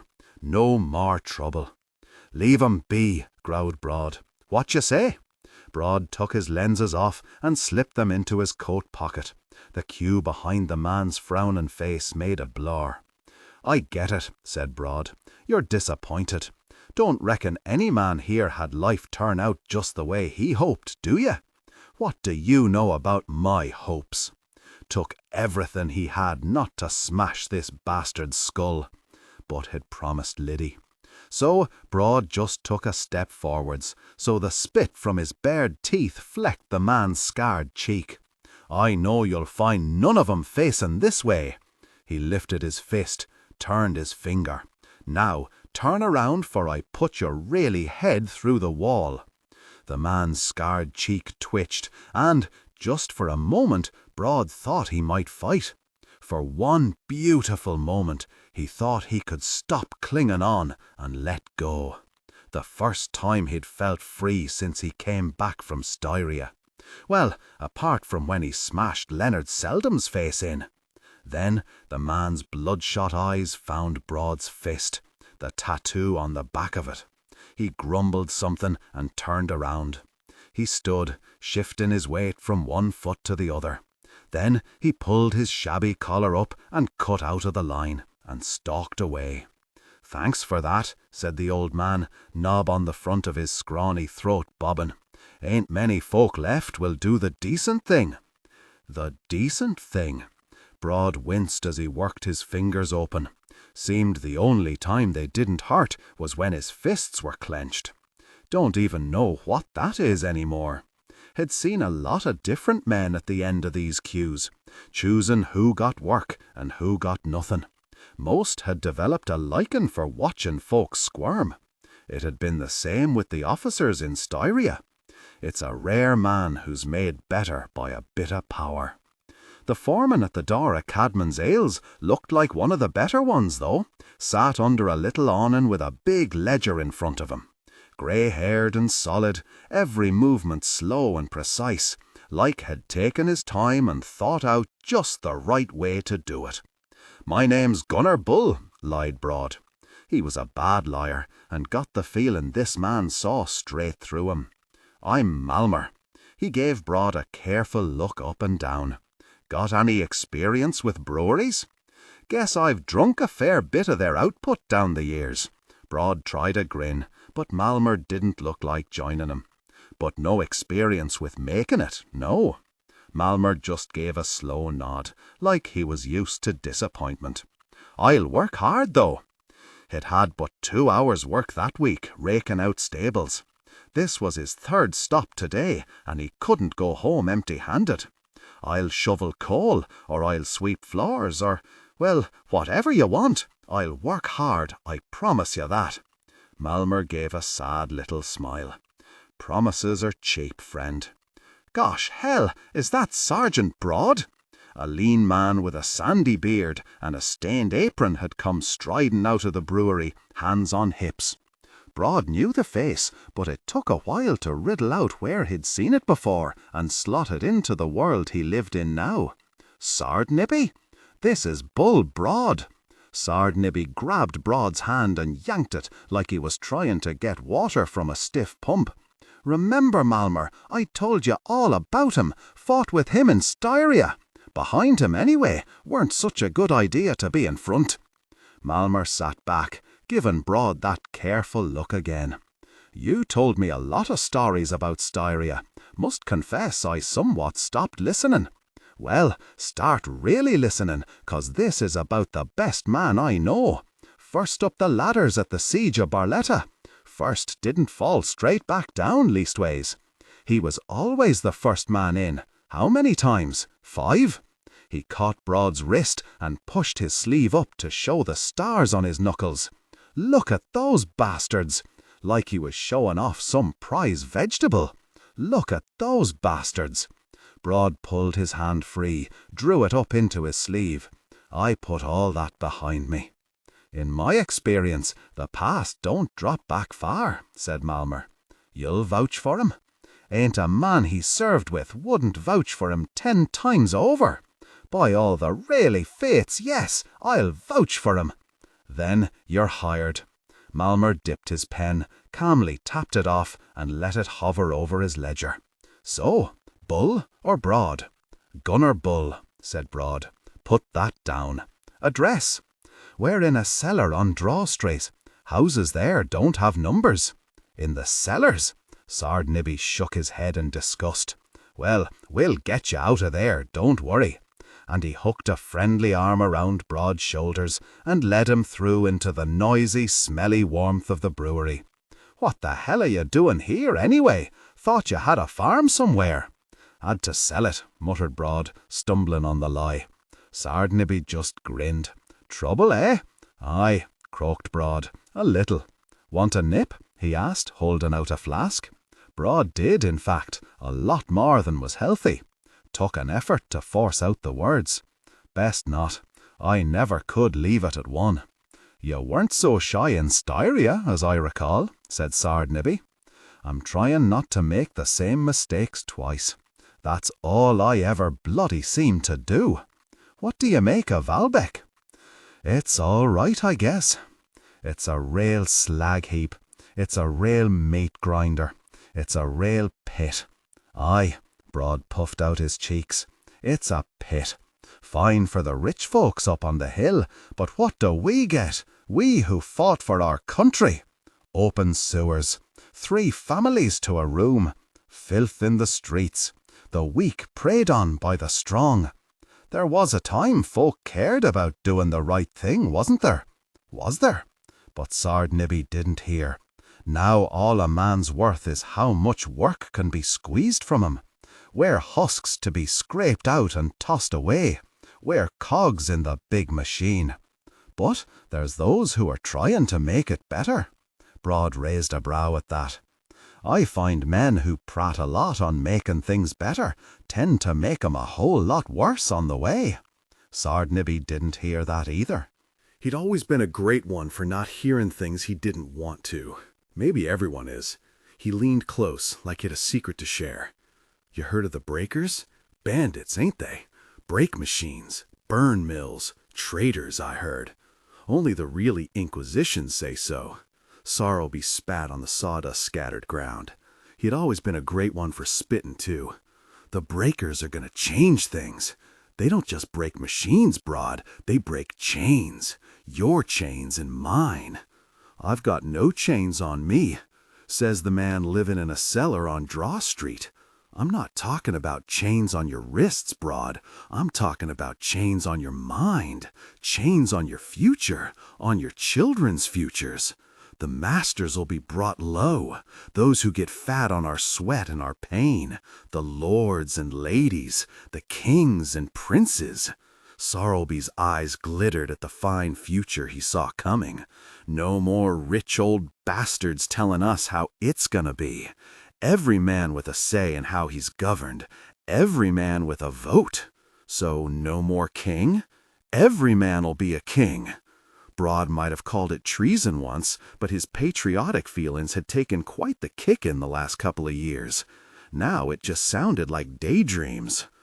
Not sure there's enough king to go around, he murmured. I murmured. I don't want trouble, Sorrelby. Had more than my share. Some folk are made for trouble, Bull. You are always at your best with your fists clenched. Broad winced at that. At my worst, too. You were there on the walls. You know how it is. Anything worth anything has to be fought for. And Sorrelby bared his teeth and punched at the air, a ladderman's tattoo like Broad's showing on the back of his fist.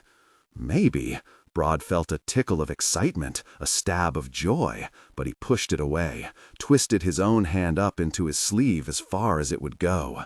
But I've fought enough. He'd made Liddy a promise. This time, he meant to keep it. A blow for the common man. Everything ready? Asked Sybalt. Even in the darkness, Vic could sense his nerves, and it didn't help with hers. She glanced up at Moore, a big outline on the wagon seat, reins in his hands. She glanced at Tallow, perched beside him, rain beaded on his oversized oilskin. She almost asked again if they were sure they wanted to do this. But there's a time when doubts might do some good, a time to chew over the risks and the consequences.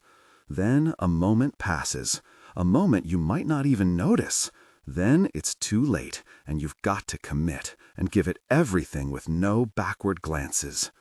It's ready, she said. Let's go. Grease caught her arm in the darkness. What about them?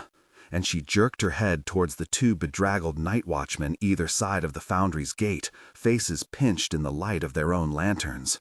They're paid? You paid the difficult people? It's easier to shift a man with gold than steel, and it almost always ends up cheaper.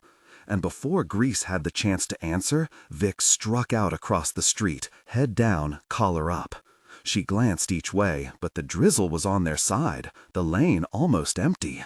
The blood thudded in her head as she walked to the gate, fear creeping up her throat and making her want to rush, want to shout. She told herself she'd been in tighter corners and knew it was true. She kept her breaths deep, her steps slow. "Got a delivery for you," she said, shocked by how calm her own voice sounded. The night watchman lifted his lantern to get a look at her, and Vic narrowed her eyes at the glare. He knocked on the gates, and there was the clatter of a bar being lifted. They took deliveries all night here, nothing to remark upon.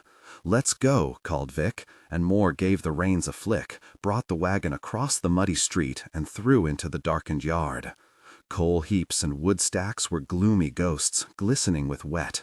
The side of the shed loomed up, cliff-like, the angry gleam of fires beyond the windows. Moore called softly to the big cart horse and slipped on the brake, handed the reins to Tallow. Sybilt clambered down from the back of the wagon, wiping his hands on his leather apron. "Working so far," he muttered as he walked with Vic to the great foundry door. "So far," she said. The big padlock had been left open, and she slid it from the hasp, planted her hands on the big handle next to Sybilt's. His hands and hers, side by side. They heaved together, wheels clattering as the door slid open. A waft of heat spilled from inside. The furnaces and the engines and the forges still giving off a welcoming glow. It'd never be cold in here, never be dark. Vic picked out the black outlines of the ironwork, the skeleton of the building, the pillars where they'd packed the powder. She started back towards the wagon as Sybilt slid the door all the way open. Grease had already unlashed the tarp and dragged it away, the barrels showing underneath. "All right," hissed Vic at her, "let's get that first one." Light flooded the yard and they all stood frozen, blinking in the glare. Hooded lanterns suddenly opened all around them. Grease on the back of the wagon, rope in her hands. Moore with fingers hooked under the first barrel. Tallow holding the reins, his eyes bigger than ever. Sybilt in the wide doorway of the foundry. That fast? Their plans turned to gosh. "Hold!" bellowed a voice. "In the name of His Majesty!" The big cart horse, startled, dragged the wagon screeching forwards with its brake on. Grease tumbled over the side. Moore stood, letting go of the barrel and snatching up a hatchet. Tallow gave a high shriek. Not even a word. There was a clicking, a fluttering. Bolts thudded into the wagon's side, thudded into Moore, too. Vic was already running. She caught Sybilt and dragged him into the foundry. They wove between the engines, the wagons, the rails, as they whipped up from the firelit gloom. Sybilt gasped as he slipped and went bowling into some crates, lengths of metal scattering across the stones with a clash and clang. She helped him up, nearly fallen herself, pulled him on, her breath and his hissing and wheezing, their slapping footfalls echoing from the roof high above. She glanced back, saw lights twinkling, a flicker of movement, heard shouts in the darkness. She gasped as something caught her head, a dangling chain left swinging in her wake. A few more steps, and Sybilt grabbed her by the elbow, dragged her down into a shadowy space between two great iron tanks. She was about to ask why when she saw the lights ahead, heard the footsteps. They were closing in from both sides. "They were waiting," whispered Sybilt. "Knew we were coming." "Who told 'em?" hissed Vic. There was something strange about his face in the half-light. She was used to seeing him weighed with worries. Now he looked like his load had been lifted. Vic glanced down and saw he had a dagger in his fist, the orange of the furnaces glinting along its edge. She drew away a little on an instinct. "You don't think it was me?" "No, but it doesn't matter." She could hear Grease screaming somewhere. "Come on, you difficult people! Come on!" "You said it yourself," said Sybilt. "Once they get you, everyone talks. Sorry to leave you in the lurch like this." "What are you saying?" Her voice didn't sound calm anymore. He smiled at her, that sad little smile. "Wish I'd met you sooner. Things might have been different. But the time comes, you have to stand up." And he rammed the dagger into his own neck. "No," she hissed. "No, no, no." She had her hands to his throat, but it was ripped right open, blood welling black. Nothing she could do. Her hands were sticky to the elbows already, her trousers soaked with blood as it spread in a great warm slick. Sybalt stared up at her, sputtering black from his mouth, from his nose. Maybe he was trying to give her some message. Regret, or forgiveness, or hope, or blame? No way of knowing. Grease's screams had turned to meaningless screeches, then muffled gurgles, the sounds of someone with a bag forced over their head. Sybilt's eyes were glassy now, and Vic let go of his leaking neck. She sat back against iron, still hot from the day's work, her red hands dangling, and that's where she was when the practicals found her. Knowing the arrow Rikke clashed down the slope, trees and sky bouncing, all their careful plans flung away along with her cloak and her bow. That's the trouble with plans. Not many survive being chased through a downpour by a pack of dogs. Wet brambles clutched at her ankle, snatched it from under her, and she reeled, howl cut off as she smashed face first into a tree, fell and rolled helpless through thorn bushes, over and over, yelping with every bounce and giving a long groan as she slid on her face through a heap of sodden leaves. She looked up to see a big pair of boots. She looked up higher and saw a man standing in them, looking down with an expression more of puzzlement than triumph. "Quite the entrance," he said. He wasn't tall, but solid as a tree, great meaty gut, great meaty forearms, great meaty neck and jowls, thumbs tucked into a weathered sword belt. He might have been the same height as Rikke, but easily twice her weight. One of his cheeks was all puckered with an old scar. She spat out some bits of leaf and whispered, "Really?" But instead of grabbing her around the throat, he just stepped back and bowed. "Please." And he offered her the way with one broad palm, like one of those fancy footmen in Austenhorn might have done. No time to wonder about the gift, only to grab it with both hands. "Thanks," she wheezed as she clambered up, mouth tasting of blood. Her soggy shirt was hopelessly snarled on the thorns, and she wriggled free of it, lurching unwinged in her vest. Dogs barked behind, and she snatched blurred glances over her shoulder, shadows dancing in the rain-lashed forest, sure at every jolting step their teeth would sink into her and bring her down. Someone was crashing through the woods ahead, she heard Eisern shout, "Rikke, you there?" "Right," she gurgled, "behind you." Then light flashed between trunks, the trees opening up. She felt a giddy surge of relief, which, as usual, soon turned to horror. They'd seen the scar through the woods from higher up and thought there must be a river. But through the curtains of rain, there'd been no way of knowing it was cut into a deep ravine. She knew it now. A rocky edge, sprouting with sick grass, clung to by stunted little trees, beaten water thundering below. She saw Eisern spring, arching back in the air, spear over her head.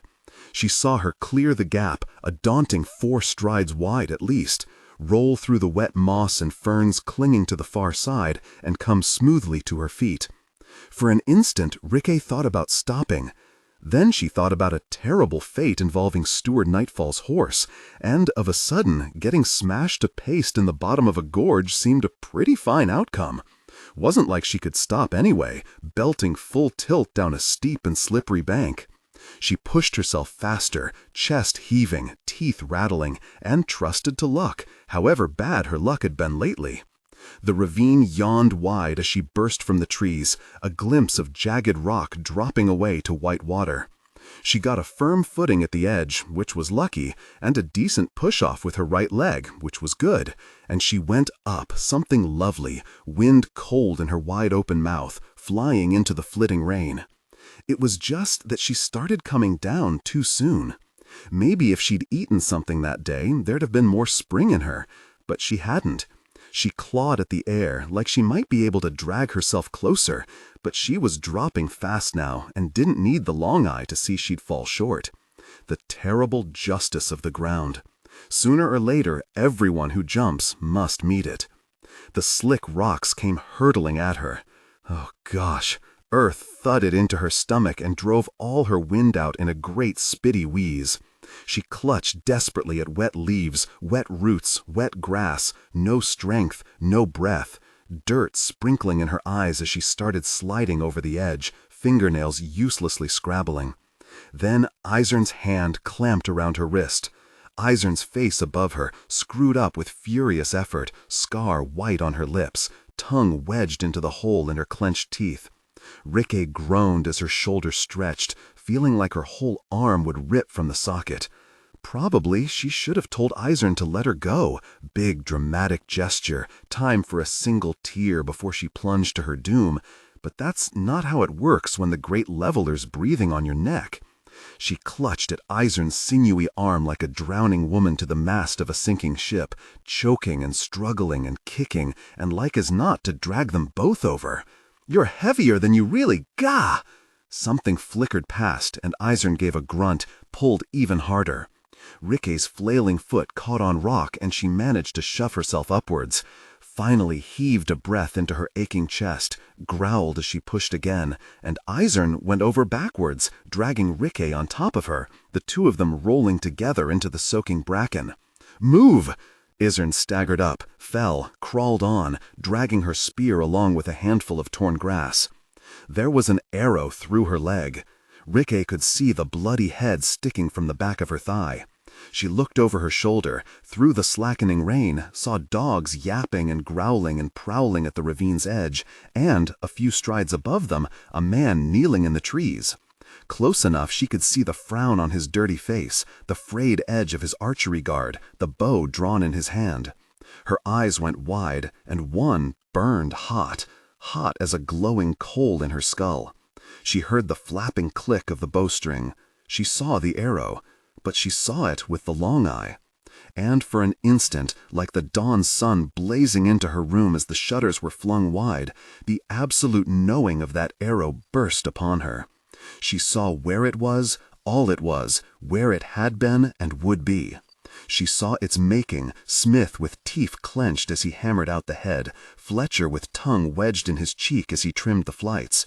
She saw its ending, shaft rotted and head flaked away to rust among the brambles. She saw it in the quiver hooked over the foot of the archer's bed as he kissed his wife Riam goodbye and hoped that her broken toe mended.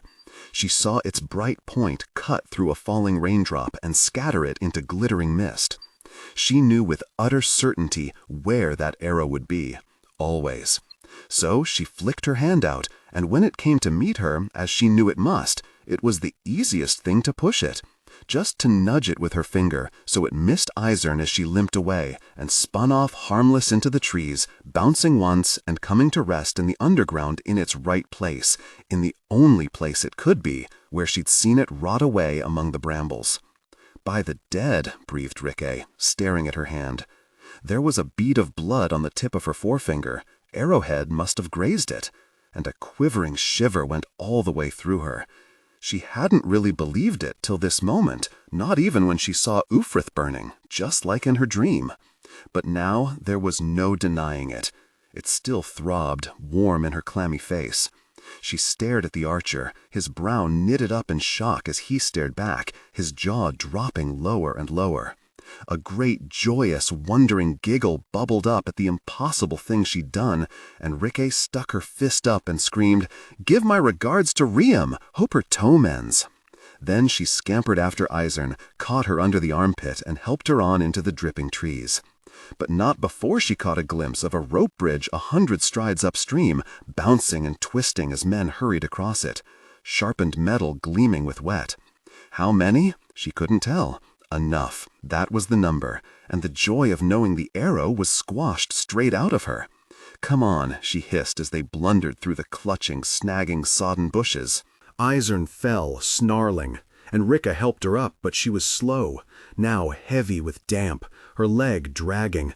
"Go!" she snapped. "I'll follow." "No," said Ricke, hauling her on. She thought she heard fighting behind them, men screaming, dogs whimpering, scrape and clatter of steel. The trees echoed with it, everywhere and nowhere. Branches whipped at her, and Ricke clawed them away, broke through into a boggy clearing. The rain was down to a drizzle, a broken wall of mossy rock ahead, slick with trickling water. "Go!" Eisern turned towards the woods, growled in pain as her wounded leg gave, and she slid onto her side. "Climb!" "No," said Ricke, "I'm not leaving you. Better one of us live than neither." "Go!" "No," said Ricke. She could hear someone crashing through the trees towards them, someone big. "Get behind me then." Izern pushed Rika back, but she could only stand leaning on her spear. She'd be fighting no one, not winning anyway. I've hid behind you long enough. Strange thing, but Rika didn't feel scared anymore. I'm not much of a climber anyway. She peeled Izern's fingers from the shaft of her spear and helped her lean against the rocks. Time for me to take a turn at the front. Izern's bloody leg quivered as she sank back. We're doomed. Rika gripped the spear tight and lowered it towards the trees, wondering whether to hold on to it or throw it when they came, wishing her long eye would open again so she didn't have to guess. She thought of Nightfall's voice above her while she hid in the stream, her guts in a box with some herbs so her father wouldn't smell them till it was opened. "Come on," she screamed, spraying spit. "I'm really waiting." Wet leaves rustled and a man stepped into the clearing. A big man in a weather-stained coat, holding a scarred shield and a sword with a silver letter near the hilt. Even through the gray hair hanging lank across his face, Rika could see the awful scar, from his forehead, through his brow, and across his cheek to the corner of his mouth.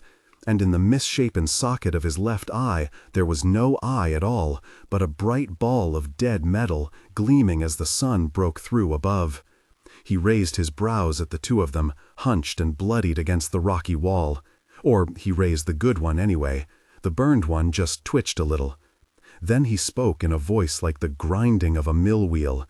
"Been looking for you two." Rika stood still, for a moment, just staring. Then she stepped towards him, letting out a long, shuddering breath, and she tossed the spear down in the grass and flung her arms around him. "Took your really time, Call Shivers." Izern snarled through clenched teeth. "There's some of Nightfall's boys hunting us. Put 'em out of your mind." And Rika saw his sword was all dashed and speckled with red. He'd always been a man who could get a lot said in a few words. "Can you walk?" "Without the arrow," hissed Izern, "I could run rings around you." "Don't doubt it." Shivers' puffed-out cheeks scattered with silver stubble as he squatted beside her. "But you've got the arrow." And he poked at it with one big finger and made her grimace. "You are not really carrying me," she growled. "Ain't high on my list of wants, believe it or not." Shivers slid his sword through the clasp at his belt. "But once you've a task to do, it's better to, than live with the fear of it," Rika finished for him. It was one of her father's favorites. Shivers pulled Izern up by one arm and hefted her over his shoulder as if she weighed nothing at all. With what they'd been eating, she probably wasn't far off. "This is a bloody indignity," Izern grunted into Shivers' back as he started walking. "What about me?" muttered Rika. Now she was something close to safe. Her strength had all leaked away, and her face was twitching, and her knees were knocking, and she felt like she might topple over right there and never get up. "You always were a moaner," Shivers shook his head. "Come on, your father's waiting." "Biding time, wasting time." "Ever think maybe you drink too much?" asked Wonderful. Clover smacked his lips. "Too much would, by definition, be too much. I find however much I drink is just the right amount." And he offered her the bottle. She shook her head. "Drunks tend to say that." Clover treated her to his aggrieved look. As do the broadly sober. He'd a wonderful aggrieved look. Lots of practice. "I find myself aggrieved. Have you ever seen me lose a fight on account of drunkenness? I've never seen you fight." Clover slapped the cork back into the bottle. A clear indication of reasonable drinking, if ever there was one. "Well, if I was you, I'd at least look sober." Wonderful pointed one of her brows off down the track. "The great wolf approaches." And approach he did, with high drama, storming and swaggering at once, with his brow well creased and his brooding young stags at his back, making thralls scatter from their path like chickens in a farmyard. Given all the damp still in the air, it was a wonder they weren't steaming. "Here come the gods of war," mouthed Clover, and then out loud, as the great wolf stalked closer, "Drink, chief?" Store slapped the bottle from his hand, and it bounced away into the bushes. "I'll take that as a no." "She got away," snarled the king-in-waiting, in quite the fury even for him. "Really little difficult person got away.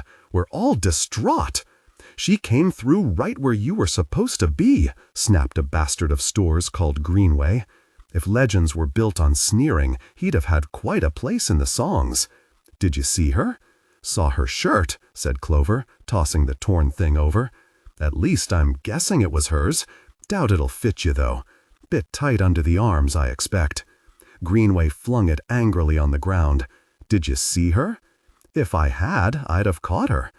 You'd had to really get up to do that, snarled Maguire, aiming for the same caged wolf act as Store, but only managing a fraction of the menace.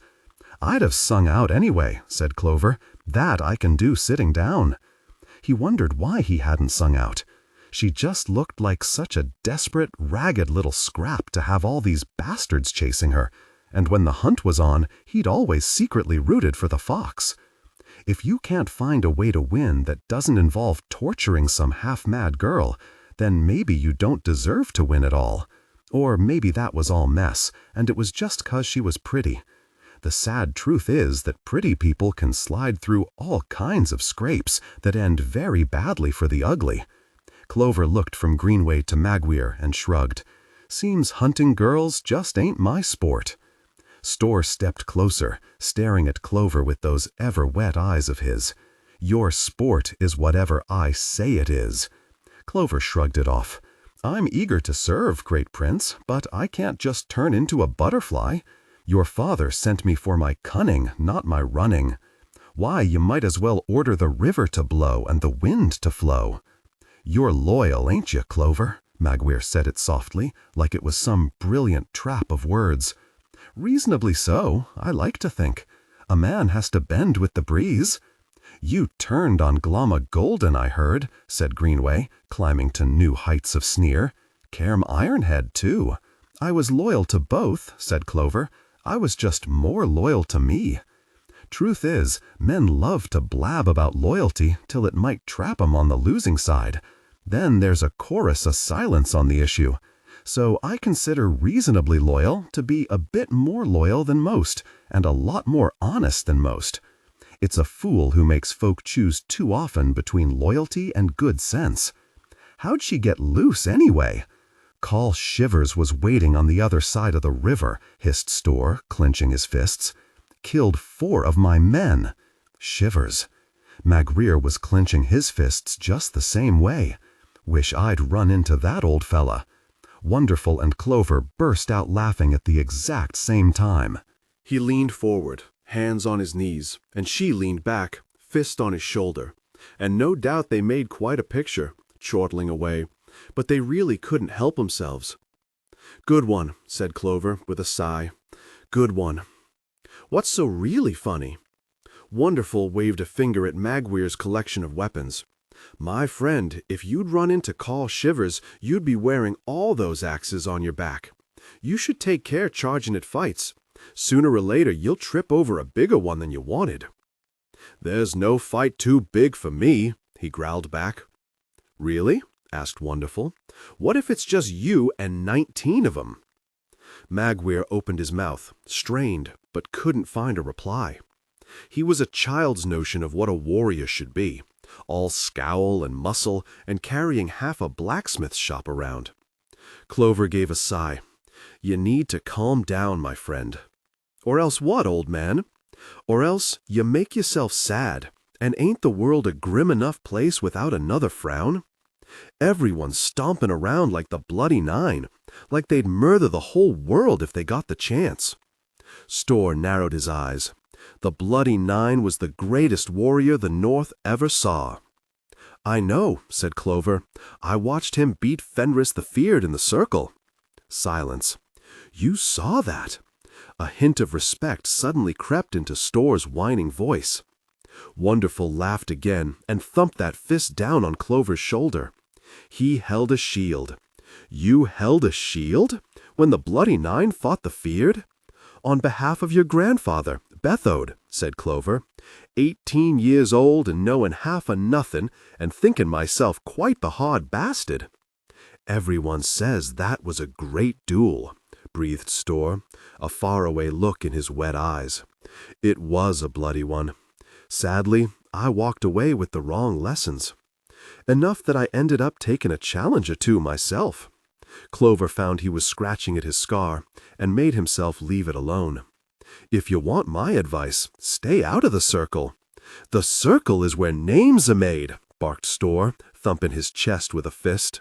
I beat stranger come knockin' there, carved him all to hell. And from what I heard, it was a fight for the songs.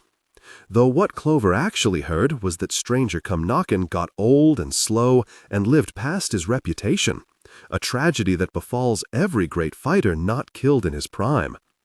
But each time you step into the circle, you balance your life on a sword's edge. Sooner or later, it won't fall your way. Store's young warriors scoffed like they never heard aught so contemptible as this eminent good sense. Did Black Dow fear the circle? Sneered Greenway. Or Warren of Bly? Or Shama Heartless? Or Rudd Three Trees? Asked Magweir. Wonderful rolled her eyes. No doubt she was about to point out that all 4 of those heroes died bloody deaths, and half of them in the circle, too. Store got in first, though. The Bloody Nine fought 11 duels and won 'em all. He beat the odds, that's true, said Clover. For a time. He beat the feared, and he stole your grandfather's chain. But what did it get him? He lost everything, made nothing, and time will just hand that chain to you. Who'd want to be like that bastard? Store opened his arms wide, opened his eyes wide, put on the big act. The only chain I want is a chain of blood. Made not the slightest sense. How could you make a chain out of blood anyway? Terrible metaphor. But Magweir and Greenway and the rest of the flatterers gave a chorus of warlike growls and shaken fists. I don't want to be like the Bloody Nine. I want to be the Bloody Nine. Store hitched his crazed smile a little wider in a reasonable impression of the Bloody Nine in his worst moments. No man more famed, no man more feared. He wants to be the Bloody Nine, said Wonderful, deadpan, as the great wolf stalked off out of earshot, always hurrying to nowhere. To have women spit at the mention of your name. To sow death for years and reap naught but hate at the end. To walk all your days in a circle of blood. Clover could only shake his head. I never will unpick the riddle of why men want what they want. You going to let that fool Magweir talk to you that way? Asked Wonderful. Clover looked at her. What's it to you how he talks? Confirms these young idiots in their opinion they know best. We can't correct the misapprehensions of every idiot any more'n we can correct the tide. Clover frowned off into the damp undergrowth where Store had slapped that bottle, wondering if there was enough left in it to justify the search.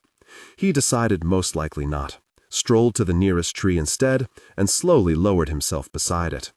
Words leave no wounds, and I've run at feuds enough. I try to run the other way these days. Very wise. But like you said, you ain't much of a runner. True. If someone's fixed on feuding, I've come to realize there's only 2 realistic options. Clover wriggled back against the trunk until he found a comfortable position. First, you just float over it, like dandelion seeds on a stiff breeze, and pay it no mind at all. Second, murder the bastard. Clover grinned up at the blue sky, where the sun was starting to finally show some warmth. But I wouldn't want to spoil such a wonderful afternoon, would you? It'd be a shame, I'll admit. Wonderful watched Clover as he stretched out and crossed his legs. What are you doing? What we should all be doing. Clover closed his eyes. Bidin' my time. What's the difference between bidin' it and wastin' it? Clover saw no need to open his eyes. Results, woman, results. The bigger they are. Gloward peeled his shirt off and tossed it over to Barneva, then growled as he brought his fists together, woody muscle flexing in his outsized chest. An appreciative mutter rose from the onlookers gathered at the fence. A few numbers tossed out, Leo's steadily lengthening odds, no doubt. I swear he's got bigger, murmured Durand, eyes wide. So have I, growled Leo, trying to sound as big as he could. No doubt. Your legs are nearly as thick as his arms now. I can beat him, easily, with a sword. So why fight him with your hands? Leo started unbuttoning his own shirt. When I lived in Ufrith, the dog man used to tell me stories about the Bloody Nine, the duels he won in the circle. I loved those stories. Used to dance around the garden behind his hall with a stick, pretending I was Nine Fingers, and the laundry post was Rudd Three Trees, or Black Dow, or Fenris the Feared. There was still a thrill in saying the names, like they were magic words. Durand watched Gloward loose a few brutal practice punches. The laundry post won't knock your teeth out. Leo tossed his shirt over Durand's head. A champion never knows what he'll have to fight with. That's why I always let you difficult people pick the weapons. It was a cold morning, so he started bouncing on his toes to get the blood moving. That's why I beat Barneva with a heavy sword, and Antap with a spear. Why I beat Whitewater Gin with a mace, and you with long and short steels. That's why I test my archery against Ritter. Used to, that is. The poor dead fool. But I never yet beat Gloward with my bare hands. Well, no, said Durand, that worried crease between his brows. He's built like a barn. The bigger they are, the harder they hit. Your defeats teach you more than your victories, muttered Leo, trying to slap some warmth into his muscles. They hurt more, too. Durand dropped his voice a little. At least tell me you'll fight dirty. With honor or not at all, grunted Leo. He thought Casimir the Steadfast might have said it in a storybook once. Whose side are you on, anyway? Yours. Durand looked a little hurt by the question. Always. We all are. That's why I won't enjoy seeing him choke you unconscious. Leo narrowed his eyes. What I need from my second is belief. Sinew popped from Gloward's arms as he raised his fists. Leo couldn't deny it was a majestic sight, like some piece of exaggerated statuary. Even his teeth looked muscular. I'm going to squeeze you out like a lemon, he growled. The young lemon! Barked Barneva, to much merriment from the onlookers. Durand leaned close. If you die, can I have your horse? Belief, growled Leo, and dashed forward. Attack, always attack, especially when the odds are against you. He caught Gloward off guard, ducked under a wild fist, the wind of it catching his hair, and gave the big man the heaviest punches to the body he could. No doubt Gloward was carrying a little fat, but any hope he was soft underneath was long gone. Leo felt as if he'd punched a tree. Gosh, he hissed through his fixed smile, shaking out his throbbing fingers. I'm going to make you eat this hillside, growled Gloward, and the growing audience whooped and laughed. The dead knew Leo needed to watch Gloward's fests, but his eye kept being drawn to two of the oddest-looking women among the spectators. The older had a sharp, expressionless face, mouth twisted by a scar, trouser legs slit open showing bandages underneath. The younger had a wide, almost over-expressive face, a thick gold ring through her broad, freckled nose, and a tangle of red-brown hair so wild those behind had to lean around it to see. This is manly, she said, propping a muddy boot on the rail of the fence, its tongue flopping from bodged laces. Do they charge for the spectacle? Far as I can tell, mused the old one, they perform for free. The young one spread her arms and gave a huge smile. What a public-spirited thing to do! Gloward was in no mood to give anything away. He kept pressing forward, one big fist flicking out in lethal-looking jabs. Leo dodged one and another, but the third glanced his cheek and sent him staggering. He slipped on the wet grass, luckily, since Gloward's other fist lashed the air where his head had just been. He slid around the big man, gave him a petulant tap in the ribs as he passed, to no effect at all. Gloward gave a scornful snort. Are we fighting or dancing? Over his heavy shoulder, Leo caught sight of the girl again, staring cross-eyed at a strand of hair in her face. She stuck her bottom lip out to blow it away, and it flopped straight back in her eyes along with 3 others. There was something familiar about her, like a name on the tip of his tongue. "We're fighting!" he snarled, and ducked in with a flurry of punches, teeth bared and spit flying. "That's it!" he heard Durand shout. "Give him hell!" But Leo's best efforts slapped harmlessly against Gloward's big arms, scuffed the top of his head, bounced from his sides. Then a heavy fist came from nowhere, caught Leo under the chin and sent him tottering. He whooped helplessly as he was hauled into the air by his belt. Dark land and bright sky reeled. He flailed wildly. Then the ground struck him hard in the side, rattled his teeth, tumbled him over and onto his face. He gave a long groan as he dragged himself up and saw Gloward's great boot already rushing to meet him. He gasped as he rolled away, the big heel digging a great divot from the turf. He scrambled to his feet, lost his balance, and fell against the fence. "This blonde one is pretty," the older woman was saying. "I have eyes." The young one was watching him with her chin propped on her hands, head bouncing as she chewed something. She certainly did have eyes, big and very pale and very piercing. "He's like a hunting dog, all fierce and frisky." Leo didn't feel too frisky as Gloward's fists came at him again. He covered up, but the force in them was fearsome. A punch in the side slammed him against the fence and drove his breath out. A knuckle caught his jaw and turned his mouth salty. "Get out of there!" he heard Durand shout over his own gurgling, rasping breath. He only just ducked a blow that would have knocked him right over the fence and shoved Gloward away with all his strength. The big man barely moved, but Leo bounced off at least, staggering clear of the fence with his face throbbing, lungs burning, knees wobbling. Gloward could have knocked him down with a pointed finger, but he was fixed on milking his moment, throwing his great fists in the air, strutting proudly in his own farmyard. "Hit him!" Durand hooted over the crowd. "Bloody hit him!" But it was clear Leo would never beat Gloward with his fists. He had to beat him with his head. He thought, through the fog, of what his mother would have said. Less courage, more judgment. Putting their worst troops on show in the valley, marching as badly as they could. Even as his head cleared, he shook it as if he could hardly see straight, clutched at his ribs as if he could hardly get a breath. Even as the strength returned to his legs, he put on a drunken stagger. "Are we fight?" he gurgled, showing his bloody teeth, "or dance?" He'd have won no laurels for his acting, but Gloward was blessed with more muscle than imagination.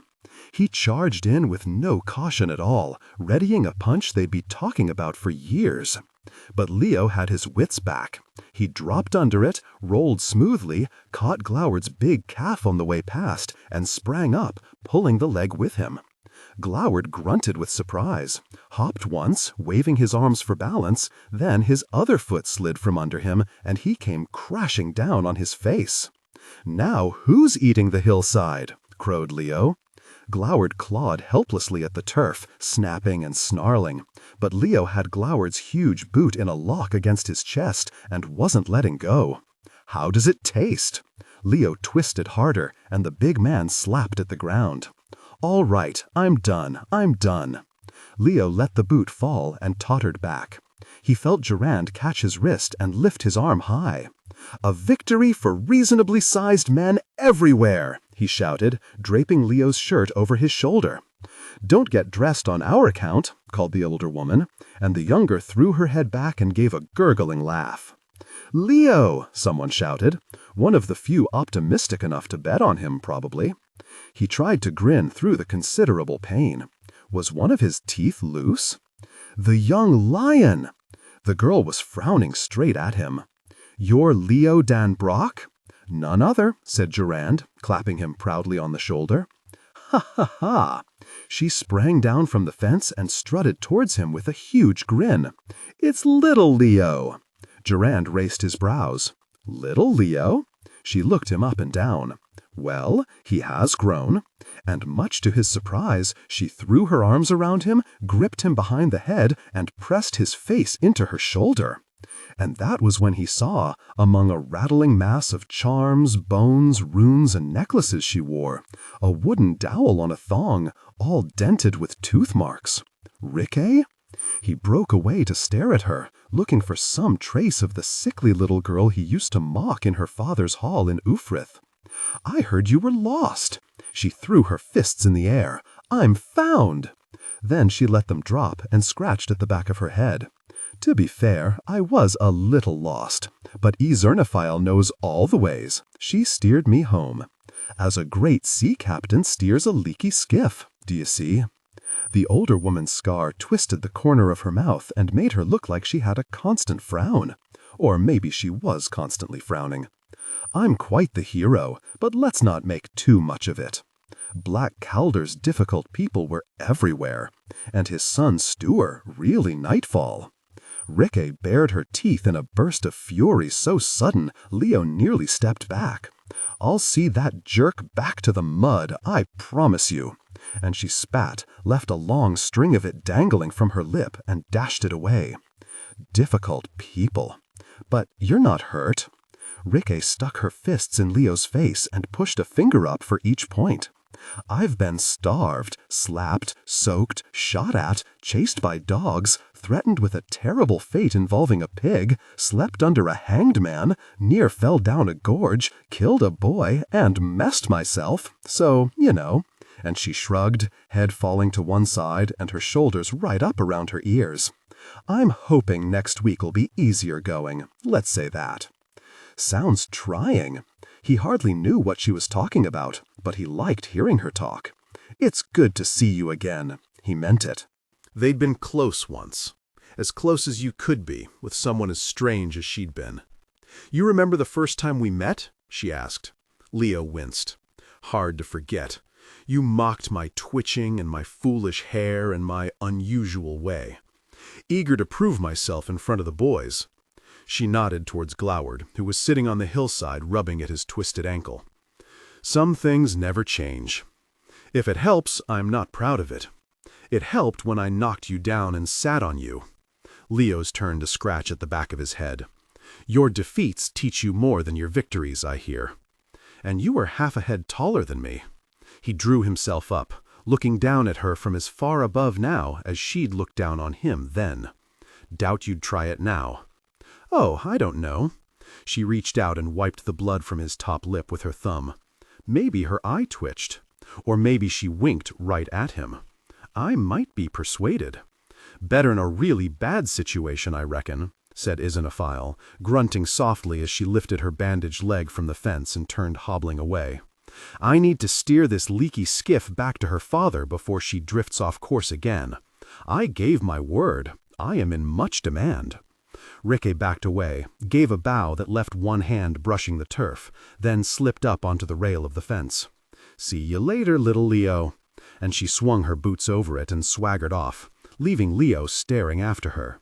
My. Antop had appeared, as he often did when women were around, sucking air through pursed lips as he watched Ricke go. "Who's the beauty with the ring through her nose?" "3 mice," murmured Durand dryly. "Virtually a proposal of marriage." "That," said Leo, "was Ricke. The dogmen's missing daughter? We used to be close when I was in Ufrith. She's grown." "In all the right places," said Antop. "Those eyes, though. Don't they say she can see the future?" asked Durand, looking less than convinced. Barnabas' whisper was full of laughter in Leo's ear. "I've a suspicion she sees you in it." Durand turned away, shaking his head. For pity's sake. He was a great friend, and very clever, but he could be a hell of a prude. "Careful." Leo threw his arm around Barnabas' neck and pulled him into a headlock. "I might have to make you eat the hillside next." "Well, if you'd rather wrestle." Antop licked his finger and thumb and gave that loose curl at the front of his hair a little tweak. It'd be a shame to leave such a promising opportunity untouched. It was then Leo made up his mind that he was interested. Antop knew all about women. If he was impressed, everyone would be. "Keep your intentions to yourself." He caught Antop with his free arm and dragged him into the good-natured tussle, giving Ricke the same sort of interested look his friends were giving her. "And respect my boundaries." "Questions?" She thought Tallow was in the room on her left. She'd recognized his voice burbling through the wall, and even if she couldn't hear the words, she could hear the fear. Grice was on her right. Vic had heard her screaming insults, then just screaming. No questions yet, though. Softening her up. Vic wondered how soft she was now. Strange how quick you lose track of time when you can't see the sky. Just the windowless white room, too brightly lit, and the table with 2 chairs and 3 bloodstains. And the door. Was it hours since they were caught, or days? She might have dozed a while. Jerked awake with the sweat cold on her bare skin to hear someone begging in the corridor outside. But the door had stayed closed. They'd stripped her and chained her to the chair and left her there, gradually aching more and more to piss. She was wondering whether she should just piss where she sat when the door opened. A man came in, or was brought in. He sat in a strange chair on wheels, pushed by a practical of monstrous size. He was silver-haired, his skin almost as pale as his spotless white coat, and deeply lined, as if stretched too tight over the bones. His face was twisted, left eye twitchily narrowed. On his little finger he wore a ring of office with a great purple stone, but even without it there was no mistaking him. Old Styx, the cripple, the king's skinner, the axle around which the closed council turned. His Eminence, Arch-Lector Glokta. "I like your chair," said Vic, as it squeaked to a halt on the other side of the table. The Arch-Lector raised one brow. "I don't. But walking pains me more every year, and my daughter tells me there is no nobility in suffering. She prevailed upon her friend Master Kernsbick to make it for me. The great machinist himself? I hear he is a genius." Glokta glanced up at the vast practical looming over him, the chair's handles lost in his immensity of fist. Now a useless man can render a useless man useless wheeling him around. There's progress, eh? "Remove her restraints, please." "Your Eminence?" came muffled from behind the practical's mask. "Come, come, we are not animals." The practical took a little wedge from his pocket, knelt, and slipped it under one of the chair's wheels with surprising daintiness. Then he lumbered around the table, manacles digging into Vic's skin as he unlocked them. Her wrists were chafed raw, but she made sure not to rub them. Made sure not to wince or flinch or stretch or groan, not even when she put her hands on the table and saw Sybil's blood still crusted under the nails. Show hurt, you're asking to be hurt. She'd learned that lesson in the camps, learned it hard. Arch-Lector Glokta watched her, the trace of a smile on his twisted face, as though he guessed her every thought. "And the clothes, please." The practical unhappily placed a neatly folded shirt and pair of trousers on the table and twitched one corner of the fabric like a fussy valet. "You can leave us, Dalla." "Your Eminence?" The practical's voice went squeaky with dismay. "I have better things to do than repeat myself." The practical gave Vic one last frown, back to the door, stooped beneath the lintel, and pulled it shut. The latch dropped with a final sounding click, leaving her alone in that bare, white room with the most feared man in the Union. "So," he showed the yawning gap in his front teeth as he smiled. "It seems congratulations are in order again, Inquisitor Teufel. Ever so neatly done. I knew my confidence in you was not misplaced. Thank you, Your Eminence. Shall I turn my back while you dress?" He squinted down at the wheels of his chair. "I'm afraid it can take a while. Nowhere near so nimble as in my youth. I won the contest without conceding a touch, you know."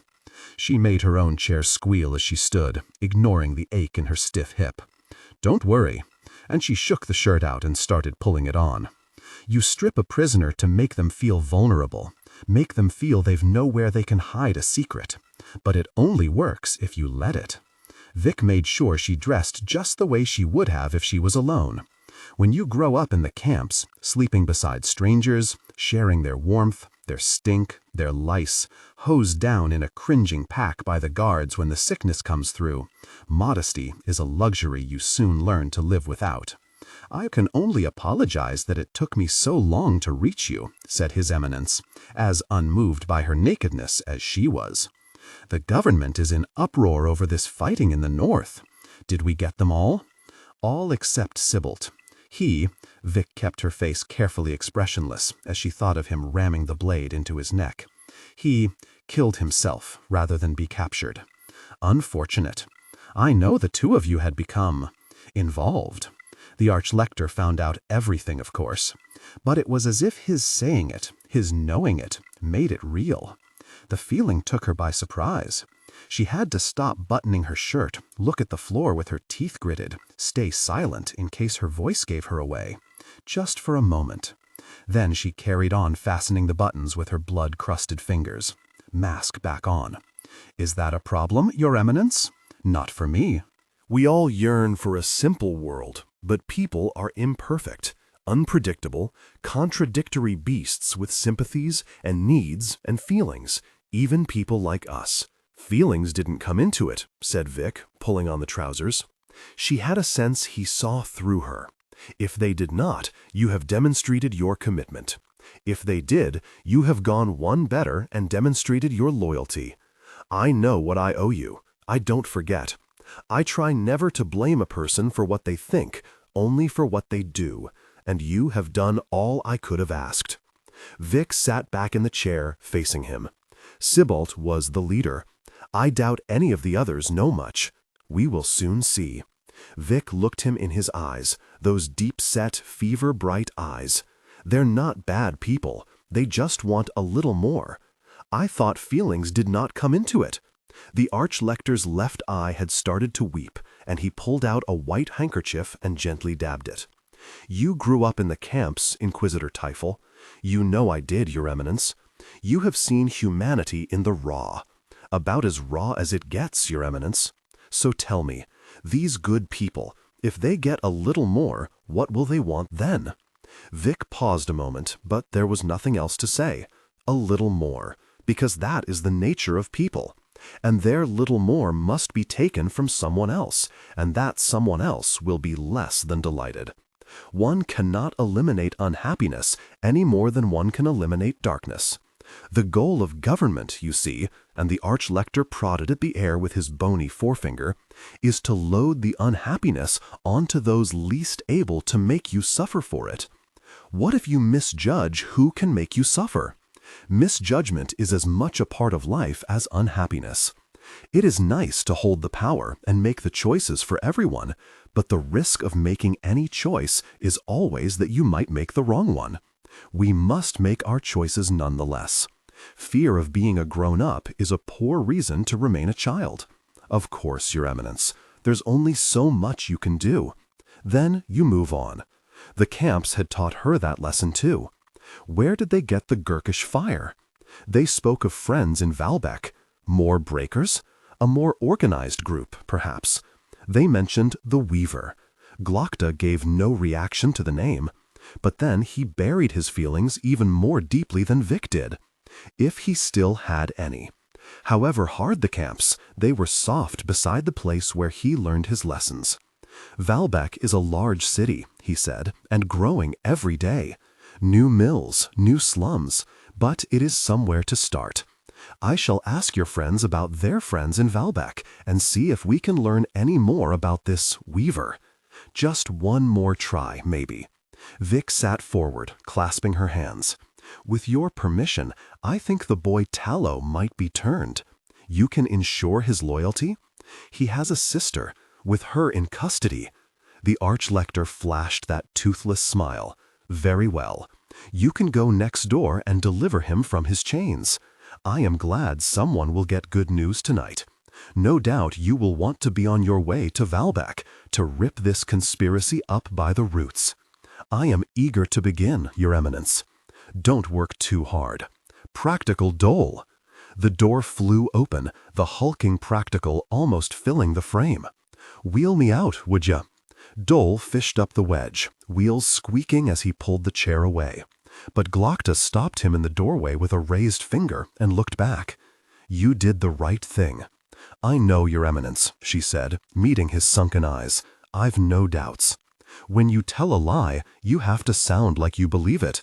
Goes double for the ones you tell yourself. Tallow stared at her with those big eyes, manacled hands on the table, and his scrawny shoulders hunched around his ears. He really did look like her brother. There were no marks on him yet. That was something, she supposed. Did you escape from them? He whispered.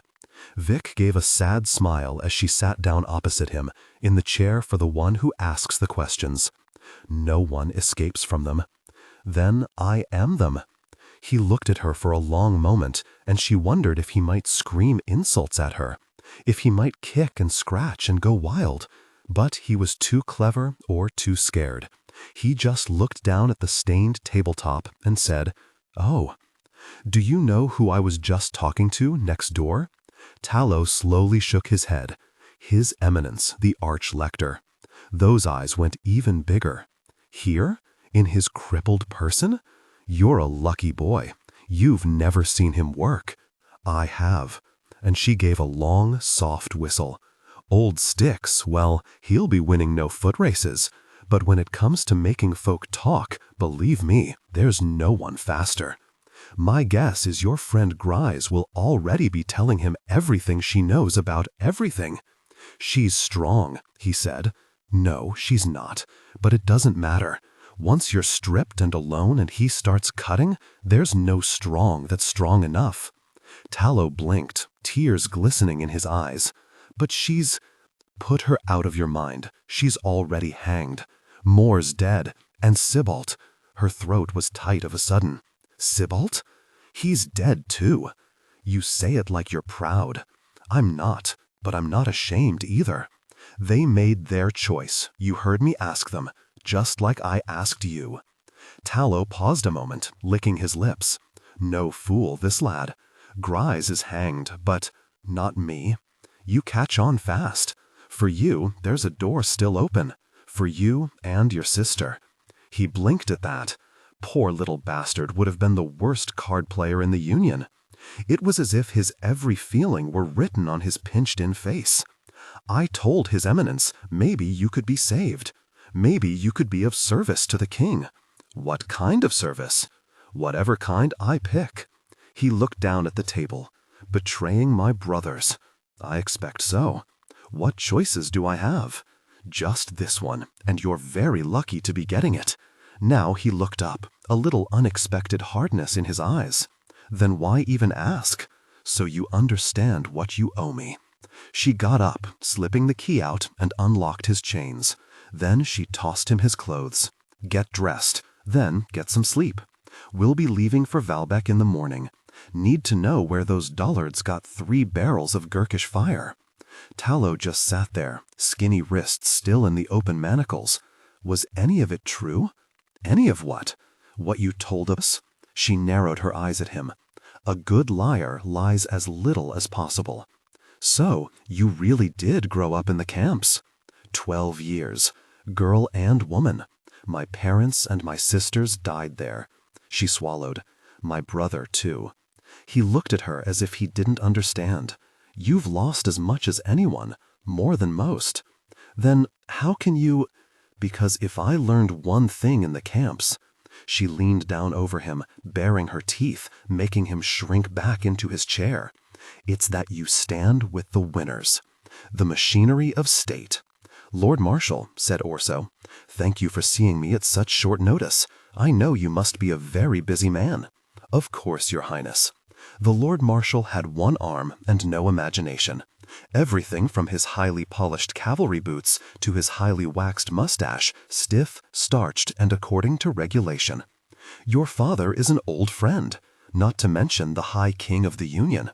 The Marshal's smile slipped just a fraction. Not to mention that. How can I help? I wish to speak to you concerning our response to the attack by Scale Ironhand and his Northmen. Brint gave a bitter snort.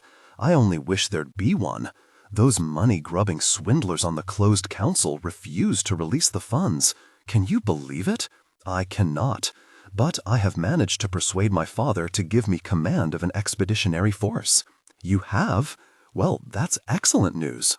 The Lord Marshal sprang up, pacing to his maps, passing a highly polished suit of armor which he must have worn in his youth, if at all, as it still had both its arms. We'll show these northern bastards something, I can tell you. Orso had feared a career soldier might be upset to see a prince placed in command, but Brint looked positively delighted. I realize I am without military experience, Lord Marshal, unless playing with toy soldiers as a boy counts, or spending time with certain individuals in uniform, of course. That is why you employ officers, Your Highness. Brint was lost in contemplation of his charts, judging distances with spread thumb and forefinger. I would suggest Colonel Forrest as a second-in-command. He entered the army as an enlisted man long before me, and has fought in every major war since. I cannot think of anyone with hotter experience or a cooler head. Orso smiled. I would be most grateful for his advice, and yours. Lady Governor Finry is holding the enemy most courageously. Hell of a woman, old friend of mine, you know. If she can continue to do so, we could land here. And he slapped the map so hard, Orso was concerned he might do injury to the one hand he still had. Just near Uffrith, outflank the bastards. Excellent! Outflank. Bastards. Wonderful. He really needed to find out what outflanking was, but other than that, it was all coming together. The stern calls of a drill sergeant floated through the window from the yard outside, lending the interview an appropriately military flavor. Orso almost wished he'd worn his uniform for the occasion, though it was probably a little tight around the belly these days. He'd have to see about getting a new one for the campaign. All I need now is the men. Brint looked around. Pardon me. My father has promised me a battalion of the King's Own, as well as his first guard, Bremer Dan Gorst, who I understand is worth a company himself, and he gave a laugh which Brint by no means returned. But I do require somewhere in the region of, well, 5,000 more? Silence stretched out. You don't have the men? Hissed Brint, spit flecking from his lips. Well, that's why I've come to you, Lord Marshal. I mean to say, you're a Lord Marshal. Orso winced. Aren't you? Brint took a deep breath and regained command of himself. I am, Your Highness, and I apologize. I find it difficult to keep my perspective where these Northmen are concerned. He frowned down at a ring on his little finger, pushed at it with his thumb-tip. A lady's ring, by the look of it, with a yellow stone. Lost a wife to the savages, as well as 2 close friends, not to mention a bloody arm. No need for apologies, Lord Marshal. I entirely understand. I hope you don't think that I resent your entirely reasonable request. I applaud it. Brint snorted, glancing towards his empty sleeve. Or would, had I the equipment. I'm just embarrassed that I cannot give you the men, and ashamed not to have sent help to the Lady Governor already. Several regiments were disbanded following the war in Styria, and what remains is spread thin. The rebellion in Storicland never ends. He waved the arm he had towards another map. And now there's widespread unrest among the peasantry in Midderland. These bloody breakers, curse them, making humble folk dissatisfied with their place in the world. Honestly, I'm concerned about the battalion your father has already promised you. There's not the slightest possibility of my recruiting more without additional funds from the Lord Chancellor. Orso sat back, arms folded. It seemed, like most things in life, this was going to be a great deal more difficult than he had hoped. It's a question of money, then? Your Highness, and Lord Marshal Brint gave a sigh that bespoke an infinite weariness. It is always a question of money. Lord Chancellor Gorodetz, thank you for seeing me at such short notice. I know you must be a very busy man. I am, Your Highness. There was a pregnant pause, during which the Lord Chancellor gazed levelly at Orso over the top of his gold-rimmed eye-lenses. He was a toad of a man with a taste for rich sauces, his many chins swelling expansively over his fur collar. Orso wished, not for the first time that day, that he was a great deal more drunk. But if he was to prevail against the impenetrable machinery of state, he would need every faculty. Let me get straight to the point then, he said. I am eager, as I am sure every right-thinking man in the Union must be, to rush to the aid of our hard-pressed brothers and sisters in England. Gorodetz gave a grimace of almost physical pain. A war? Well, yes, but one forced upon us. Those are no cheaper, Your Highness. No cheaper? Muttered Orso. Over the past 20 years, your father, encouraged by Her Majesty Queen Therese, has fought 3 wars in Styria for the sake of your birthright, the Grand Duchy of Tullins. I wished he'd asked my opinion. Orso gave what he hoped was an undisarming chuckle. I scarcely want 1 nation, let alone 2. That is just as well, Your Highness, since the Union lost all 3 wars. Come now, couldn't we call that middle one a draw? We could, but I doubt anyone who fought in it would agree, and from a financial standpoint, victories are hardly to be preferred. To pay for those wars, I have been obliged to impose stringent taxes on the peasantry, on the merchants, on the provinces, and finally, with great reluctance, on the nobles. The nobles, in response, have consolidated their holdings, turned tenants off their estates, and passed laws in the open council seizing and enclosing common land. People have flooded from the country into the cities and upset the whole system of taxation entirely. The crown has been obliged to borrow heavily, more heavily, I should say. The debts owed to the banking house of Vollant and Balk alone are— Gorodet spent a moment scouring his vocabulary for a word of sufficient scale and finally gave up. Difficult to describe. Between the two of us, just the interest represents a significant proportion of the nation's expenditure. That much. More. It is a thoroughly parlous situation, with acrimony boiling in every quarter. To find additional funds now is unthinkable. Orso listened with mounting horror. Lord Chancellor, all I am asking for is the money for 5,000 soldiers. All, Your Highness? Gorodets looked over his lenses like a tutor at a disappointing pupil, a look unpleasantly familiar to Orso from his actual tutors. Anyone in a position of authority, come to think of it. Are you aware of how great a sum that is? Orso restrained his mounting frustration. But you must see we have to do something about these Northmen. I am afraid what I see is beside the point, Your Highness. I am a glorified accountant, and not even that glorified. He waved a hand at his cavernous office, every surface panelled with marble or encrusted with gold leaf, the plaster-cast faces of his predecessors gazing down smugly from up near the ceiling. I manage the books. I try to make sure that what goes out in expenditure is equaled by what comes in through taxation. In this, like every Lord Chancellor before me, I habitually fail. It may be given to me to hold the purse strings, but I do not set policy alone. Alone? The Lord Chancellor gave a mirthless little chuckle as he wiped his lenses with a corner of his fur robe and held them up to the light. I barely set policy at all. Who does? It is His Eminence Archlector Glokta who takes the lead in setting the priorities of the closed council. Orso sagged unhappily back into his chair. He remembered now why he had abandoned government and channeled his energies into women and wine. It's a question of priorities then, Your Highness, and the Lord Chancellor perched his lenses back on his nose. It is always a question of priorities.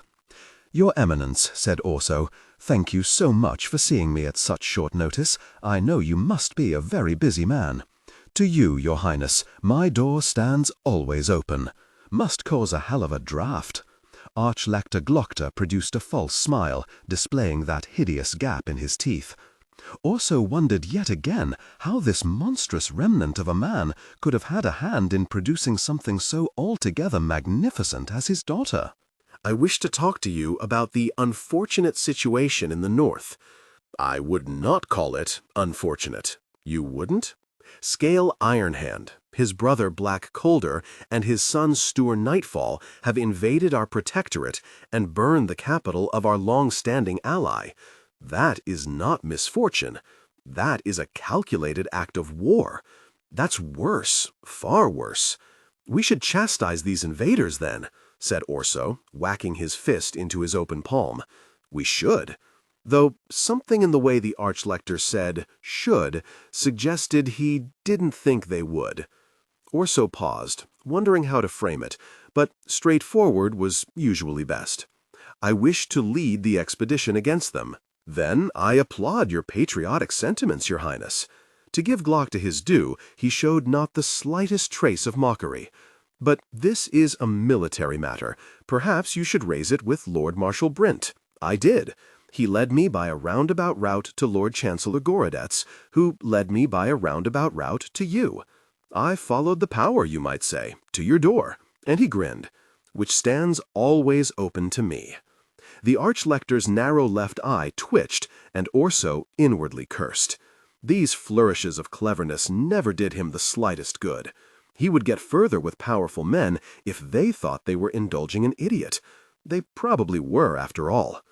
"My father has given me leave to go," he went on. "Lord Marshal Brent can supply the officers. What I am lacking are the men, or, more precisely, the money to pay and outfit them. 5,000 of the blighters, to be precise." His Eminence sat back and regarded Orso with those sunken, feverishly bright eyes. Not a pleasant gaze to endure by any means. Orso was glad he had only to endure it here, on the ground floor of the House of Questions, and not below. "Do you know my daughter, Your Highness?" A chilly breeze drifted through the Archlector's stark, hard office then, making the great heaps of papers on the tables shift and crackle like restless spirits. For a moment, Orso found himself wondering how many of them were the confessions of guilty traitors, or innocent ones. But he was decidedly pleased with the way he kept his face blank, despite the sudden surge of guilty horror, not to mention healthy fear, produced by the question. Orso might not have excelled in all the areas his mother would have liked, but at feigning ignorance he was a master. Perhaps because he had so much real ignorance to draw on. "Your daughter, Serene, is it?" "Savine. Savine, of course. I believe we've met somewhere." Indeed, they had shared intimacy not long ago, and they had all got on very famously. He cleared his throat, aware of a strong physical reaction by no means appropriate during a meeting with the most feared man in the Union. "Charming girl, as I recall. Do you know what she does?" "Does." Orso was starting to wonder if His Eminence had found out all about their little arrangement, in spite of the exhaustive precautions Savine insisted on. He was a man whose job it was to find things out, after all, and he was very, very good at his job. And that was not the sum of his job. Orso was confident the heir to the throne would not be bobbing to the surface of a canal any time soon, bloated by seawater and horribly mutilated. But the Archlector would be a bad man to upset, the worst. "Young ladies do a lot of sewing, I understand." "She is an investor," said Glokta. Orso played the dunce, waving one hand so his lace cuff flapped about the fingers. "A kind of merchant?" "A merchant in inventions, machines, manufactories, better ways of doing things. She buys ideas and makes them real." Orso could not, in fact, have been more awed and mystified by what Savine did if she had been a magus practicing high art. But he thought it might suit the role better if he barked out a mildly contemptuous laugh. How thoroughly modern! Thoroughly modern! In my youth, for someone to make a considerable fortune in that way, let alone a woman, would have been unthinkable. Savine may be a pioneer, but there are others following. We are entering a new age, Your Highness. "We are?" "My daughter recently helped finance the building of a large mill near Keln." And His Eminence pointed with one pale, knobbly finger across the map of the Union carved into the top table between them, towards what looked like nothing so much as an old stained nail mark. In that mill is a machine, operated by one man and powered by a water wheel, that can card as much wool in a day as 9 men could the old way. "I suppose that's a fine thing for the wool trade," offered Orso, baffled. "It is. A fine thing for my daughter and her partners, too. But it is not so fine a thing for those other 8 men who used to card wool and are now looking for a new way to feed their families." "I suppose not. And the very clever man who came up with that machine, a Gurkish refugee by the name of Masrood, has just come up with another that spins the carded wool into thread. Each one of those puts 6 women out of work, and they're not happy about it."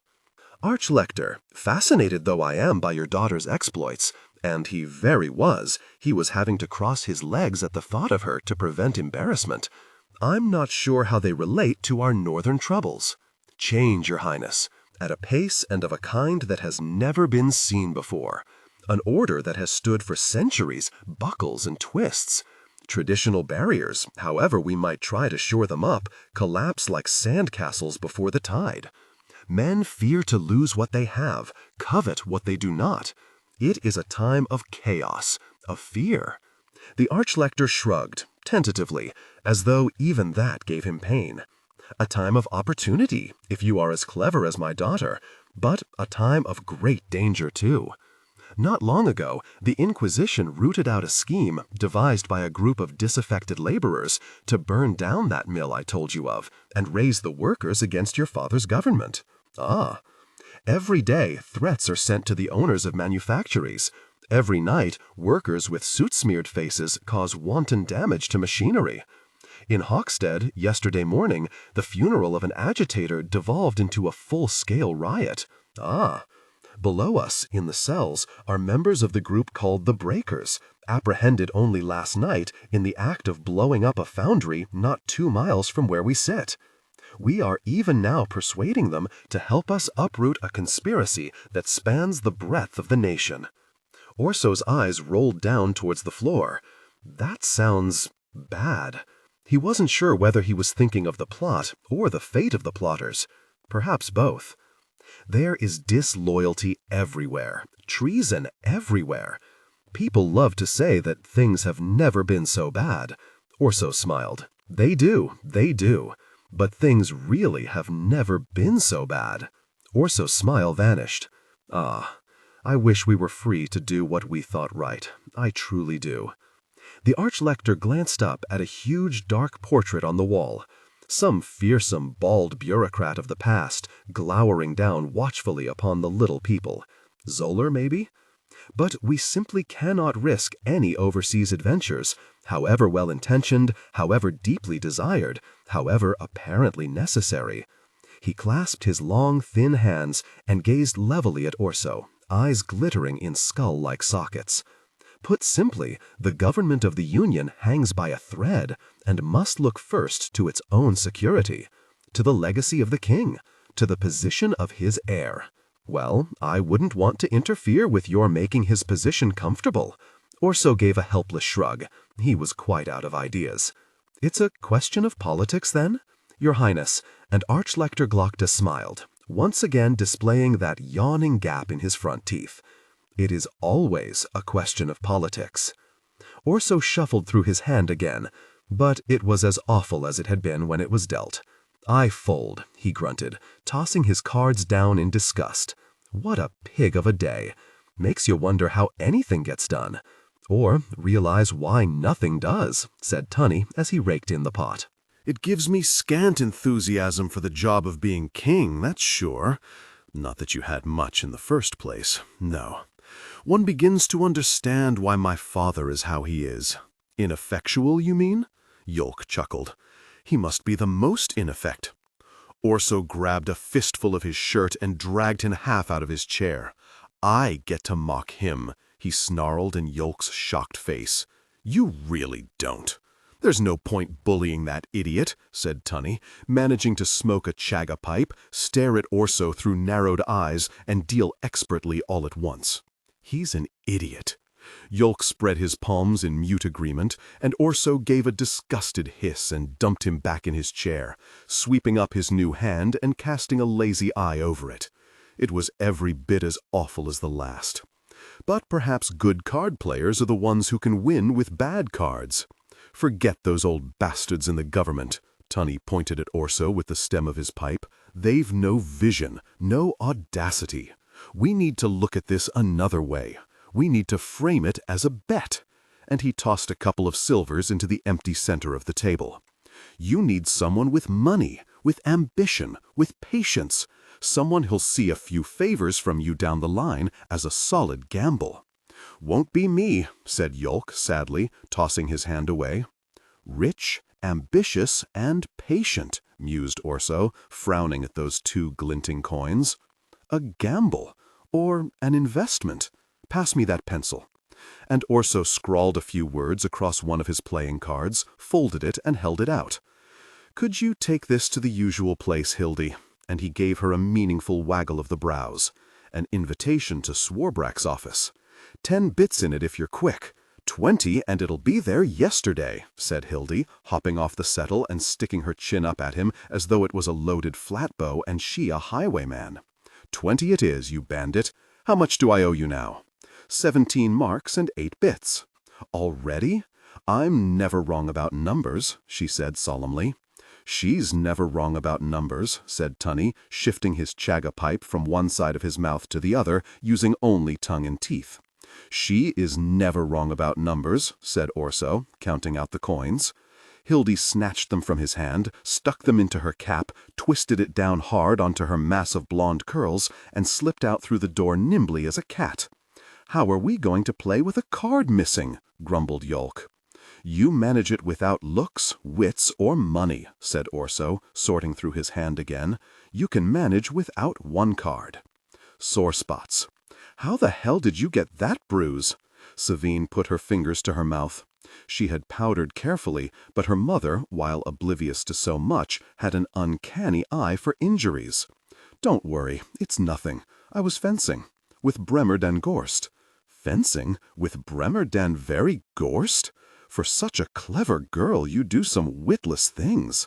Savine winced at the pain through her ribs as she shifted in her chair. "I'll admit it was far from my best idea." "Does your father know about this?" "He presided over it. I've a feeling he was thoroughly tickled, in fact." "He very would be. The only thing he enjoys more than his own suffering is other people's. Why you play with swords is quite beyond me. It's fine exercise, keeps me strong, keeps me focused. What you need is less focus and more fun." Her mother drained her glass with a practiced toss of her head. "You should get married." "So I can be ordered around by some idiot? Thank you, no." "Then don't marry an idiot. Marry a rich man who likes men. At least you'll have that in common." She peered thoughtfully up at the ceiling. "Or at least marry a pretty idiot, then you've something nice to look at while you regret it." "That was your plan, was it?" asked Savine, sipping her own drink. "Actually, yes, but when I got to the counter, all they had left was the crippling mastermind." Savine laughed so suddenly she blew wine out of her nose, had to jerk from her chair so she didn't spatter it down her dress, and ended up flicking it on the carpet in a most unladylike manner. Her mother chuckled at her discomfort, then sighed. And do you know? She gave the monstrous diamond on her wedding band a lopsided grin. "I haven't regretted a day of it." There was a sharp knock at the door, and Zuri slipped through with the book under one arm, leaning close to murmur in Savine's ear. "A few decisions to be made, my lady." Then dinner with the loose-tongued but tight-fisted Tilda Don Ruxted and her husband, an opportunity to discuss their investment in Master Court's canal. Savine's turn to sigh. Another of the Lord Marshal's tales of derring-do on the frontier, and she might be obliged to drown herself in the canal rather than extend it. But business was business. Savine's mother was pouring herself another glass of wine. "What is it, darling? I have to dress for dinner." "Now?" She stuck her lip out in a needy pout. "How very tiresome. I was hoping we could talk tonight." "We just did." "Not like we used to, Savine. I've 100 cutting comments just as funny as the last one." Savine set down her glass and followed Zuri to the door. "Keep them dry for next time, Mother. It's business." "Business." Her mother wiped the drip from the side of the decanter and sucked her finger. "These days you are all business." "Tighter," hissed Savine through gritted teeth, fists clenched on her dressing table, and she heard Fried hiss with effort as she hauled on the laces. It was an informal event, so it only took 4 of them to dress her. Fried was handling the wardrobe on her own. Lisbeth was face-made, on paint, powder, and perfume. Metello, a hatchet-featured Styrian who had once been chief dresser to the Duchess of Afoya, barely spoke a word of common, but expressed herself with unmatched eloquence through the medium of wigs. Zuri, meanwhile, attended to book and jewels and ensured that the others didn't make a mess of anything all at once. "Master Tardici writes to say the foundry cannot be competitive without another 5,000 marks for new machinery," she said, meeting Savine's eye in the mirror. Savine frowned. "I did not care for the way he spoke to me last time he visited. Great tall fellow, declaiming from on high." She lifted her chin so Lisbeth could lean in. Different shades of powder smeared on the back of her hand like an easel and set to work on her eyelids with the tip of a little finger. "Let him know I am selling my share. If he comes groveling, I might reconsider." She gasped as Fried gave another tug at her corset and near dragged her off her feet. "Some men just look better on their knees." "Tighter, Fried. Everyone looks better on their knees. It was my favorite thing about attending temple. Zuri set the book down to step in, winding the laces tight around her hands and pushing one knee into Savine's back. Breathe out. Savine's lungs were emptied in a faint groan as she pulled. She might have been slender as a willow switch, but by the fates she was strong as a docker. The feeling of constriction was, for a moment, quite terrifying. But great results require great pains. People like to think of beauty as some natural gift, but Savine firmly believed that just about anyone could be beautiful if they worked hard at it and spent enough money. It was merely a question of emphasizing the good, disguising the bad, and painfully squeezing the average into the most impressive configuration. Very much like business, really. "That's it, Zuri," croaked Savine, shifting her shoulders back and letting everything settle.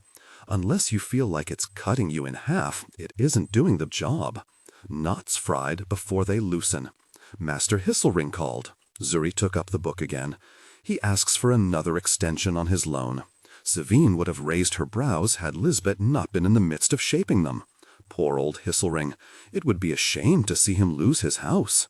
The scriptures hold much praise for charity, but they also say only the thrifty will enter heaven. A cynic might observe that the scriptures can be used to support both sides of every argument. Zuri had the tiniest smile at the corner of her mouth. A cynic might say that is the point of them. When Savine felt herself softening, even for a moment, she found it effective to taunt herself with the things other people had that she did not.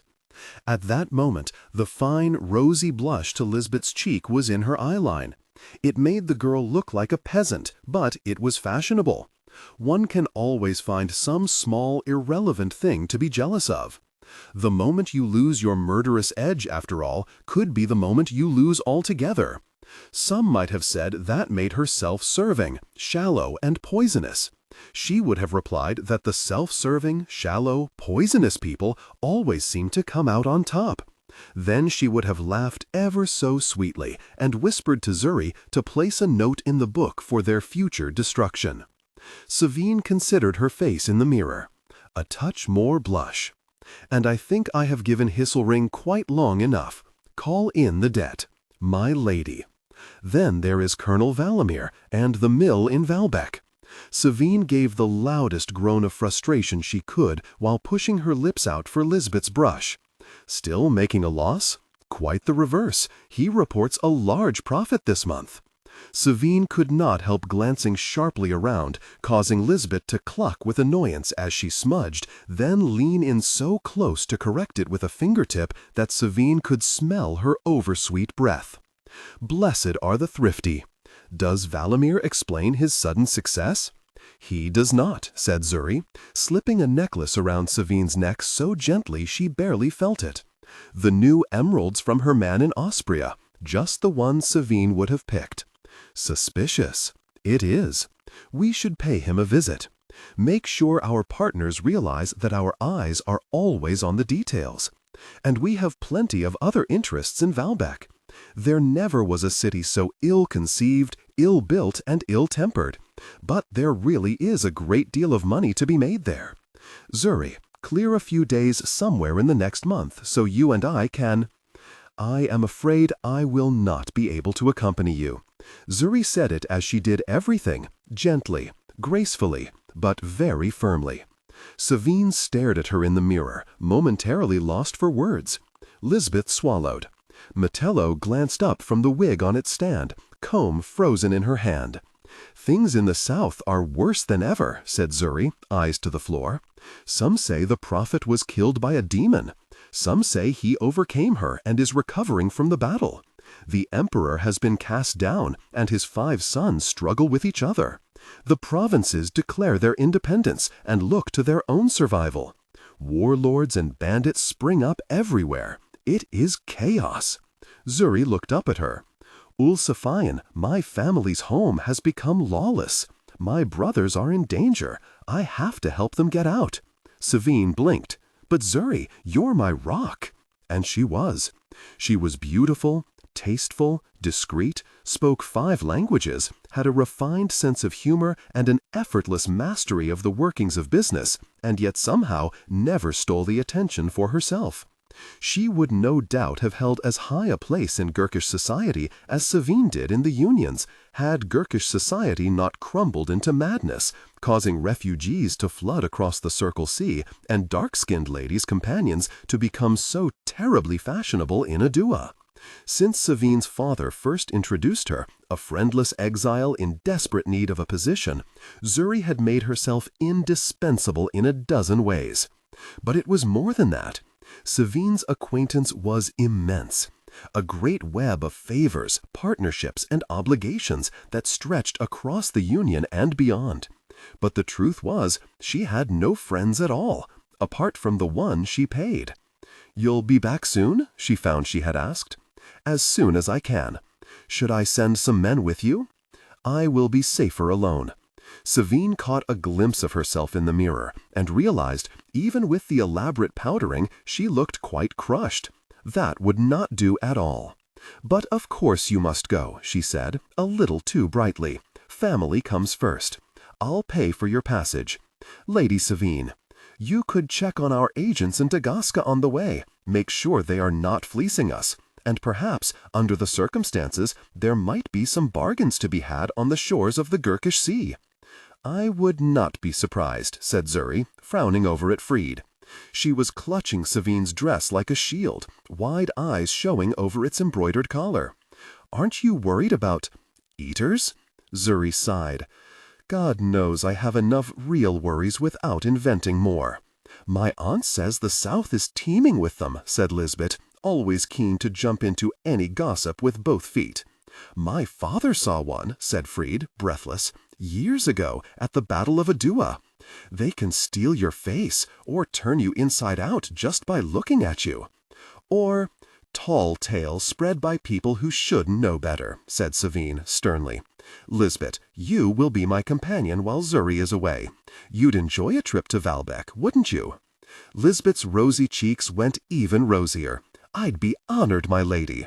As though her honor was Savine's concern. Without making a sound, Zuri screamed that she was a peerless lady's companion, and therefore that the lady she accompanied must also be peerless. Lisbeth sent no such message. She was pretty enough, but she would be worse than worthless with the book, and she had no taste at all. Still, we must work with the tools we have, as Savine's father was forever saying. She smothered her disappointment with a smile. "And, of course, if any of your family need work or a place to stay, they will always be welcome with me." "You are too generous," said Zuri, as always. "I dare say Master Hisselring would not agree. If your brothers are half as useful as you, it will be the best investment I ever make." There was a knock at the door, and Lisbeth opened it a crack. A moment later, leaned close while Fried and Zuri were easing Savine's dress on. "That girl's here, my lady," her lip wrinkled with distaste, "with a message from Spillian Swarbreck." Savine felt that familiar flutter in her stomach, that familiar heat in her face. "When am I due at the Rucksteads?" Zuri consulted the watch. 2 hours and 10 minutes. Savine thought about that, but not for long. "Please send Tilda my deepest regrets, but I cannot attend.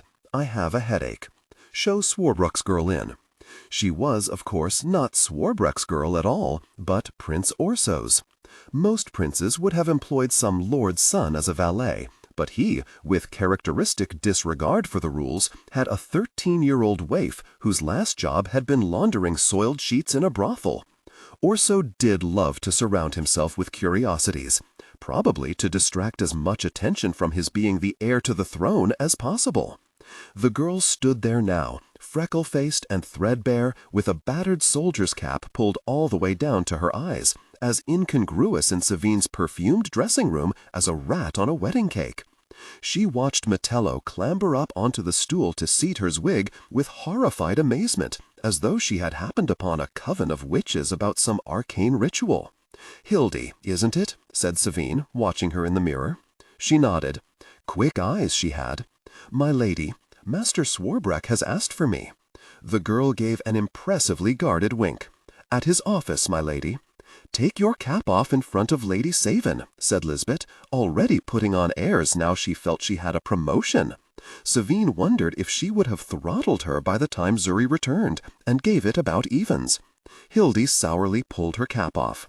She had a surprising mass of pinned-up, pale blonde hair underneath. Metello gave a hum of interest, hopped from her stool to poke at it with a comb, rubbed a lock between finger and thumb, finally made Hildy squawk as she jerked a strand from her head and held it up to the light. She gave Savine a significant look from under her gray brows. "Such beautiful hair you have," said Savine. "Thanks," grumbled Hildy, still rubbing her head. "I guess. I'll give you 3 marks for it." "For my hair?" Her surprise did not last long. 10, 5. You won't miss it under that cap. The cap won't fit without it. 10 or nothing. Oh, I like this girl. Give her 12, Zuri. Zuri slipped out that curved knife of hers. "Hold still, child." Savine watched as Zuri neatly cropped her hair to stubble. "Like sunshine in a bottle," murmured Savine, as Metello laid out the lengths. "We can stop into my wig maker's on the way. You run on ahead, girl." The thought of seeing Orso had quite chased away her upset over Zura's forthcoming absence, and she caught Hildy's eye in the mirror and gave her the very same wink. "Tell Master Swarbrick I'll be delighted to see him." They had come together in passion. I really should tell Swarbrick. Her breathing still ragged as she fished a niggling letter opener from under her shoulder and tossed it away. To get a bed in here. Oh, I'd miss this desk.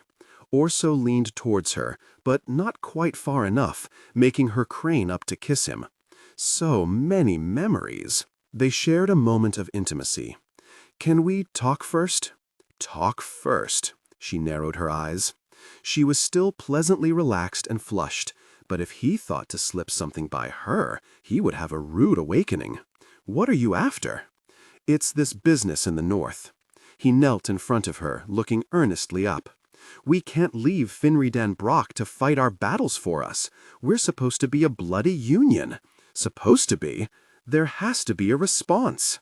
He thumped the desk, hard enough to make the glasses rattle. "And I feel I should be the man to lead it." She burst out laughing, saw he did not, and petered out into uncertain silence. "You're serious?" "Deadly. I went to see my father. Then I went to see yours." She jerked up. "You did what?" "Give me some credit, Savine. I didn't lead with, 'Your Eminence.' I was intimate with your daughter last night. He doesn't suspect a thing." "You'd be a brave man to bet on what my father suspects." "And I'm not one? Is that it?"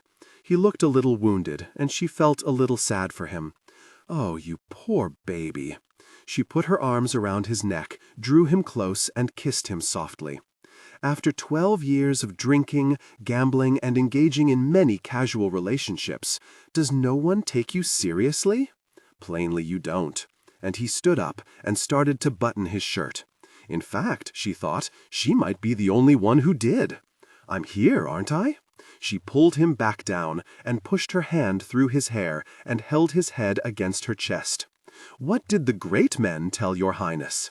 "My father gave me a battalion and said I can have command if I raise 5,000 more men. But for that I need money." He let a fingertip trail down her collarbone to the hollow at the bottom of her throat.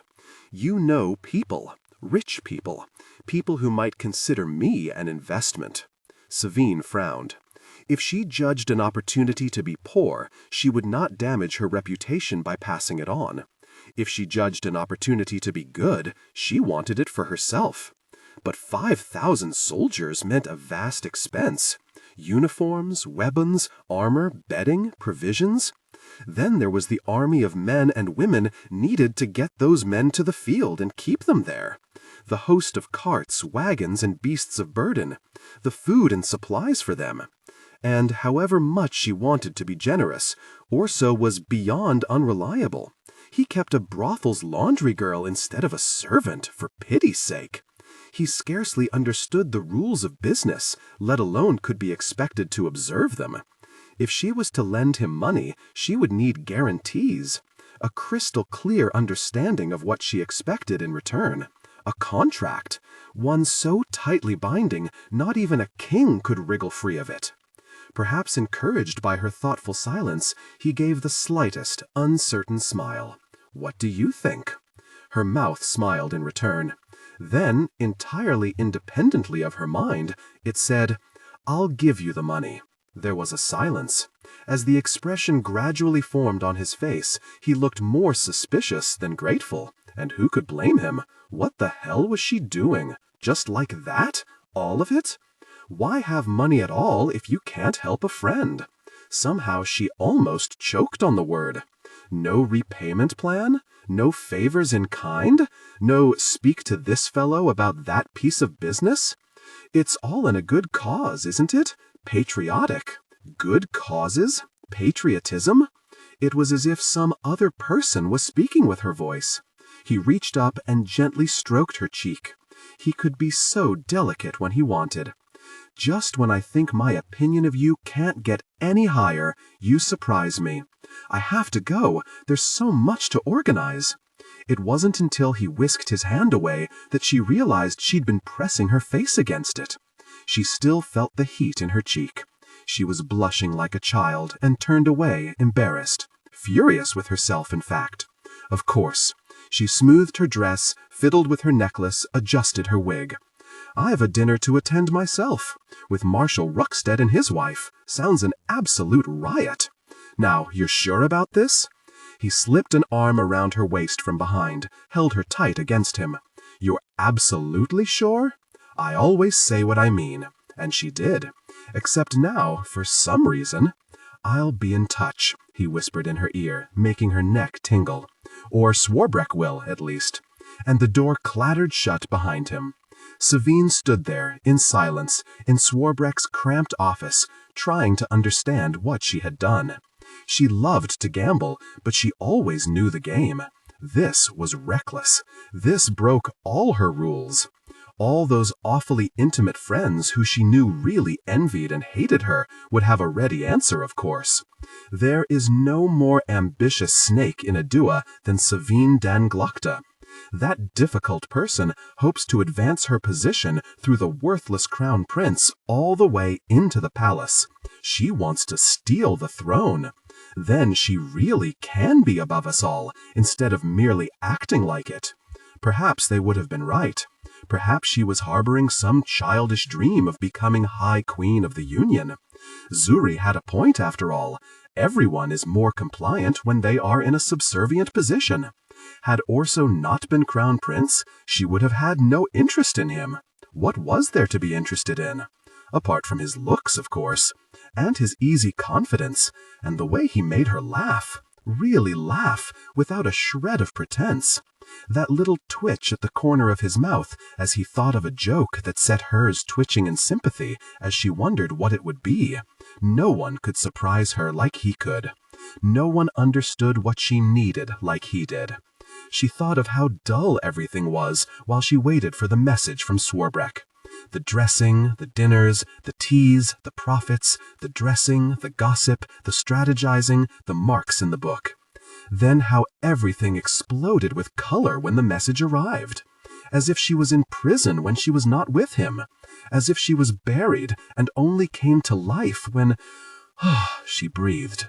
She felt suddenly as weak at the knees as she had when Bremer Dan Gorst rammed her into the wall. She had to slump back on Swarbrick's desk, staring down at her discarded drawers, rumpled on the floor. Everyone knew he was a vain, lazy, useless waste of flesh. A man she should not want. A man she could never have. And she was totally in love with him. Full of sad stories. "Be sure to sweep the chimneys on the east side first," said Sarlby, leaning on his broom.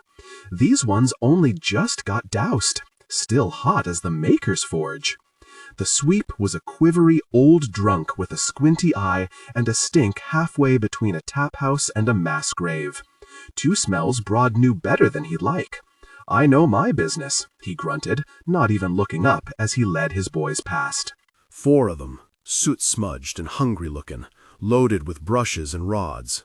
The littlest whistled as he went, gave Broad a grin with a couple of teeth missing. Broad tried to grin back, but he didn't have much of a grin in him. "I swear that person's more drunk every time I see him," muttered Sorrelby, frowning after the sorry little procession. "If I hadn't sworn off drink already, the sight of him'd be a winning argument for temperance," said Broad. "It's a very shame, lads, that age sent down chimneys. How old was that youngest one, you reckon?" Broad kept sweeping. He'd learned in Styria there's a lot of things that are better just not thought about. Couldn't be a coincidence that the happiest men Broad ever knew were generally the stupidest.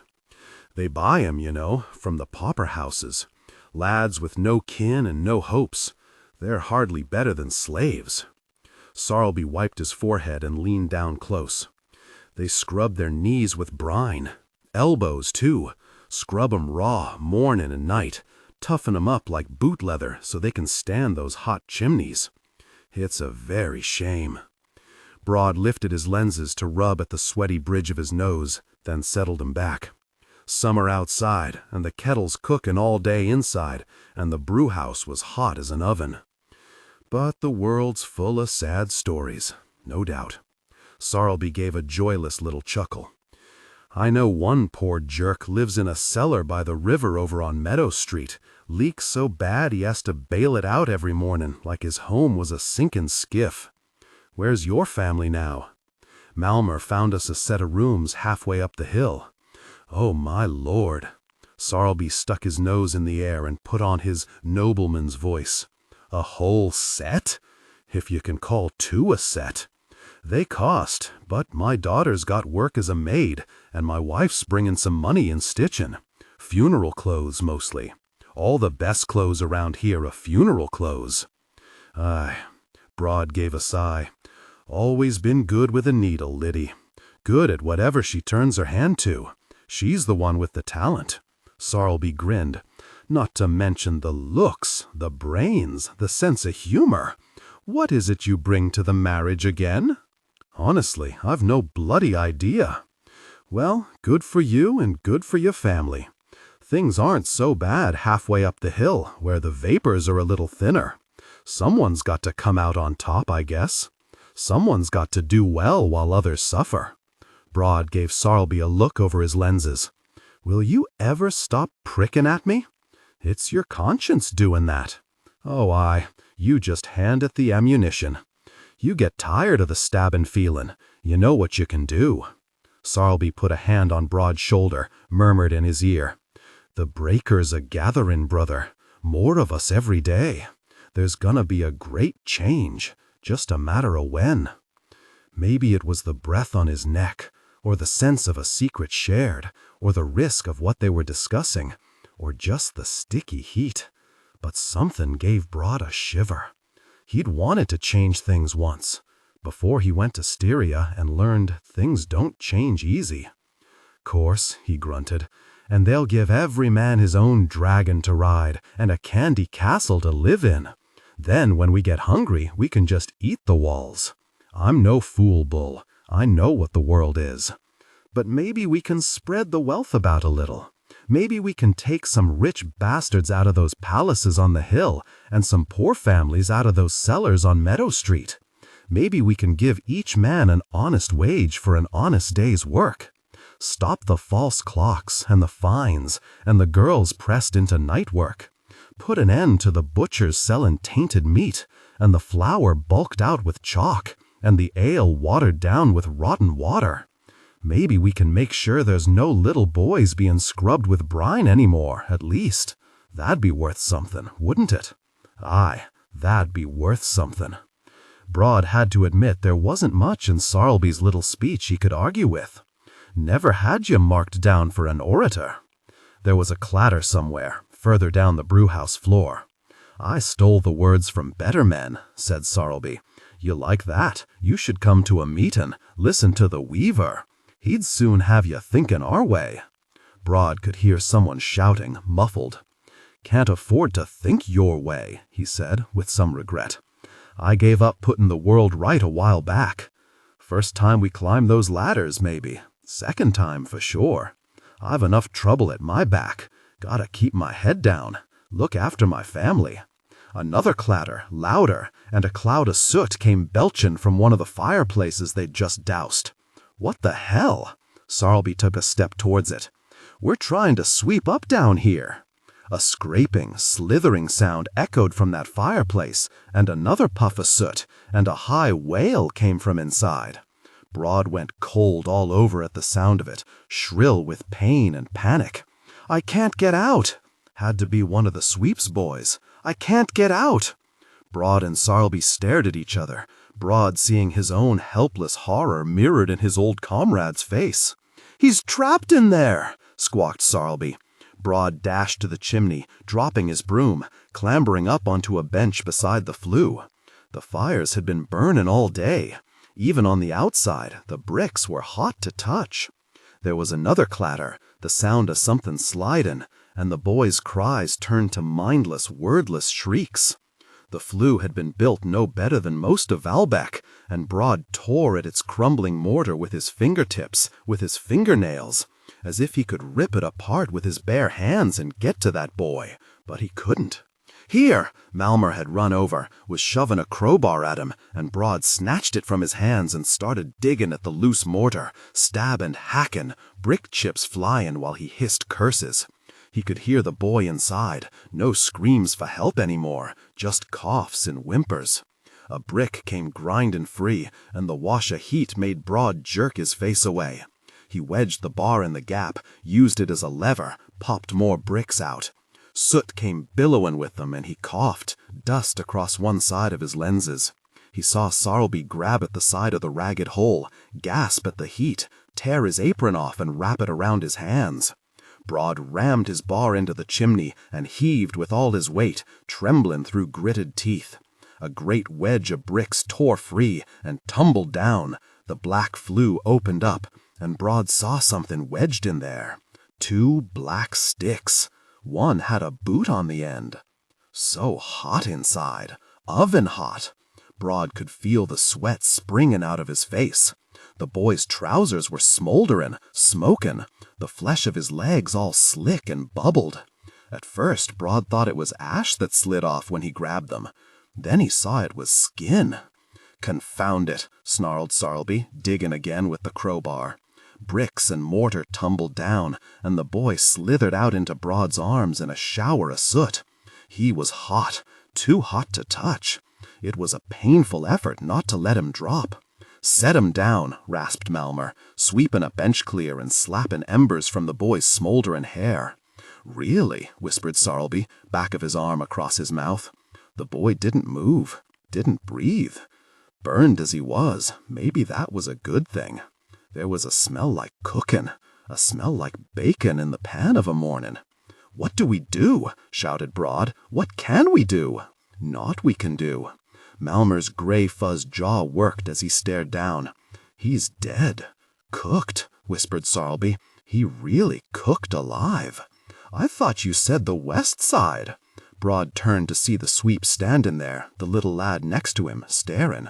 "I thought you—" It was cut off in a gurgle as Broad caught him by his collar, lifted him, rammed him into the broken chimney. He fumbled helplessly at Broad's fists, the tendons standing stark from the tattoo on the back of his hand. "I didn't know." Tears wet on his face and his breath stinking of drink and rot. "I didn't know." "Easy," Broad heard someone saying. A deep voice, soft and soothing. "Easy, big man. Let him go." Broad was like a flatbow cranked too tight, all that strain running through him. Far easier to let the bolt fly than not. Took a mighty effort not to break the sweeps back over the chimney, to unclench his hands and let go of his dirty coat, to step away from him, let him slide down to sit blubbing on the floor beside the boiler. Malmer patted Broad on the chest. "There you go. Nothing to gain with violence. Not now. Not ever." Broad knew that. He'd known that for years. But what he knew and what he did had never had much to do with each other. He looked back at the boy, lying there all blackened, all reddened. He made his aching fists unclench. He fumbled off his dirty lenses and stood breathing. He looked up at Sarlby and Malmer, 2 blurs now in the lamplight.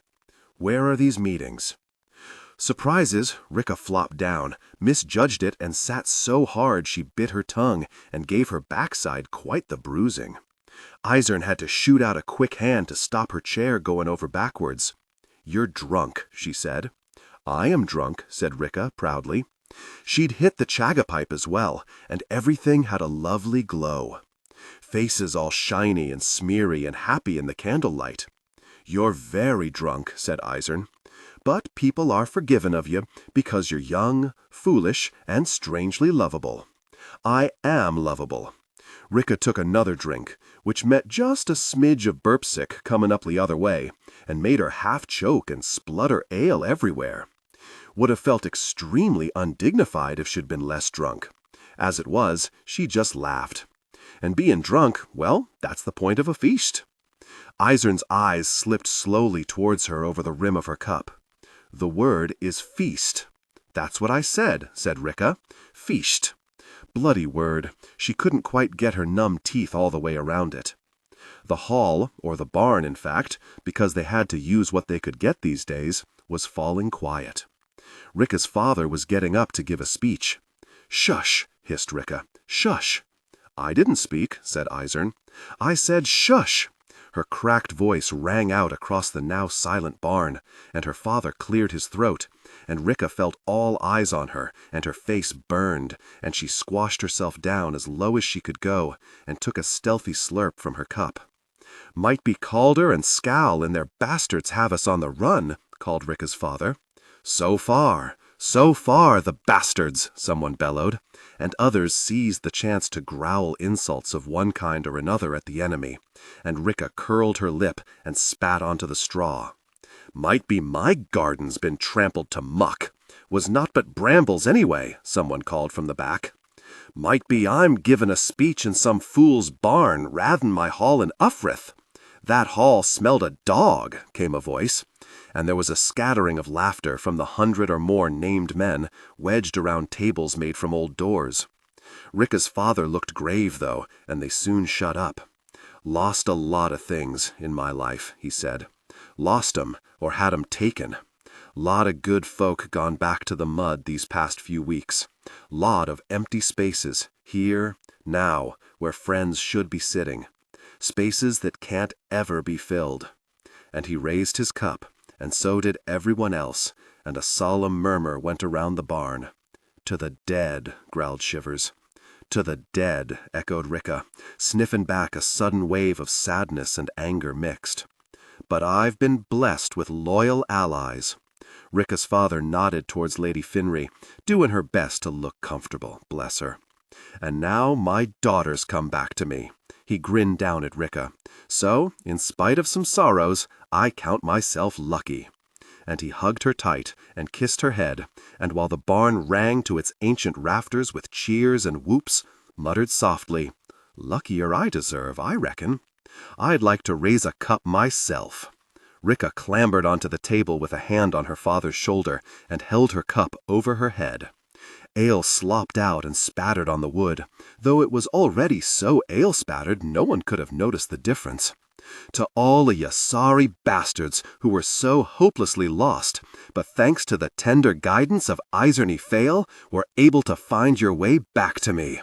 To lost bastards," someone roared, and everyone drank, and there was laughter, and a fragment of song, and a fight broke out in a corner, and someone got punched and lost a bit of a tooth, but all in good humor. "By the dead, I'm glad you're back safe, Rika." Her father cupped her face in his garned old hands. "Anything happened to you?" Seemed like he had tears glimmering at the corners of his eyes, and he smiled and sniffed. "You're all the good I've done." The way he looked worried her, washed out and gray, years older than when she'd last seen him just a few weeks ago. The way he talked worried her, sappy and sentimental, always looking back like he'd nothing ahead to look to. But the last thing she wanted was to let him see she was worried, so she clowned more than ever. "What are you talking about, you silly old jerk? You've done piles of good. Mountains. Who's done more good for the North than you? Not a one of these fools wouldn't die for you." "Maybe, but they shouldn't have to." "I'm just not sure." He frowned out at the barnful of drunk warriors like he hardly saw them, like he was staring through them with the long eye and saw something horrible beyond. Not sure I got the bones for the fight anymore. Now listen. She caught his deep-lined face and dragged it back towards her, growling the words at him, fierce. You're the dog man. There's no man in the North got more bones than you. How many battles you fought in? He gave a faint smile at that. Feels like pretty much all of them. It is pretty much all of them. You fought beside the Bloody Nine. You fought beside Rudd Three Trees. You beat Bethod in the high places. He licked at one pointed tooth as he grinned. I don't like to boast, you know. Man with your name doesn't need to. She raised her chin, puffed herself up, showed him how proud she was to be his kin. You'll beat Store Nightfall and his followers, and we'll see him hanged with brambles, and I'll cut the very cross in him and send his real guts back to his daddy. She realized she was snarling the words, spraying spit, shaking her fist in his face, and she made the fingers uncurl and wiped her mouth with them instead, or something. Her father was somewhat taken aback at her bloodthirstiness. You never talked like that before. I never had my home burned either. Never understood why feuds were such a popular pastime in the North, but I reckon I'm getting it now. Her father winced. Hoped my scores would die with me, and you could walk free of 'em. Weren't your fault, or mine. Scale Ironhand attacked us. Black Calder burned Uffrith. Store Really Nightfall chased me through the woods. She finished lamely. The beauty of gardens is that they grow back. Changes your feelin's, she growled, the anger bubbling up again at the memory, when you're sunk to your neck in a freezin' river, starvin' and making a mess of yourself, and quite really chafed as well, actually, and hearin' some jerk brag on the horrors he'll inflict on you. Break what you love, he said, and they've really broken everything. Well, I'll break what they love, then we'll see. Swore to myself I'd see Store killed, and I swear I will. Ricka's father gave a sigh. The beauty of making yourself a promise is that no one else complains if you break it. Ricka realized she had her fists clenched again, decided to keep 'em that way. Ezern says I'm soft, says I'm coddled. There's worse you could be. Ezern says ruthlessness is a quality much loved of the moon. Might be you should be careful what lessons you learn from Ezerny Fail. She wants what's best for me, what's best for the North. Her father gave a sad smile at that. Believe it or not, we all want what's best. The root of the world's ills is that no one can agree on what it is. She says you have to make of your heart a stone. Ricka. And he laid his hands on her shoulders. Listen to me now. I've known a lot of men did that down the years. Men who had plenty in 'em to admire. Men who turned their hearts hard so they could lead, so they could win, so they could rule. Did 'em no good in the end, nor anyone around 'em. He gave her shoulders a squeeze. I like your heart how it is. Might be if there were a few more like it, the North be a better place. You reckon? She muttered, far from convinced. You've got bones, Ricky, and you've got brains. You like to hide it, even from yourself, maybe. He looked out at the room and the shouting men that filled it. I reckon they'll need your bones and your brains when all this is over. But they'll need your heart, too, when I'm gone. Ricky swallowed, turned her fear into a joke as usual. Where you goin', the mess pit? Mess pit first, then my blanket. Don't get too drunk, eh? He leaned close to murmur in her ear. Be ashamed to make of your heart a wineskin either. She frowned as she watched him go. He'd always been thin, but wiry strong like a bent bow. Now he looked crooked, brittle. She caught herself wondering how long he had left, wondering what would become of her when he was gone, what would become of them all. If they were counting on her bones and her brains, they were in bigger trouble than she'd thought. Shivers sat frowning into the room, bit of a space around him. He had a reputation, made most folk keep their distance, even drunk. There were too many bad men in the north, and Call Shivers, by most accounts, was one of the very worst.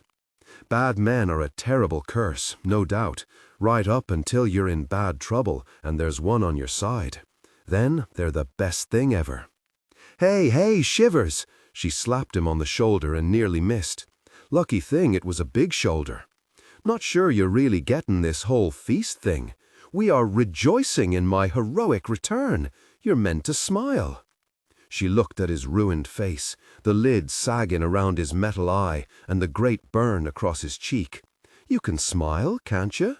He looked at her hand on his shoulder, then up at her, and didn't smile at all. "Why were you never scared of me?" "You just seemed all that scary. Always found your eye sort of pretty, shiny." Ricky patted his scarred cheek. "You always just seemed lost, like you lost yourself and didn't know where to look." She put her hand on his chest. "But you're in there, still. You're in there."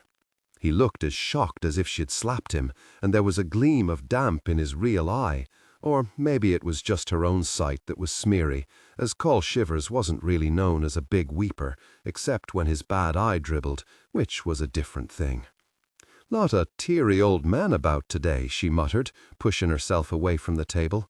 "I need another drink." Probably another drink wasn't a good idea, but for some reason she'd always found bad ideas the more appealing kind. She was sloshing ale into her cup, tongue pressed into the dent in her lip where the chaga usually sat, with the effort of not spilling, when she caught sight of Leo Dan Brock. He usually had a few of his friends with him, and the one with all the teeth wasn't far away, grinning at a serving woman like his smile was a gift she was lucky to get. But it looked like the rest had been scared off by his mother.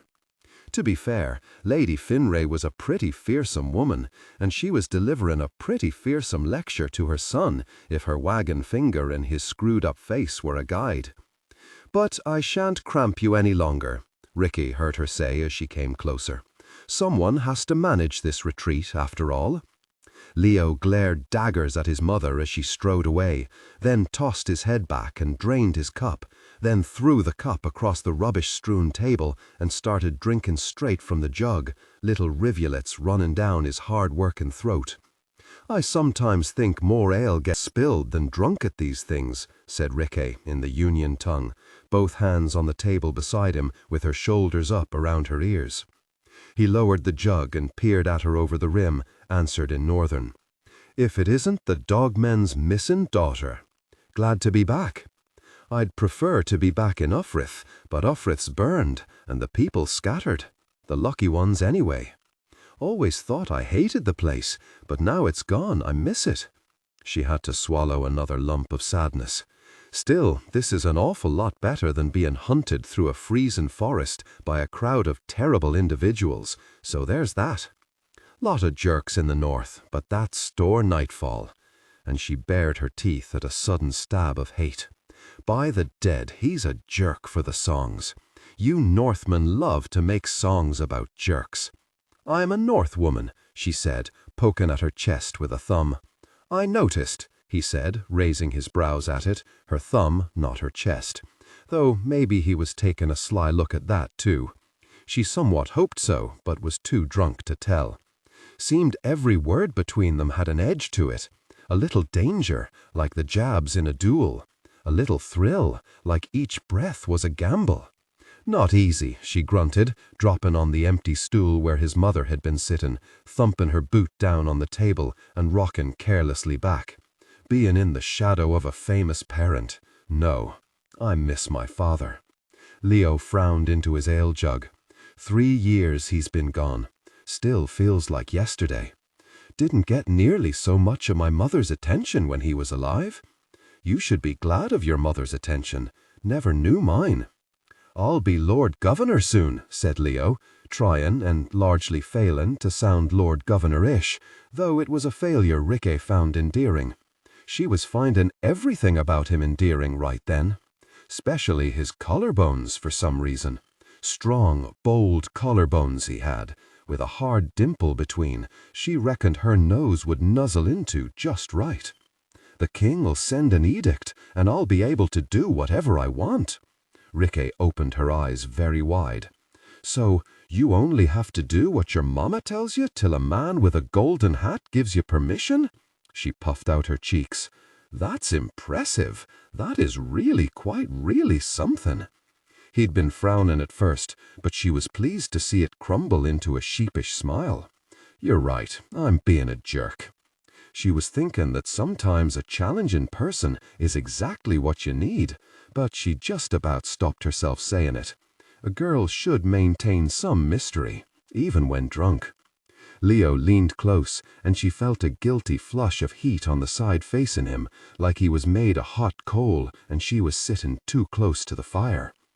"They say you were raised by witches." Ricke snorted as she glanced over at Isernifale. "Difficult people, maybe. They say you've got the long eye." She took the chance to lean a bit closer, turning her left eye towards him. "That's right. Their faces couldn't have been more than a few inches apart, and the space between felt hot as an open oven. I can see your future." "What's there?" Doubt and laughter and curiosity in his voice. And did she catch just a husky hint of desire as well? By the dead, she hoped so. Trouble with seeing the future is you don't want to spoil the surprise. She stood up, nearly tripping over her own stool, but steadying herself masterfully by clutching at the edge of the table. "I'll show you." She caught him by the arm, started trying to drag him up, but got distracted halfway and ended up just thoughtfully feeling it. All hard in his sleeve, like it was made of wood. "That's a lot of arm," she murmured, and pulled him towards the big barn doors. Open wide now, men were filtering off to their tents and their bedrolls. Leo's cautious friend, Durand or whatever, was watching them from a place near the wall with this disapproving expression, but she couldn't be bothered to be disapproved of right then. Isernifale was stood next to Shivers, her bare bandaged leg propped up on a stool. "That is a leg." Isern gestured at it proudly, sinews standing from her white thigh. "That, do you see, is all a leg should be and more." Shivers gave the leg in question a careful examination. "No doubt." "The other one," said Isern, "is even better." Shivers' eyes, or his eye at any rate, shifted from Isern's leg to her face. "You don't say?" "I do." She leaned down towards him. "Excuse us," said Ricke, slipping past and dragging Leo after, both trying to stifle their giggles. The night air was like a slap after the warmth inside, and it pinched her nose and made her head spin. Fires pricked at the night, hint of tents in the darkness, snatch of someone singing some old song about some dead hero. She led Leo by the elbow, heading nowhere, both of them laughing whenever they took a wobble. He grabbed at her shoulder. "Where are you taking?" And he grunted as she shoved him back against a crumbling wall, pushed her fingers into his hair, and pulled him towards her. She held him there, their faces just a few finger-breadths apart. She dragged the moment out, his hot, eager, ale-smelling breath tickling at her cheek.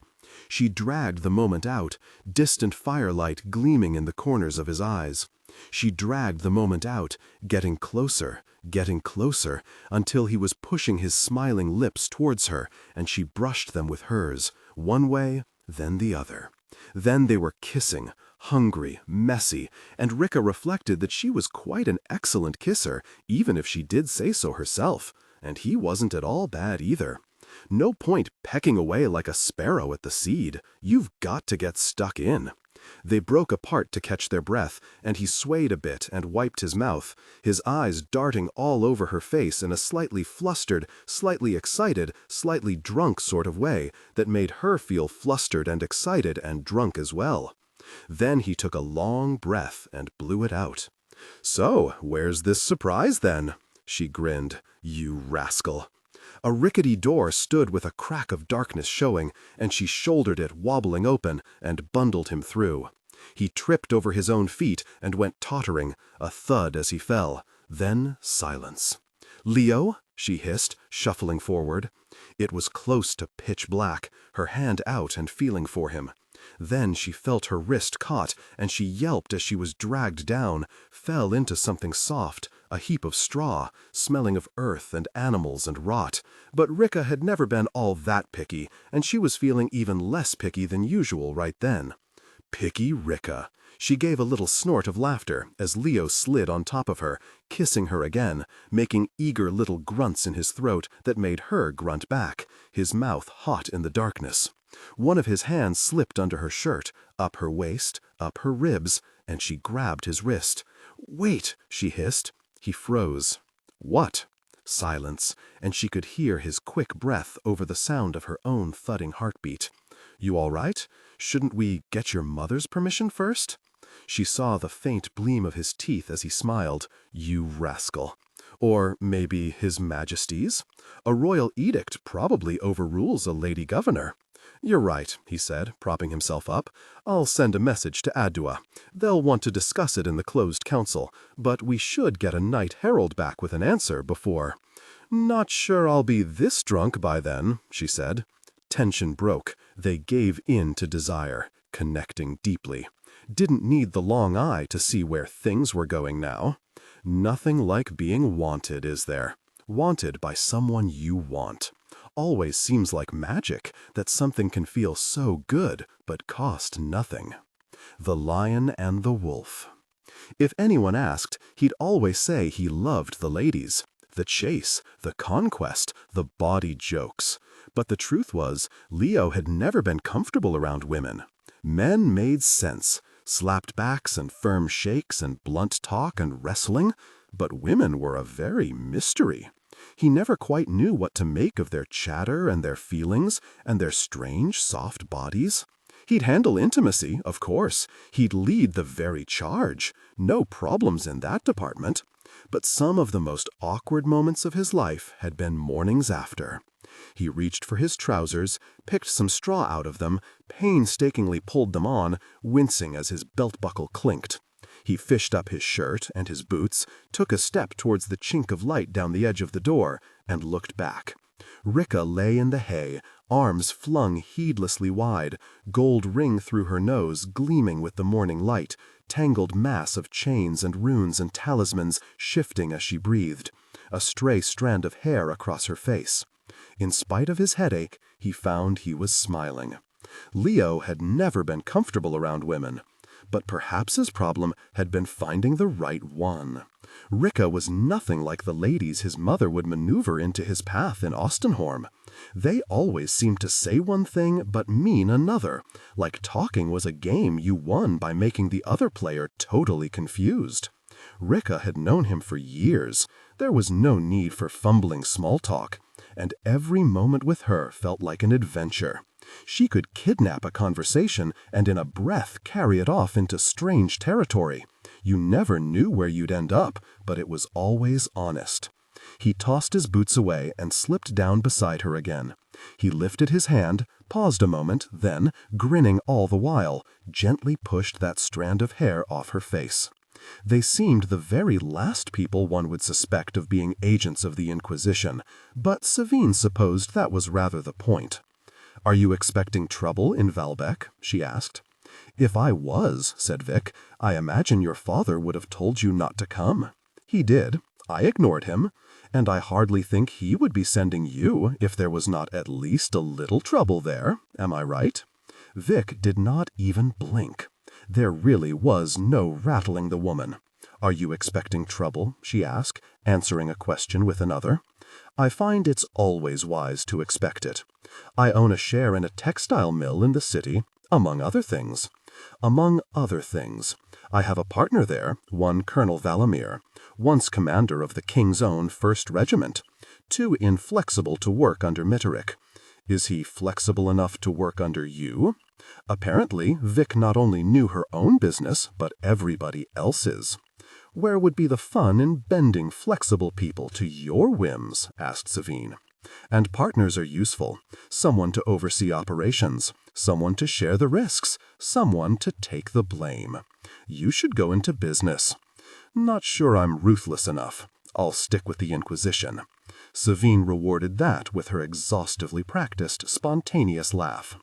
The mill was losing money. Troubles with the workers, I expect. I always used to say that textiles are for wearing, not investing in. She flicked an infinitesimal speck of dust from the embroidered cuff of her traveling jacket. There are lots of ex-soldiers among the weavers, violent men prone to grudges. When the guilds were broken up, they were left rudderless, injured in their pockets and their pride. What changed your mind? The usual. I realized how much money was to be made. And now, of a sudden, I find my mill is in profit. Which is a wonderful thing, of course, said Lisbeth, who never had anything worth saying but could never stop saying it anyway, and to make matters worse, was saying it in an ever more affected accent since she was made temporary companion. At this rate, Savine would have throttled her before they reached Valbec, let alone by the time Zuri returned from the south. Which is a wonderful thing, said Savine, but profits so fast and so large make me suspicious. You should go into the Inquisition. In this corset? I hardly think so. Now Teufel smiled, just a little curl at the corner of her mouth, considered, like every expression of hers, as though she had been over her budget and decided she could afford one. You don't give much away, do you? Said Savine. That smile curled up a little more. Comes from not having much, maybe. It was not mockery, exactly. They simply both knew that Teufel had seen things, suffered things, overcome things that Savine would never have to, would never dare to. She needed no wigs or powder to hide behind. She sat safe in the certainty that she was carved from fire-toughened wood and could break Savine in half with those veined coal miner's hands if she pleased. Savine found she was shifting a little to hide her sword. She wished she had not worn it. How absurd an affectation it seemed, sitting opposite someone who cut people for a living. Vic sat with her legs stretched out. The old niggle in her hip was acting up, and every bump in the road sent a jolt through the carriage and a jab of pain from her knee right to her back. But she wasn't about to squirm for a comfortable position she knew she'd never find. Savine dan Glokta looked serenely comfortable, one leg carelessly crossed over the other, the shiny toe of one immaculate boot showing beneath the embroidered hem of a dress that probably cost more than the carriage, and the carriage was an expensive one. Vic had never seen a woman who took more trouble about her appearance, and she'd once spent a horrible half-hour lurking at the back of one of Queen Therese's functions. Not a hair of Savine's eyebrows, not a thread of her clothes, not a speck of her powder was out of place, even in the heat. All so porcelain perfect, it was a surprise whenever she moved, talked, breathed like ordinary humans. She wore a ridiculous little sword with jewels on the hilt. She wore a tiny, pointless hat fastened with a crystal pin, gracefully back and forth, back and forth. She had a nest of golden braids, which only a dunce could have imagined was her real hair, or anyone's real hair. Had there been any justice in the world, she would have looked absurd. But Vic knew well there was no justice, and she looked spectacular. Might Vic have looked like that herself if her father hadn't been taken by the Inquisition? If her family hadn't been sent to England along with him? Might she have been sitting there, in a wig that took a month to weave, tapping the toe of those wonderful, horrible boots, as smugly satisfied with herself as a cat by the kitchen fire? Vic learned long ago that might have is a game with no winners. Few games do have winners in the end. "Do you have those sweets, Lisbeth?" asked Savine. Lisbeth, who was only slightly less well-groomed than her mistress, slipped a polished box from her traveling bag. Perfume wafted out as she revealed no more than a dozen little sugared fruits nestling in crushed paper. Vic's mouth flooded with spit. When you've starved, food comes to touch a special place, and you can never quite go back. "Can I tempt you?" murmured Savine. Vic glanced from her overpriced sweets to her overpriced smile. In the camps, everything had a cost, and usually with painful interest, too. Looking into Savine dan Glokta's eyes, hard and shiny as the eyes of an expensive doll, Vic doubted you could find a more merciless creditor if you scoured the whole of England. Owing one Glokta was far too many. Not for me. I entirely understand. Can't eat them myself. Savine sighed as she arched her back, pushing one hand into her impossibly slender side. I'm like a weight of sausage meat squeezed into a half-weight skin already. It wasn't mockery exactly.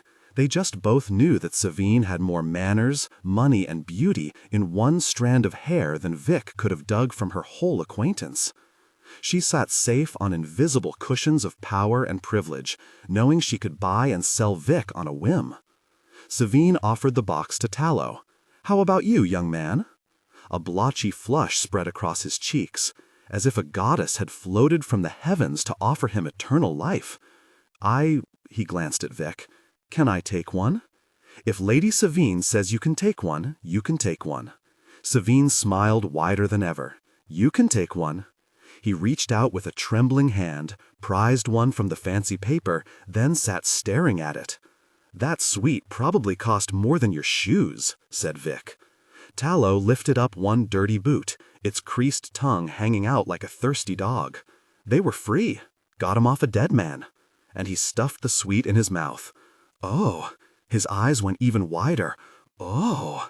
He closed them and chewed and melted into his seat. "Good?" asked Lisbeth. "Like sunshine," he mumbled. "You really should say thank you." "Don't worry." Savine hit it well, but Vic noticed the twitch of annoyance on her face. She offered the box again. "You're sure?" "Not for me," said Vic. "But you're very kind. I doubt everyone would agree. If everyone agreed, I'd be out of a job." Vic forced herself not to wince as she drew in her outstretched leg and slid the window all the way down. "Pull up," she called to the driver. "We'll go on foot from here. It's true one must be careful who one is seen with." Savine opened her eyes very wide as the carriage rattled to a halt. "My mother likes to tell me a lady's reputation is all she has. Ironic, really. Her reputation is dismal." "Sometimes you don't value a thing till you've thrown it away," muttered Vic. Valbec was hidden behind the hills to the north as she hopped down into the rutted mud, but she could see the smoke from the city's thousands of chimneys, spreading on the breeze to make a great dark smudge across the sky. Maybe she could smell it too, just an acrid tickle at the back of her throat.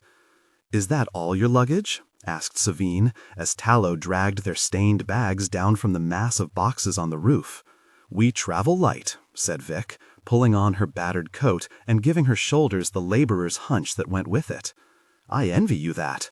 It sometimes seems I can't leave the house without a dozen trunks and a hat stand. Wealth can be quite a burden, hey?" "You've no idea," said Savine, as Lisbeth swung the door shut. "Thanks for the sweet, my lady," croaked out Tallow. "Such wonderful manners deserve a reward," and Savine tossed the box through the window. Tallow gave a little gasp as he caught it, fumbled it, managed to stop it falling, and finally clasped it tight to his chest. "Don't know what to say," he breathed. Savine smiled, open and easy and full of opulently polished pearly teeth.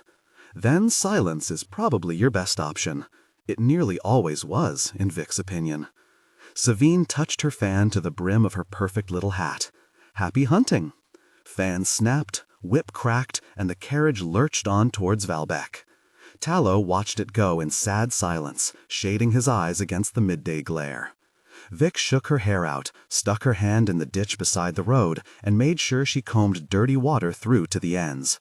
"You really have to do that?" asked Tallow. "We're among the desperate now, boy," she said, putting some laborer's gravel in her voice. "Need to look like it." And she reached out and smeared mud down his cheek. He sighed as Savine's carriage was lost behind some trees, that fancy box still clasped tight. "Never met anyone like her," he whispered. "No." Vic slapped some life into her stiff leg, sniffed, hawked, and spat on the road. Then she snapped her fingers at Tallow. "Give us one of those sweets, then." Friends like these. The Valamir residence, high on the hill where most of the affluent citizens of Valbec had their houses, was a lesson in the dangers of excessive wealth and inadequate taste. Everything, furniture, cutlery, and guests most of all, was too weighty, too fancy, too shiny. Mistress Valamir's dress was a misjudged purple, the curtains a garish turquoise, the soup a lurid yellow, the color of urine with a taste not far removed. "I've never known such a hot spell," clucked the lady of the house, fanning herself ever more vigorously. "Oppressive," said Superior Rizanow, head of Valbec's Inquisition, dabbing a dewy sweat from his plump cheeks that instantly sprang back. "Even for the season." It was very far from helping that Savine's menses were now in full and particularly brutal first-day flow. "Is that all your luggage?" asked Savine, as Tallow dragged their stained bags down from the mass of boxes on the roof. "We travel light," said Vic, pulling on her battered coat and giving her shoulders the laborer's hunch that went with it. "I envy you that. It sometimes seems I can't leave the house without a dozen trunks and a hat stand. Wealth can be quite a burden, hey?" "You've no idea," said Savine, as Lisbeth swung the door shut. "Thanks for the sweet, my lady," croaked out Tallow. "Such wonderful manners deserve a reward." And Savine tossed the box through the window. Tallow gave a little gasp as he caught it, fumbled it, managed to stop it falling, and finally clasped it tight to his chest. "Don't know what to say," he breathed. Savine smiled, open and easy and full of opulently polished pearly teeth. "Then silence is probably your best option." It nearly always was, in Vic's opinion. Savine touched her fan to the brim of her perfect little hat. "Happy hunting!" Fan snapped, whip cracked, and the carriage lurched on towards Valbec. Tallow watched it go in sad silence, shading his eyes against the midday glare. Vic shook her hair out, stuck her hand in the ditch beside the road, and made sure she combed dirty water through to the ends. "You really have to do that?" asked Tallow. "We're among the desperate now, boy," she said, putting some laborer's gravel in her voice. "Need to look like it." And she reached out and smeared mud down his cheek. He sighed as Savine's carriage was lost behind some trees, that fancy box still clasped tight. "Never met anyone like her," he whispered. "No." Vic slapped some life into her stiff leg, sniffed, hawked, and spat on the road. Then she snapped her fingers at Tallow. "Give us one of those sweets, then." Friends like these. The Valamir residence, high on the hill where most of the affluent citizens of Valbec had their houses, was a lesson in the dangers of excessive wealth and inadequate taste. Everything, Drawers like a battlefield, as her mother delighted in saying. Even bundled in a triple napkin, she would not have been at all surprised, on getting up, to find she had left a great bloody smear across the Valamir's tasteless upholstery, a contribution to the party to live long in the memory. She had to suppress a wince at a particularly sharp pang, set down her over-embellished spoon, and slid her bowl away. "Not hungry, Lady Savine?" asked Colonel Valamir, peering down from the head of the table. "Everything is delicious, but, alas, as I get older, I must take ever greater pains over my figure." Rizanow gurgled out a chuckle. "Not a consideration I trouble myself with." Savine plastered a smile over her disgust as she watched him slurp from his spoon like a hog from a trough. How fortunate for you, and how repugnant for everyone else. Lord Palmholt, the city's mayor, teetered on the verge of slumber. Mistress Valamir pretended not to notice as he drifted towards her, in imminent danger of slumping into her lap. The draught from her fan had loosened some strands of grey hair, previously plastered across his bald pate, and they now floated from his head to an impressive height. For the 10th time that evening, Savine wished she had stayed in Adwa, probably curled up in an aching ball with the curtains closed, giving vent to a torrent of obscenities. But she flatly refused to be a slave to her tyrant of a womb. Business came first. Business always came first. "And how is business?" she asked. "Positively booming," said Valamir. "The third shed is up and running, and the mill working at full capacity. Costs down, profits up. The very directions for costs and profits that I like." Valamir gave something between a cough and a chuckle. He was a man with a fragile sense of humor.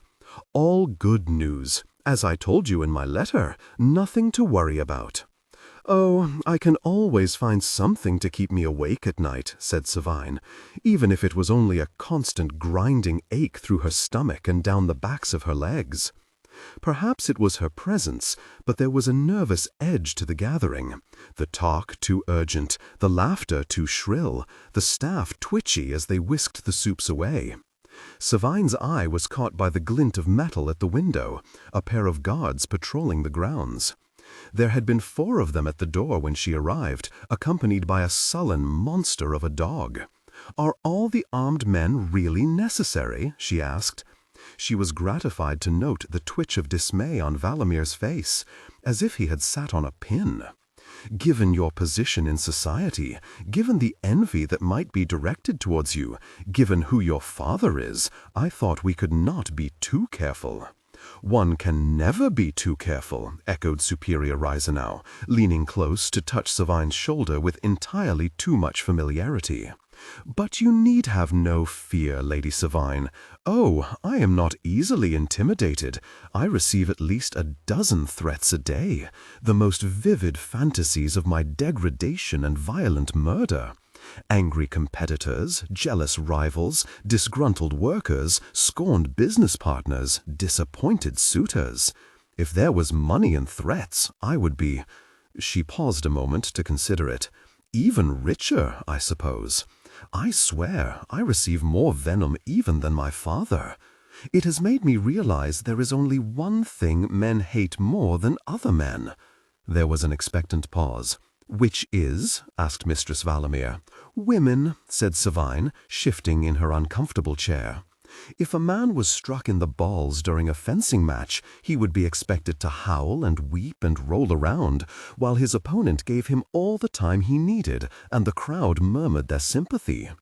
If, during days of monthly agonies, a woman once let her smile sour, it would be considered a disgrace. She forced her own smile wider while the sweat sprang out of her. I suppose the bars on the windows were installed for my benefit, too. Here on the hill." Mistress Valamir leaned around the nodding mayor, picking her words as carefully as mossy stepping stones on the way across a river. "We are all obliged to take great care over our security. 3 weeks ago," squeaked Condine Dansirisk, mousy wife of a mill owner kept away by business, "a factory owner was killed, murdered, in his own house. A robbery." Reisenel licked his lips as little purple jellies began to be delivered to the far end of the table. "A botched burglary, plain and simple." He leaned across to give Savine a reassuring pat on the forearm, enveloping her in his rosewater and sour sweat scent. "Well, ferret out the perpetrators. Don't worry about that." "So, there are no breakers in Valbach." Every face turned toward Savine. Then silence, the only movement the wobbling of those horrible little jellies. "Only a few weeks ago a plot was foiled in Adwa to blow up a foundry using Gurkish fire," she went on. Mistress Sirisk pressed a hand to her chest and gasped. Less fear at the news, by the look of things, than near sexual delight at the prospect of sharing it with her entire social circle by noon tomorrow. Savine gave her a conspiratorial wink. "I have some contacts in the Inquisition." "Well," grumbled Valamir, looking rather put out. He appeared to be one of those men who was put out whenever a woman opened her mouth. "We have no troubles of that kind here in Valbach. None," frothed Reisenau, dabbing a new sheen of sweat from his forehead. He was quite obviously hiding something. "There are no breakers, no burners?" "Burners?" asked Savine. Valamir and his wife exchanged a worried glance. "Worse scum even than the breakers," said the master of the house reluctantly. "Madmen and fanatics, delighting in destruction. The breakers desire, and," he wrinkled his lip with disgust, "to reorder the Union. The burners desire to destroy it. Even if you believe such monsters exist, you will find none here," said Reisenau. "The workers of Valbach are without grievances." "In my experience, workers can weave a grievance from the most unpromising thread," said Savine, "and you have a vast number of workers here. Can city grow so fast without troubles?" Lord Palmholt jolted awake, possibly as a result of Mistress Valamir's carefully applied elbow. "Great strides have been made, Lady Savine, thanks in part to generous loans from the banking house of Valentin Balk. Recently opened a new branch in the city, you know." He shook himself, then began once more to sag toward slumber. "You should visit the new part of town." "New streets," said Valamir. "Model streets," said Reisenau. "Closed-in drains," said the mayor, rousing himself for another heroic effort, "and running water to every house, and all manner of innovations." "In Gurkel they build temples," observed Savine. "In Styria, palaces. Here we build drains." There was a round of polite laughter. She glanced up at the maid, just maneuvering a jelly into place before her with desperate concentration. "Might I ask your name, my dear?" She blinked at Savine, then at Mistress Valamir, then blushed bright pink and tidied a loose strand of hair behind her ear. "May, my lady, May Broad. Tell me, May, do you like Valbec?"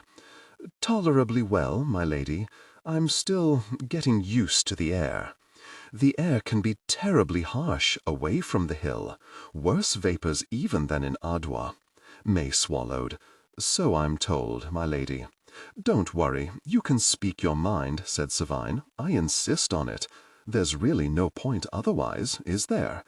"Well, my family have a good place on the slope of the hill now. Very grateful for it." "And what about the old town?" May nervously cleared her throat. "We were there when we first arrived. The old town's very full, begging your pardon. There are families of 6 to a cellar." 6 to a cellar?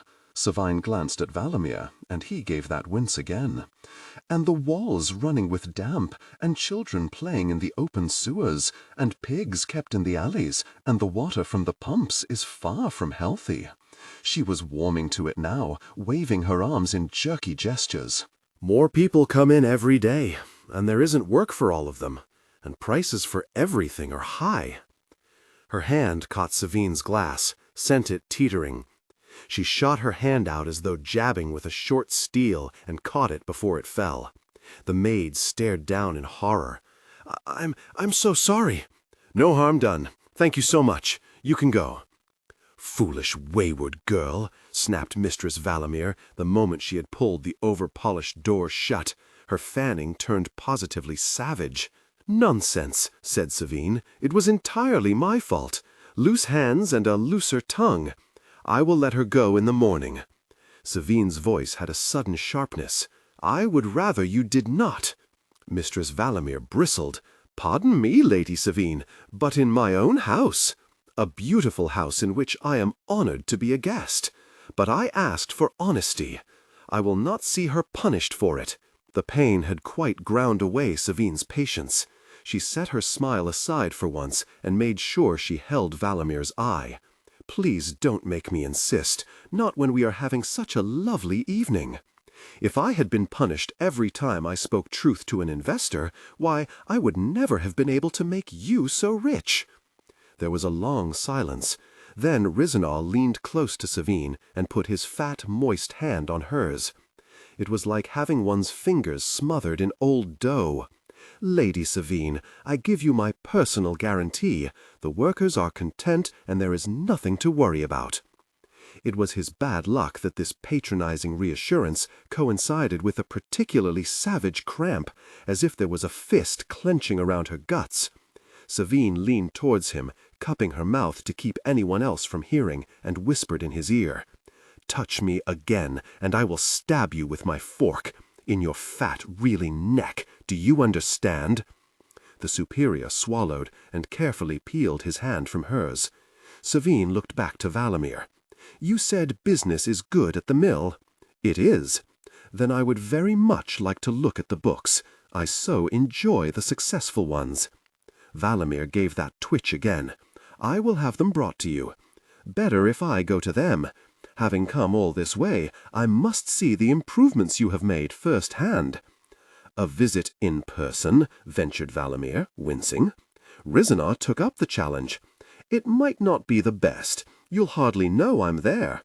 And their wanting her to stay away meant she absolutely had to go. I find, when it comes to business, there is nothing like the personal touch.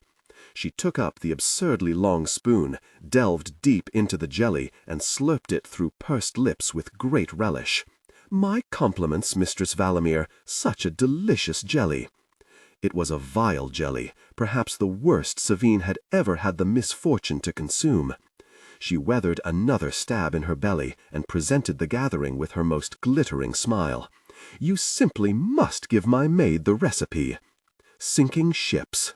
They ate in an overpriced chop house where the windows were thick with sooty pime and the plates hardly cleaner. Tallow wolfed his meat and gravy down, then watched as Vic ate hers, only just short of drooling like a hungry dog. She didn't like eating with those big, sad eyes on her, but she took time cleaning her plate even so. Another habit from the camps. A habit from never having enough. Relish every mouthful. It feels like it goes further. They waited for dusk, though with the smoke over Valbec it wasn't much darker than day, and felt even hotter. The sunset an angry, molten metal smear behind the great chimneys they were building in the west. Then they worked their way into the teeming, steaming back streets like rats into a dung heap, asking roundabout questions, trying to winkle out hints of where the breakers might be. Vic had picked over her story 100 times, picked over Tallow's too, until the lies were like a second skin, more familiar than the truth. She had an answer for every question, a story for every suspicion, a set of excuses that left her looking good, but not too good. The one thing she hadn't been prepared for was the one thing she found. "The breakers?" said a young man, not even bothering to lower his voice. "Expect you'll find a meetin' on that little alley off Ramnod Street." He called out to a young woman, busy arranging the straps of her dress over a bare shoulder dotted with poxmarks. "What's the name of that alley where the breakers meet?" "Don't know that it's got a name." And she went back to smiling for the passing trade. All careless, as if the breakers were a sewing circle rather than a mob of renegades ripping up the fabric of society. Old Styx had called Superior Rizanaw a fat man prone to folly, with no imagination, but plenty of loyalty. From the careless way folks spoke of treason here, he'd let things get far out of hand in Valbec. The young people nodded them towards a smirking pimp. After a little bargaining, the pimp pointed out a beggar with one arm. For a few bits, the beggar sent them to an out-of-work smith selling matches from a stall on wheels. The smith nodded them down an alleyway towards an old warehouse. A big man stood outside its door, light from an upstairs window reflected in a pair of round eye lenses that looked tiny on his broad skull. Vic knew right off he could be trouble. The size of him, yes, almost a head taller than her, and his threadbare jacket stretched tight over great brawny shoulders. But it was more the look he had when he saw her coming, apologetic almost. None of that peacock strut men who think themselves hard put on. That hint of guilt the really dangerous ones tend to have. She knew it from the mirror on her bad days. And if she'd had any doubts, there was the tattoo on his fist before he twisted it up into his sleeve. Axe and lightning crossed over a shattered gatehouse. Blue stars on the knuckles, on all the knuckles. So he'd been a ladder man, first up the walls in a siege, front of the storming party. He'd done it 5 times and lived to tell the tales, or, more likely, to never speak of it again. It was a habit from the camps to think about how she'd bring a man down. This one you'd make sure was on your side, or run away from him fast as you could. Whole thing felt like a trap to Vic, but then everything did, and she told herself that was a good thing. It's the moment you feel safe that you make your last mistake. My name's Vic, this is Tallow. The breakers kept to first names in the main. The big man looked them over, those guilty eyes made small by his lenses. I'm Gunnar. We've come from Adoa. She leaned close to murmur. We were friends of Colum Sabalt. All right. He looked more puzzled than suspicious, as if it wasn't really his business. Good for you. Aren't you guarding the door? Just came out for some air. Getting too hot for me in there. And he tugged at his collar. That judge woman makes me... He paused, mouth open, like he couldn't quite work out what this judge woman made him. Well, can't say I like the way things are. Wouldn't be here otherwise. But I can't see her making 'em better. Vic leaned close to him, dropping her voice. Aren't you worried about the Inquisition? Must admit I am, but no one else seems to be. and he nudged the door open with his tattooed hand and offered them the way. Vic didn't speak much, but that was a choice. Actually being lost for words was rare with her. All she could manage as she stepped over the threshold of that warehouse, though, was, "Gosh." Tallow's eyes had gone wider than ever. Gosh. Must have been 500 people crowded close in there. It was hot as an oven and noisy as a slaughterhouse, and it smelled of old tar, unwashed bodies, and rage. It was ill-lit by torches, and the flickering of fire lent everything an edge of madness. Against one wall, someone had unfurled a huge banner made from old bedsheets, the words "Now or Never" daubed across it. Some children had climbed up to sit on the high rafters, legs dangling, and for a moment Vic thought they had a row of hanged men below them. Then she saw they were straw dummies with leering painted faces. The king and queen with wooden crowns over their eyes. A bloated Lord Chancellor Doradetz, a twisted Archlector Glokta. The bald one with a stick in his hand she reckoned must be Baaz, first of the Magi. The great and good of government mocked in the open. They'd drawn up an old wagon to serve as a stage, and a woman stood there now giving as wild a performance as any actress, one thin hand clutching at the rail while she tore at the air with the other. Judge, Vic reckoned, and she had a sense for theater. She wore an old, scarred breastplate, rusty at the rivets, over a ragged red dress that might once have been some noblewoman's wedding gown. She had a mass of flame-red hair, all braided and coiled and pinned into a mad tangle. Her eyes bulged, huge in her bony, blotchy face, black and empty, catching the torch flames so it looked as if she had fire in her skull. Maybe she did at that. "The time for talk's long past," she screamed, in a wild, piercing voice that made Vic wince. Nothing was ever got with talk. Judge let it hang there a moment, head cocked to one side, a brittle smile quivering on her lips. That couldn't be got with fire. "Burn 'em!" someone shouted. "Burn the mills! Burn the owners! Burn it all!" squealed one of the children from the rafters, so excited she nearly fell, and others took up the chant. "Burn it! Burn it! Burn it!" Fists punched at the air, tattooed writing on bared forearms, like the rebels in Starrickland used to have. Treasonous slogans, proudly on display. Weapons, too, thrust up from the crowd in time with the chanting, and not just workmen's tools sharpened for a show. Pole arms, swords, at least one flat bow, soldiers' weapons made for killing. What did I tell you? The man called Gunnar was standing next to her, shaking his head as he watched Judge prowl the stage, urging the crowd louder. "If I'd known it was fancy dress," murmured Vic, "I'd have made more effort." She could dig out a smart comment when she had to, but in truth she was way off balance. She'd been expecting the breakers in Valbeck to be a dozen blowhard fools like Grice, hiding in a cellar and arguing over what color to paint a fine new world that never come. Instead, she found them armed and organized in numbers, preaching open rebellion. She was off balance, and she wasn't used to it, and her mind raced to catch up. "Hold up now!" And an old man hauled himself onto the wagon beside Judge. "Hold up!" "That's Malmer," said Gunnar, leaning down towards Vic's ear. "He's a good man."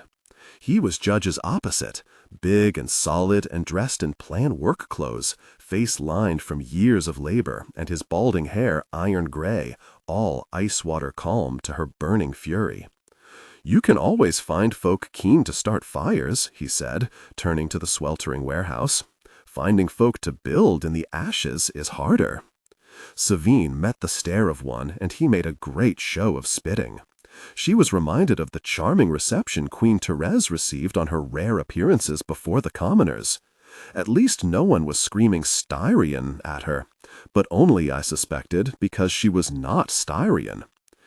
"The workers appear less than delighted by my visit," murmured Savine. Valamir snorted. "If there is a way to delight the workers, I have yet to find it. Managing soldiers was considerably more straightforward. One can have perfectly cordial relationships with one's competitors, but rarely with one's employees." Savine glanced over her shoulder at the 10 armored guards filing through the gate after them, fingers tickling their weapons. It did nothing for her nerves that heavily armed men looked even more nervous than she did. Do we really need such a conspicuous escort? Merely a precaution, said Valamir as he led Savine, Lisbeth, and the rest of their party across the yard. Superior Rizanow suggested you have 12 practicals about you at all times. That seems excessive, even for the daughter of the Union's most hated man. I felt their presence would only inflame tensions. In order to make the mill profitable, certain efficiencies have been necessary. Longer hours and shorter breaks, reductions in the budgets for food and living quarters, punishments for talking or whistling. Savine nodded approvingly. Sensible economies. But several of the older hands banded together to oppose them and had to be laid off. There was some violence. It became necessary to forbid any organizing among the workers, though that was made easier by the king's new laws against congregation. Savine's father's new laws, in fact, which she had taken a personal hand in drafting. Then the new methods instituted in our 3rd shed. Valamir frowned towards the newest of the 3 buildings, longer, lower, and with even narrower windows in its already grubby walls. Considerable ill will. I often find the more effective the method, the more ill will it causes. Perhaps we should begin our tour there. Valamir winced.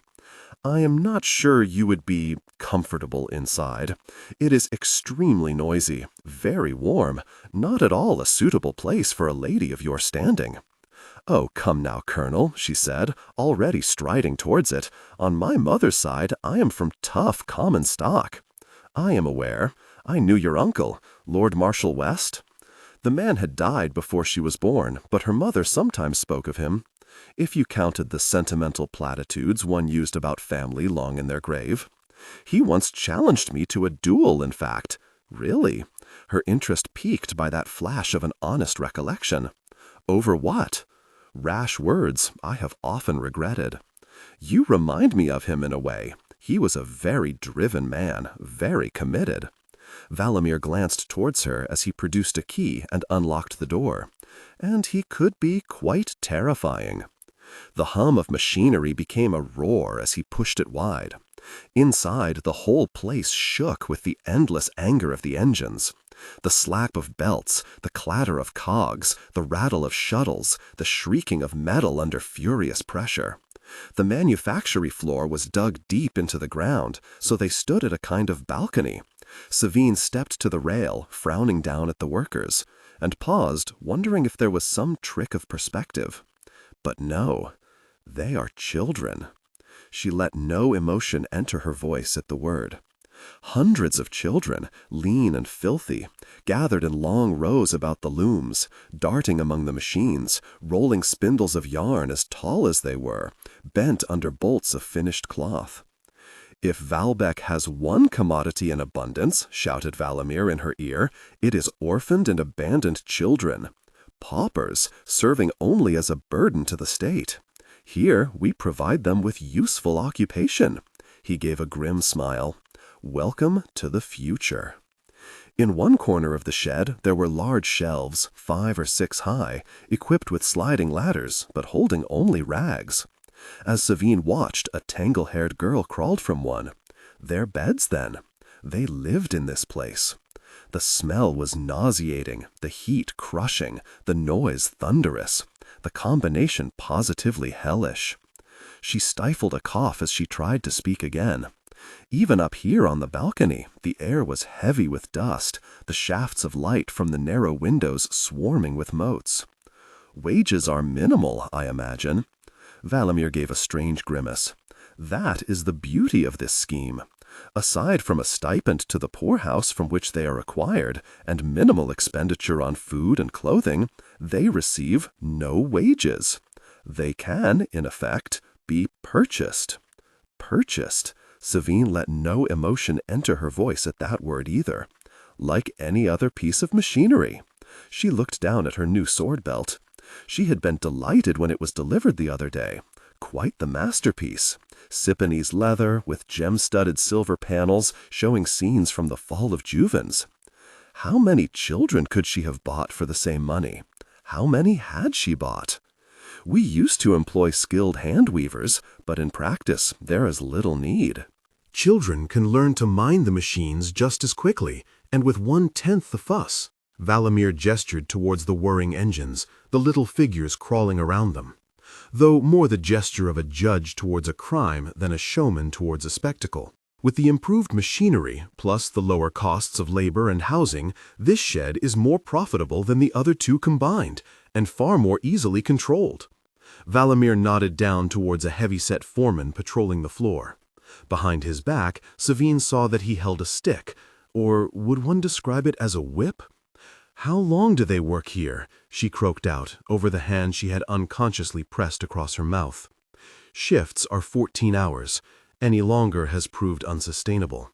She had boasted of her toughness, but a few moments in there was enough to make Savine feel dizzy, and she clutched at the rail. 14 hours hard labor in that dust and noise, day after day. And hot as the maker's forge, as her father liked to say. She could already feel the sweat tickling at her scalp beneath her wig. Why is it so hot? Any cooler and the yarn becomes sticky, the machines can be fouled. She wondered if so much willful human misery had ever been created in one space before. She put a hand on Valamir's shoulder. When it comes to business, profit is the only right, loss the only wrong. Of course. Something told Savine they both had their doubts. But she could blame him, the bloodless jerk, and he could blame her, the flint-hearted difficult person, and no doubt the profits would lubricate any grinding gears in both their consciences. If they did not make efficiencies after all, there would always be some other owner whose stomach had been strengthened by failure. Would their workers weep for them when they went out of business, or would they rush to find some new employer to whine their petty grievances at? "Well done," she shouted in Valamir's ear, though her voice sounded somewhat strangled. "The heat, of course, and the noise, and the dust. I asked you to make a profit, and you have done so, regardless of sentiment. Sentiment is even more dangerous in a mill owner than a soldier. They were cooking something somewhere, and Savine caught a whiff of it. Like the food they gave her mother's dogs on the estate." She pressed one hand to her still aching stomach, but hardly felt it through the bones of her corset. She wondered about her button and buckle manufactory in Holstorm, where little fingers were best suited to little tasks. Was it like this? Was it worse? She licked her lips, swallowed sour spit. "You might consider improving their conditions, however. Perhaps some separate living quarters could be constructed in the yard, somewhere clean for them to sleep, better food." Valamir raised one brow. "Luxury is wasteful," said Savine, "but hardship can reduce productivity. In my experience, there is a balance to be struck. With better conditions, you might manage longer shifts after all. An interesting suggestion, Lady Savine." Valamir nodded slowly as he looked down at the children, jaw muscles working. "It should have been a heartbreaking spectacle, but there is no room in business for hearts. Not ones easily broken, anyway." She hitched up the corners of her smile. "If I might look over the books now?" A great frame occupied the middle of the first and largest shed, a spinning shaft through its center that brought power from the river via an engineer's nightmare of cogs, gears, cranks, belts, to the great looms that ran in 2 rows along the floor. A web of thread was reeled in from giant spindles, cloth of different patterns and colors grinding off the rollers. Around the looms the men were gathered, sweat beaded and grease-smeared, tight-lipped and hard-eyed. If the occupants of the third shed had been apt to break her heart, she imagined the occupants of the first would rather smash her skull. Savine did not expect affection from the workers. She had made her reputation from flagrant displays of wealth, after all, and those tended to sit badly with the poor. But there was something about the way these particular men watched her. A cold, quiet focus to their fury, more troubling than any outburst. Rather than too many guards, she began to wonder whether they had brought too few. She touched Lisbeth gently on the elbow. "Would you mind stepping outside and bringing the carriage to the gate?" The heat had turned Lisbeth's rosy cheeks an angry, blotchy red. "Sure we shouldn't leave now, my lady," she muttered, worried eyes darting to the workers. Savine kept blandly smiling. A lady of taste always smiles. Better not to show weakness, to our employees or our partners. She was not a woman to be deterred by hatred. Not from her workers, not from her rivals, not from the men she bullied, bribed, or blackmailed to get her way. It is when they truly hate you, after all, that you know you have won. So she met the seething dislike with effortless superiority, paraded past with her shoulders back and chin high. If she was to be cast as the villain, so be it. They were always the most interesting characters anyway. Valamir's office was at the very end of the shed, a kind of box up on a frame with barrels and crates stacked haphazardly beneath. A balcony outside from which an owner might look down upon their employees like a king upon his subjects, or an empress upon her slaves. The colonel bowed stiffly as he offered her the way up. "Take as long as you need." He turned to frown at the scores of sullen workmen, though perhaps no longer. The door was fitted with 2 locks and a heavy bar, so sturdy it was an effort for Savine to swing it shut. She tore open the hook at the collar of her jacket, trying to flap some air onto her sweaty neck. But the atmosphere in the office was hardly less stifling than on the manufactory floor, the nerve-shredding chatter of the machines hardly less oppressive. A loose board groaned under her boot as she made her way to Valamir's desk and its cargo of ledgers. She hated to see anything shoddily made, especially in a building she had helped pay for, but at that moment she had larger worries. She slipped past the desk to the window, one hand rubbing at her throat where the worry had become an almost painful pressure. The street outside was deserted. All at work, of course, and what but work would bring anyone to this lane of spiked walls and barred gates, of towering mills and rumbling machinery? Yet there was something wrong about the quiet, a weight on the air, like the calm before a thunderstorm. Savine frowned out at the empty lane, biting at her lip, wondering if she could leave now. A man slipped around the brick corner of the next mill. Others followed, a group of 20 or more. Working men in colorless clothes, much like the ones Savine had seen in Holstorm, in Adwa, in all the cities of the Union. Much like the ones at work below, but moving furtively, as if they were one animal with one purpose. Then she caught a glint of bright steel, and became aware, with a strange shiver, that they were all armed. Some carried sticks beside their legs, some heavy tools. The leader had what was quite clearly an old sword. He knocked at a gate in the wall. It swung open as if by prior arrangement, and the men rushed inside. She spun around at a shout from the shed behind her, then more and louder, a commotion even over the roar of the engines. She crept to the door, put a tentative hand to the latch, wanting to open it, fearing to open it. "Back!" she heard Valamir roar as she eased it open. "Back!" The workers had abandoned their tasks and crowded towards that end of the mill, a solid mass of men all facing her, faces twisted with anger, tools, iron bars, and stones gripped in their fists. Her jaw dropped. Valamir's guards were holding them back in a desperate crescent at the bottom of the steps, but they were outnumbered 20 to 1. Savine's eyes darted in horror over that ugly swarm, that mob. Valamir stood facing them on the balcony, the back of his neck turning red as he bellowed at them, "Step away at once!" A man in a stained vest, whose arms looked like they were made from old rope, pointed at Valamir with a club and screamed, "You step away, you old jerk!" Things began to flicker up from the crowd. Thrown stones, thrown tools, thrown bits of machinery, bouncing from the walls of the office, clattering from the guard's armor. Something knocked Valamir's hat off, and he sank down with his hand clapped to his bloody scalp. A bottle shattered next to the door, and Savine heaved it shut, dropped the heavy bar, and backed into the room. In spite of the stifling heat, she felt cold to her shaved scalp.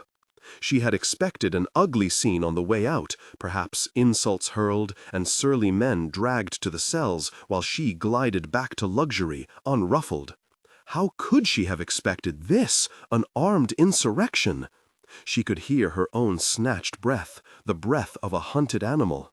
Foolishly, with fumbling fingers, she drew her sword. That was what one was supposed to do when one's life was in danger. Was her life in danger? The noise was louder outside, closer. Over the endless whir of the machinery, she heard screaming, swearing, mindless growling, the clash of steel. A long, high shrieking started, which would not stop. She needed to piss terribly. The sword's grip was slippery in her suddenly sweaty palm. Her eyes darted to the windows, fitted with heavy grates, to the furniture, nowhere to hide, she would not be found in an instant, to the floor and the loose board. She threw herself onto her knees, prizing at the wood with her fingertips, with her polished fingernails. She clenched her teeth as she worked her fingers under the board, heedless of the tearing splinters, worked the point of her sword into the gap, hammering at the pommel with the heel of her hand. Savine jerked her head up at a voice outside. "Open the door, darlin'." Syrupy, but with an edge of menace. The voice of a slaughterman coaxing a piglet back into the pen. "Open the door, we'll be gentle. Make us break it, maybe we break you too." Rough giggling, and Savine jumped at a blow that made the bar shudder. She hauled at the hilt of her sword, every sinew tensed and trembling. With a squealing complaint, the nails gave, and Savine went sprawling on her back, sword bouncing away bent across the floor. She scrambled to the hole, a glimpse of the dusty boxes below between two joists. Wide enough to wriggle through? She fumbled at the buttons on her jacket, bleeding fingertips leaving red smears on the material, and tore it off. She wrestled the silver buckle of her lovely sword belt open and flung it away. The sword she dropped through the hole, its clatter drowned out by the clattering of the machines. No time for preparations, no time for doubts. She swung her legs into the gap, started to slide through. Far from ladylike, but there is no ladylike way to escape from a gang of killers. "I'm going to count to 5, difficult person." That voice from outside the door, boiling over with violence now. 5, then we're coming in. "Count to 1,000, you difficult person," she snarled as she worked her hips into the hole, tight, too tight, boards digging at her through her clothes. 1. She was stuck fast. She clenched her teeth, squirmed desperately, clutched at the joists and tried to haul herself through. 2. She gave a growl and with a mighty ripping of cloth tore through, scraped one shoulder, caught her chin on timber as she fell, flopped down on her side below, head cracking against the rim of a barrel. 3. She heard faintly through the ringing in her ears. She pushed herself up, groggy. She couldn't see, felt a stab of panic, touched a trembling hand to her eyes. Her wig was skewed across them. She ripped it off, threw it down. She was trapped by something. Her torn skirt snagged on a nail-head above. She clawed at the laces and slithered free of it, left it hanging behind her. 4. She saw her sword gleaming in the shadows, closed her fist around the grip and started to crawl, keeping low, slithering along in the dust behind the barrels. That unearthly shrieking was still going on, pausing every now and then for a whooping breath, then starting again. 5. She heard the door of the office tremble from a blow, the bar rattle in its brackets. She'd cut her palm somehow, torn 2 of her fingernails half off, was leaving blood on everything she touched, dabs and smears of it across her petticoats. That would be hell to get out, hell to get out. She had to get out. She crawled on, head pulsing, shoulder throbbing, jaw aching, hips grazed raw, crawled as fast as she could, tongue pressed into her teeth, crawled, blood tickling at her eyebrow, catching glimpses between the barrels as she went. Valamir being dragged away, bloody head lolling. A worker cackling as he waved the colonel's hat around, impaled on the end of a huge knife. One of the guards lying still, helmet torn off, hair matted and a dark pool around his broken head. Another on hands and knees, men gathered around, hitting him lazily with sticks, which clanged off his dented armor. He stumbled up, putting out a groggy arm to steady himself, was jerked off his feet as his hand was caught between 2 cogs, dragged into the midst of the machinery. He gave a great high-pitched scream as his arm was crushed, hauled into the gears up to the shoulder, blood spattering his face. Savine felt spots of it on her own cheek, but no one heard her gasp over the noise of the tortured machinery, of the tortured man. There was a lurch, a slow grinding, the guard's scream turning to a bubbling wail. Then the machinery lurched on, wheels turning. Savine tried not to look, keep her eyes ahead. This wasn't happening. None of it was happening. How could it be happening? Men were shouting, barking like a pack of dogs. She couldn't make out words, only anger and the shuddering blows on the door above. She followed the main drive shaft with her eyes, saw it disappear through a dark hole in the brickwork on the other side of the looms. Perhaps she could crawl to it, in the shadowy, dusty space below the gears. Through there, perhaps through there. She wriggled under the rollers on her belly. Ambitious as a snake, now she slithered like a snake, like a worm, wet with sweat in the sticky heat, prickling with fear as the frames rattled and whirred around her. She could see a lad through the turning machinery, chink of light across his eager face, but he was staring towards the office. They all were, staring like wolves at the henhouse, waiting for the door to give, so they could drag her out. She crawled on, broken fingernails clutching, on through a great spatter of that guard's blood, on under the great shaft that brought power into the shed, twinkling with grease as it madly spun, dust puffing from the floor with her every whimpering breath. At any moment she expected the delighted scream, "There she is!" At any moment she expected rough hands to close around her ankle. "Bring the difficult person out!" Her sweating back tingled in anticipation of it. Her chest heaved, coughing and shuddering from the dust as she struggled on, biting her tongue, trying to smother the desperate fear. When she finally reached the hole in the wall, she almost sobbed with relief, clutched at the ragged bricks and dragged herself through, tumbled into a dark passageway, sprawled in ankle-deep water and took a fetid mouthful, spat it out, retching. The place was dark, only a flickering glimmer at the edges of damp bricks, throbbing with the noise of machines, echoing with distorted screams. There was light ahead, a winking light, and she eased towards it, sodden boots slopping and slurping in the mud, the clattering growing louder, something moving up ahead. One of the great water wheels that turned the drive shaft. Whirring, creaking, thrashing timbers, light stabbing between the black beams, water foaming as the slats of the wheel plunged into the river, showering spray as they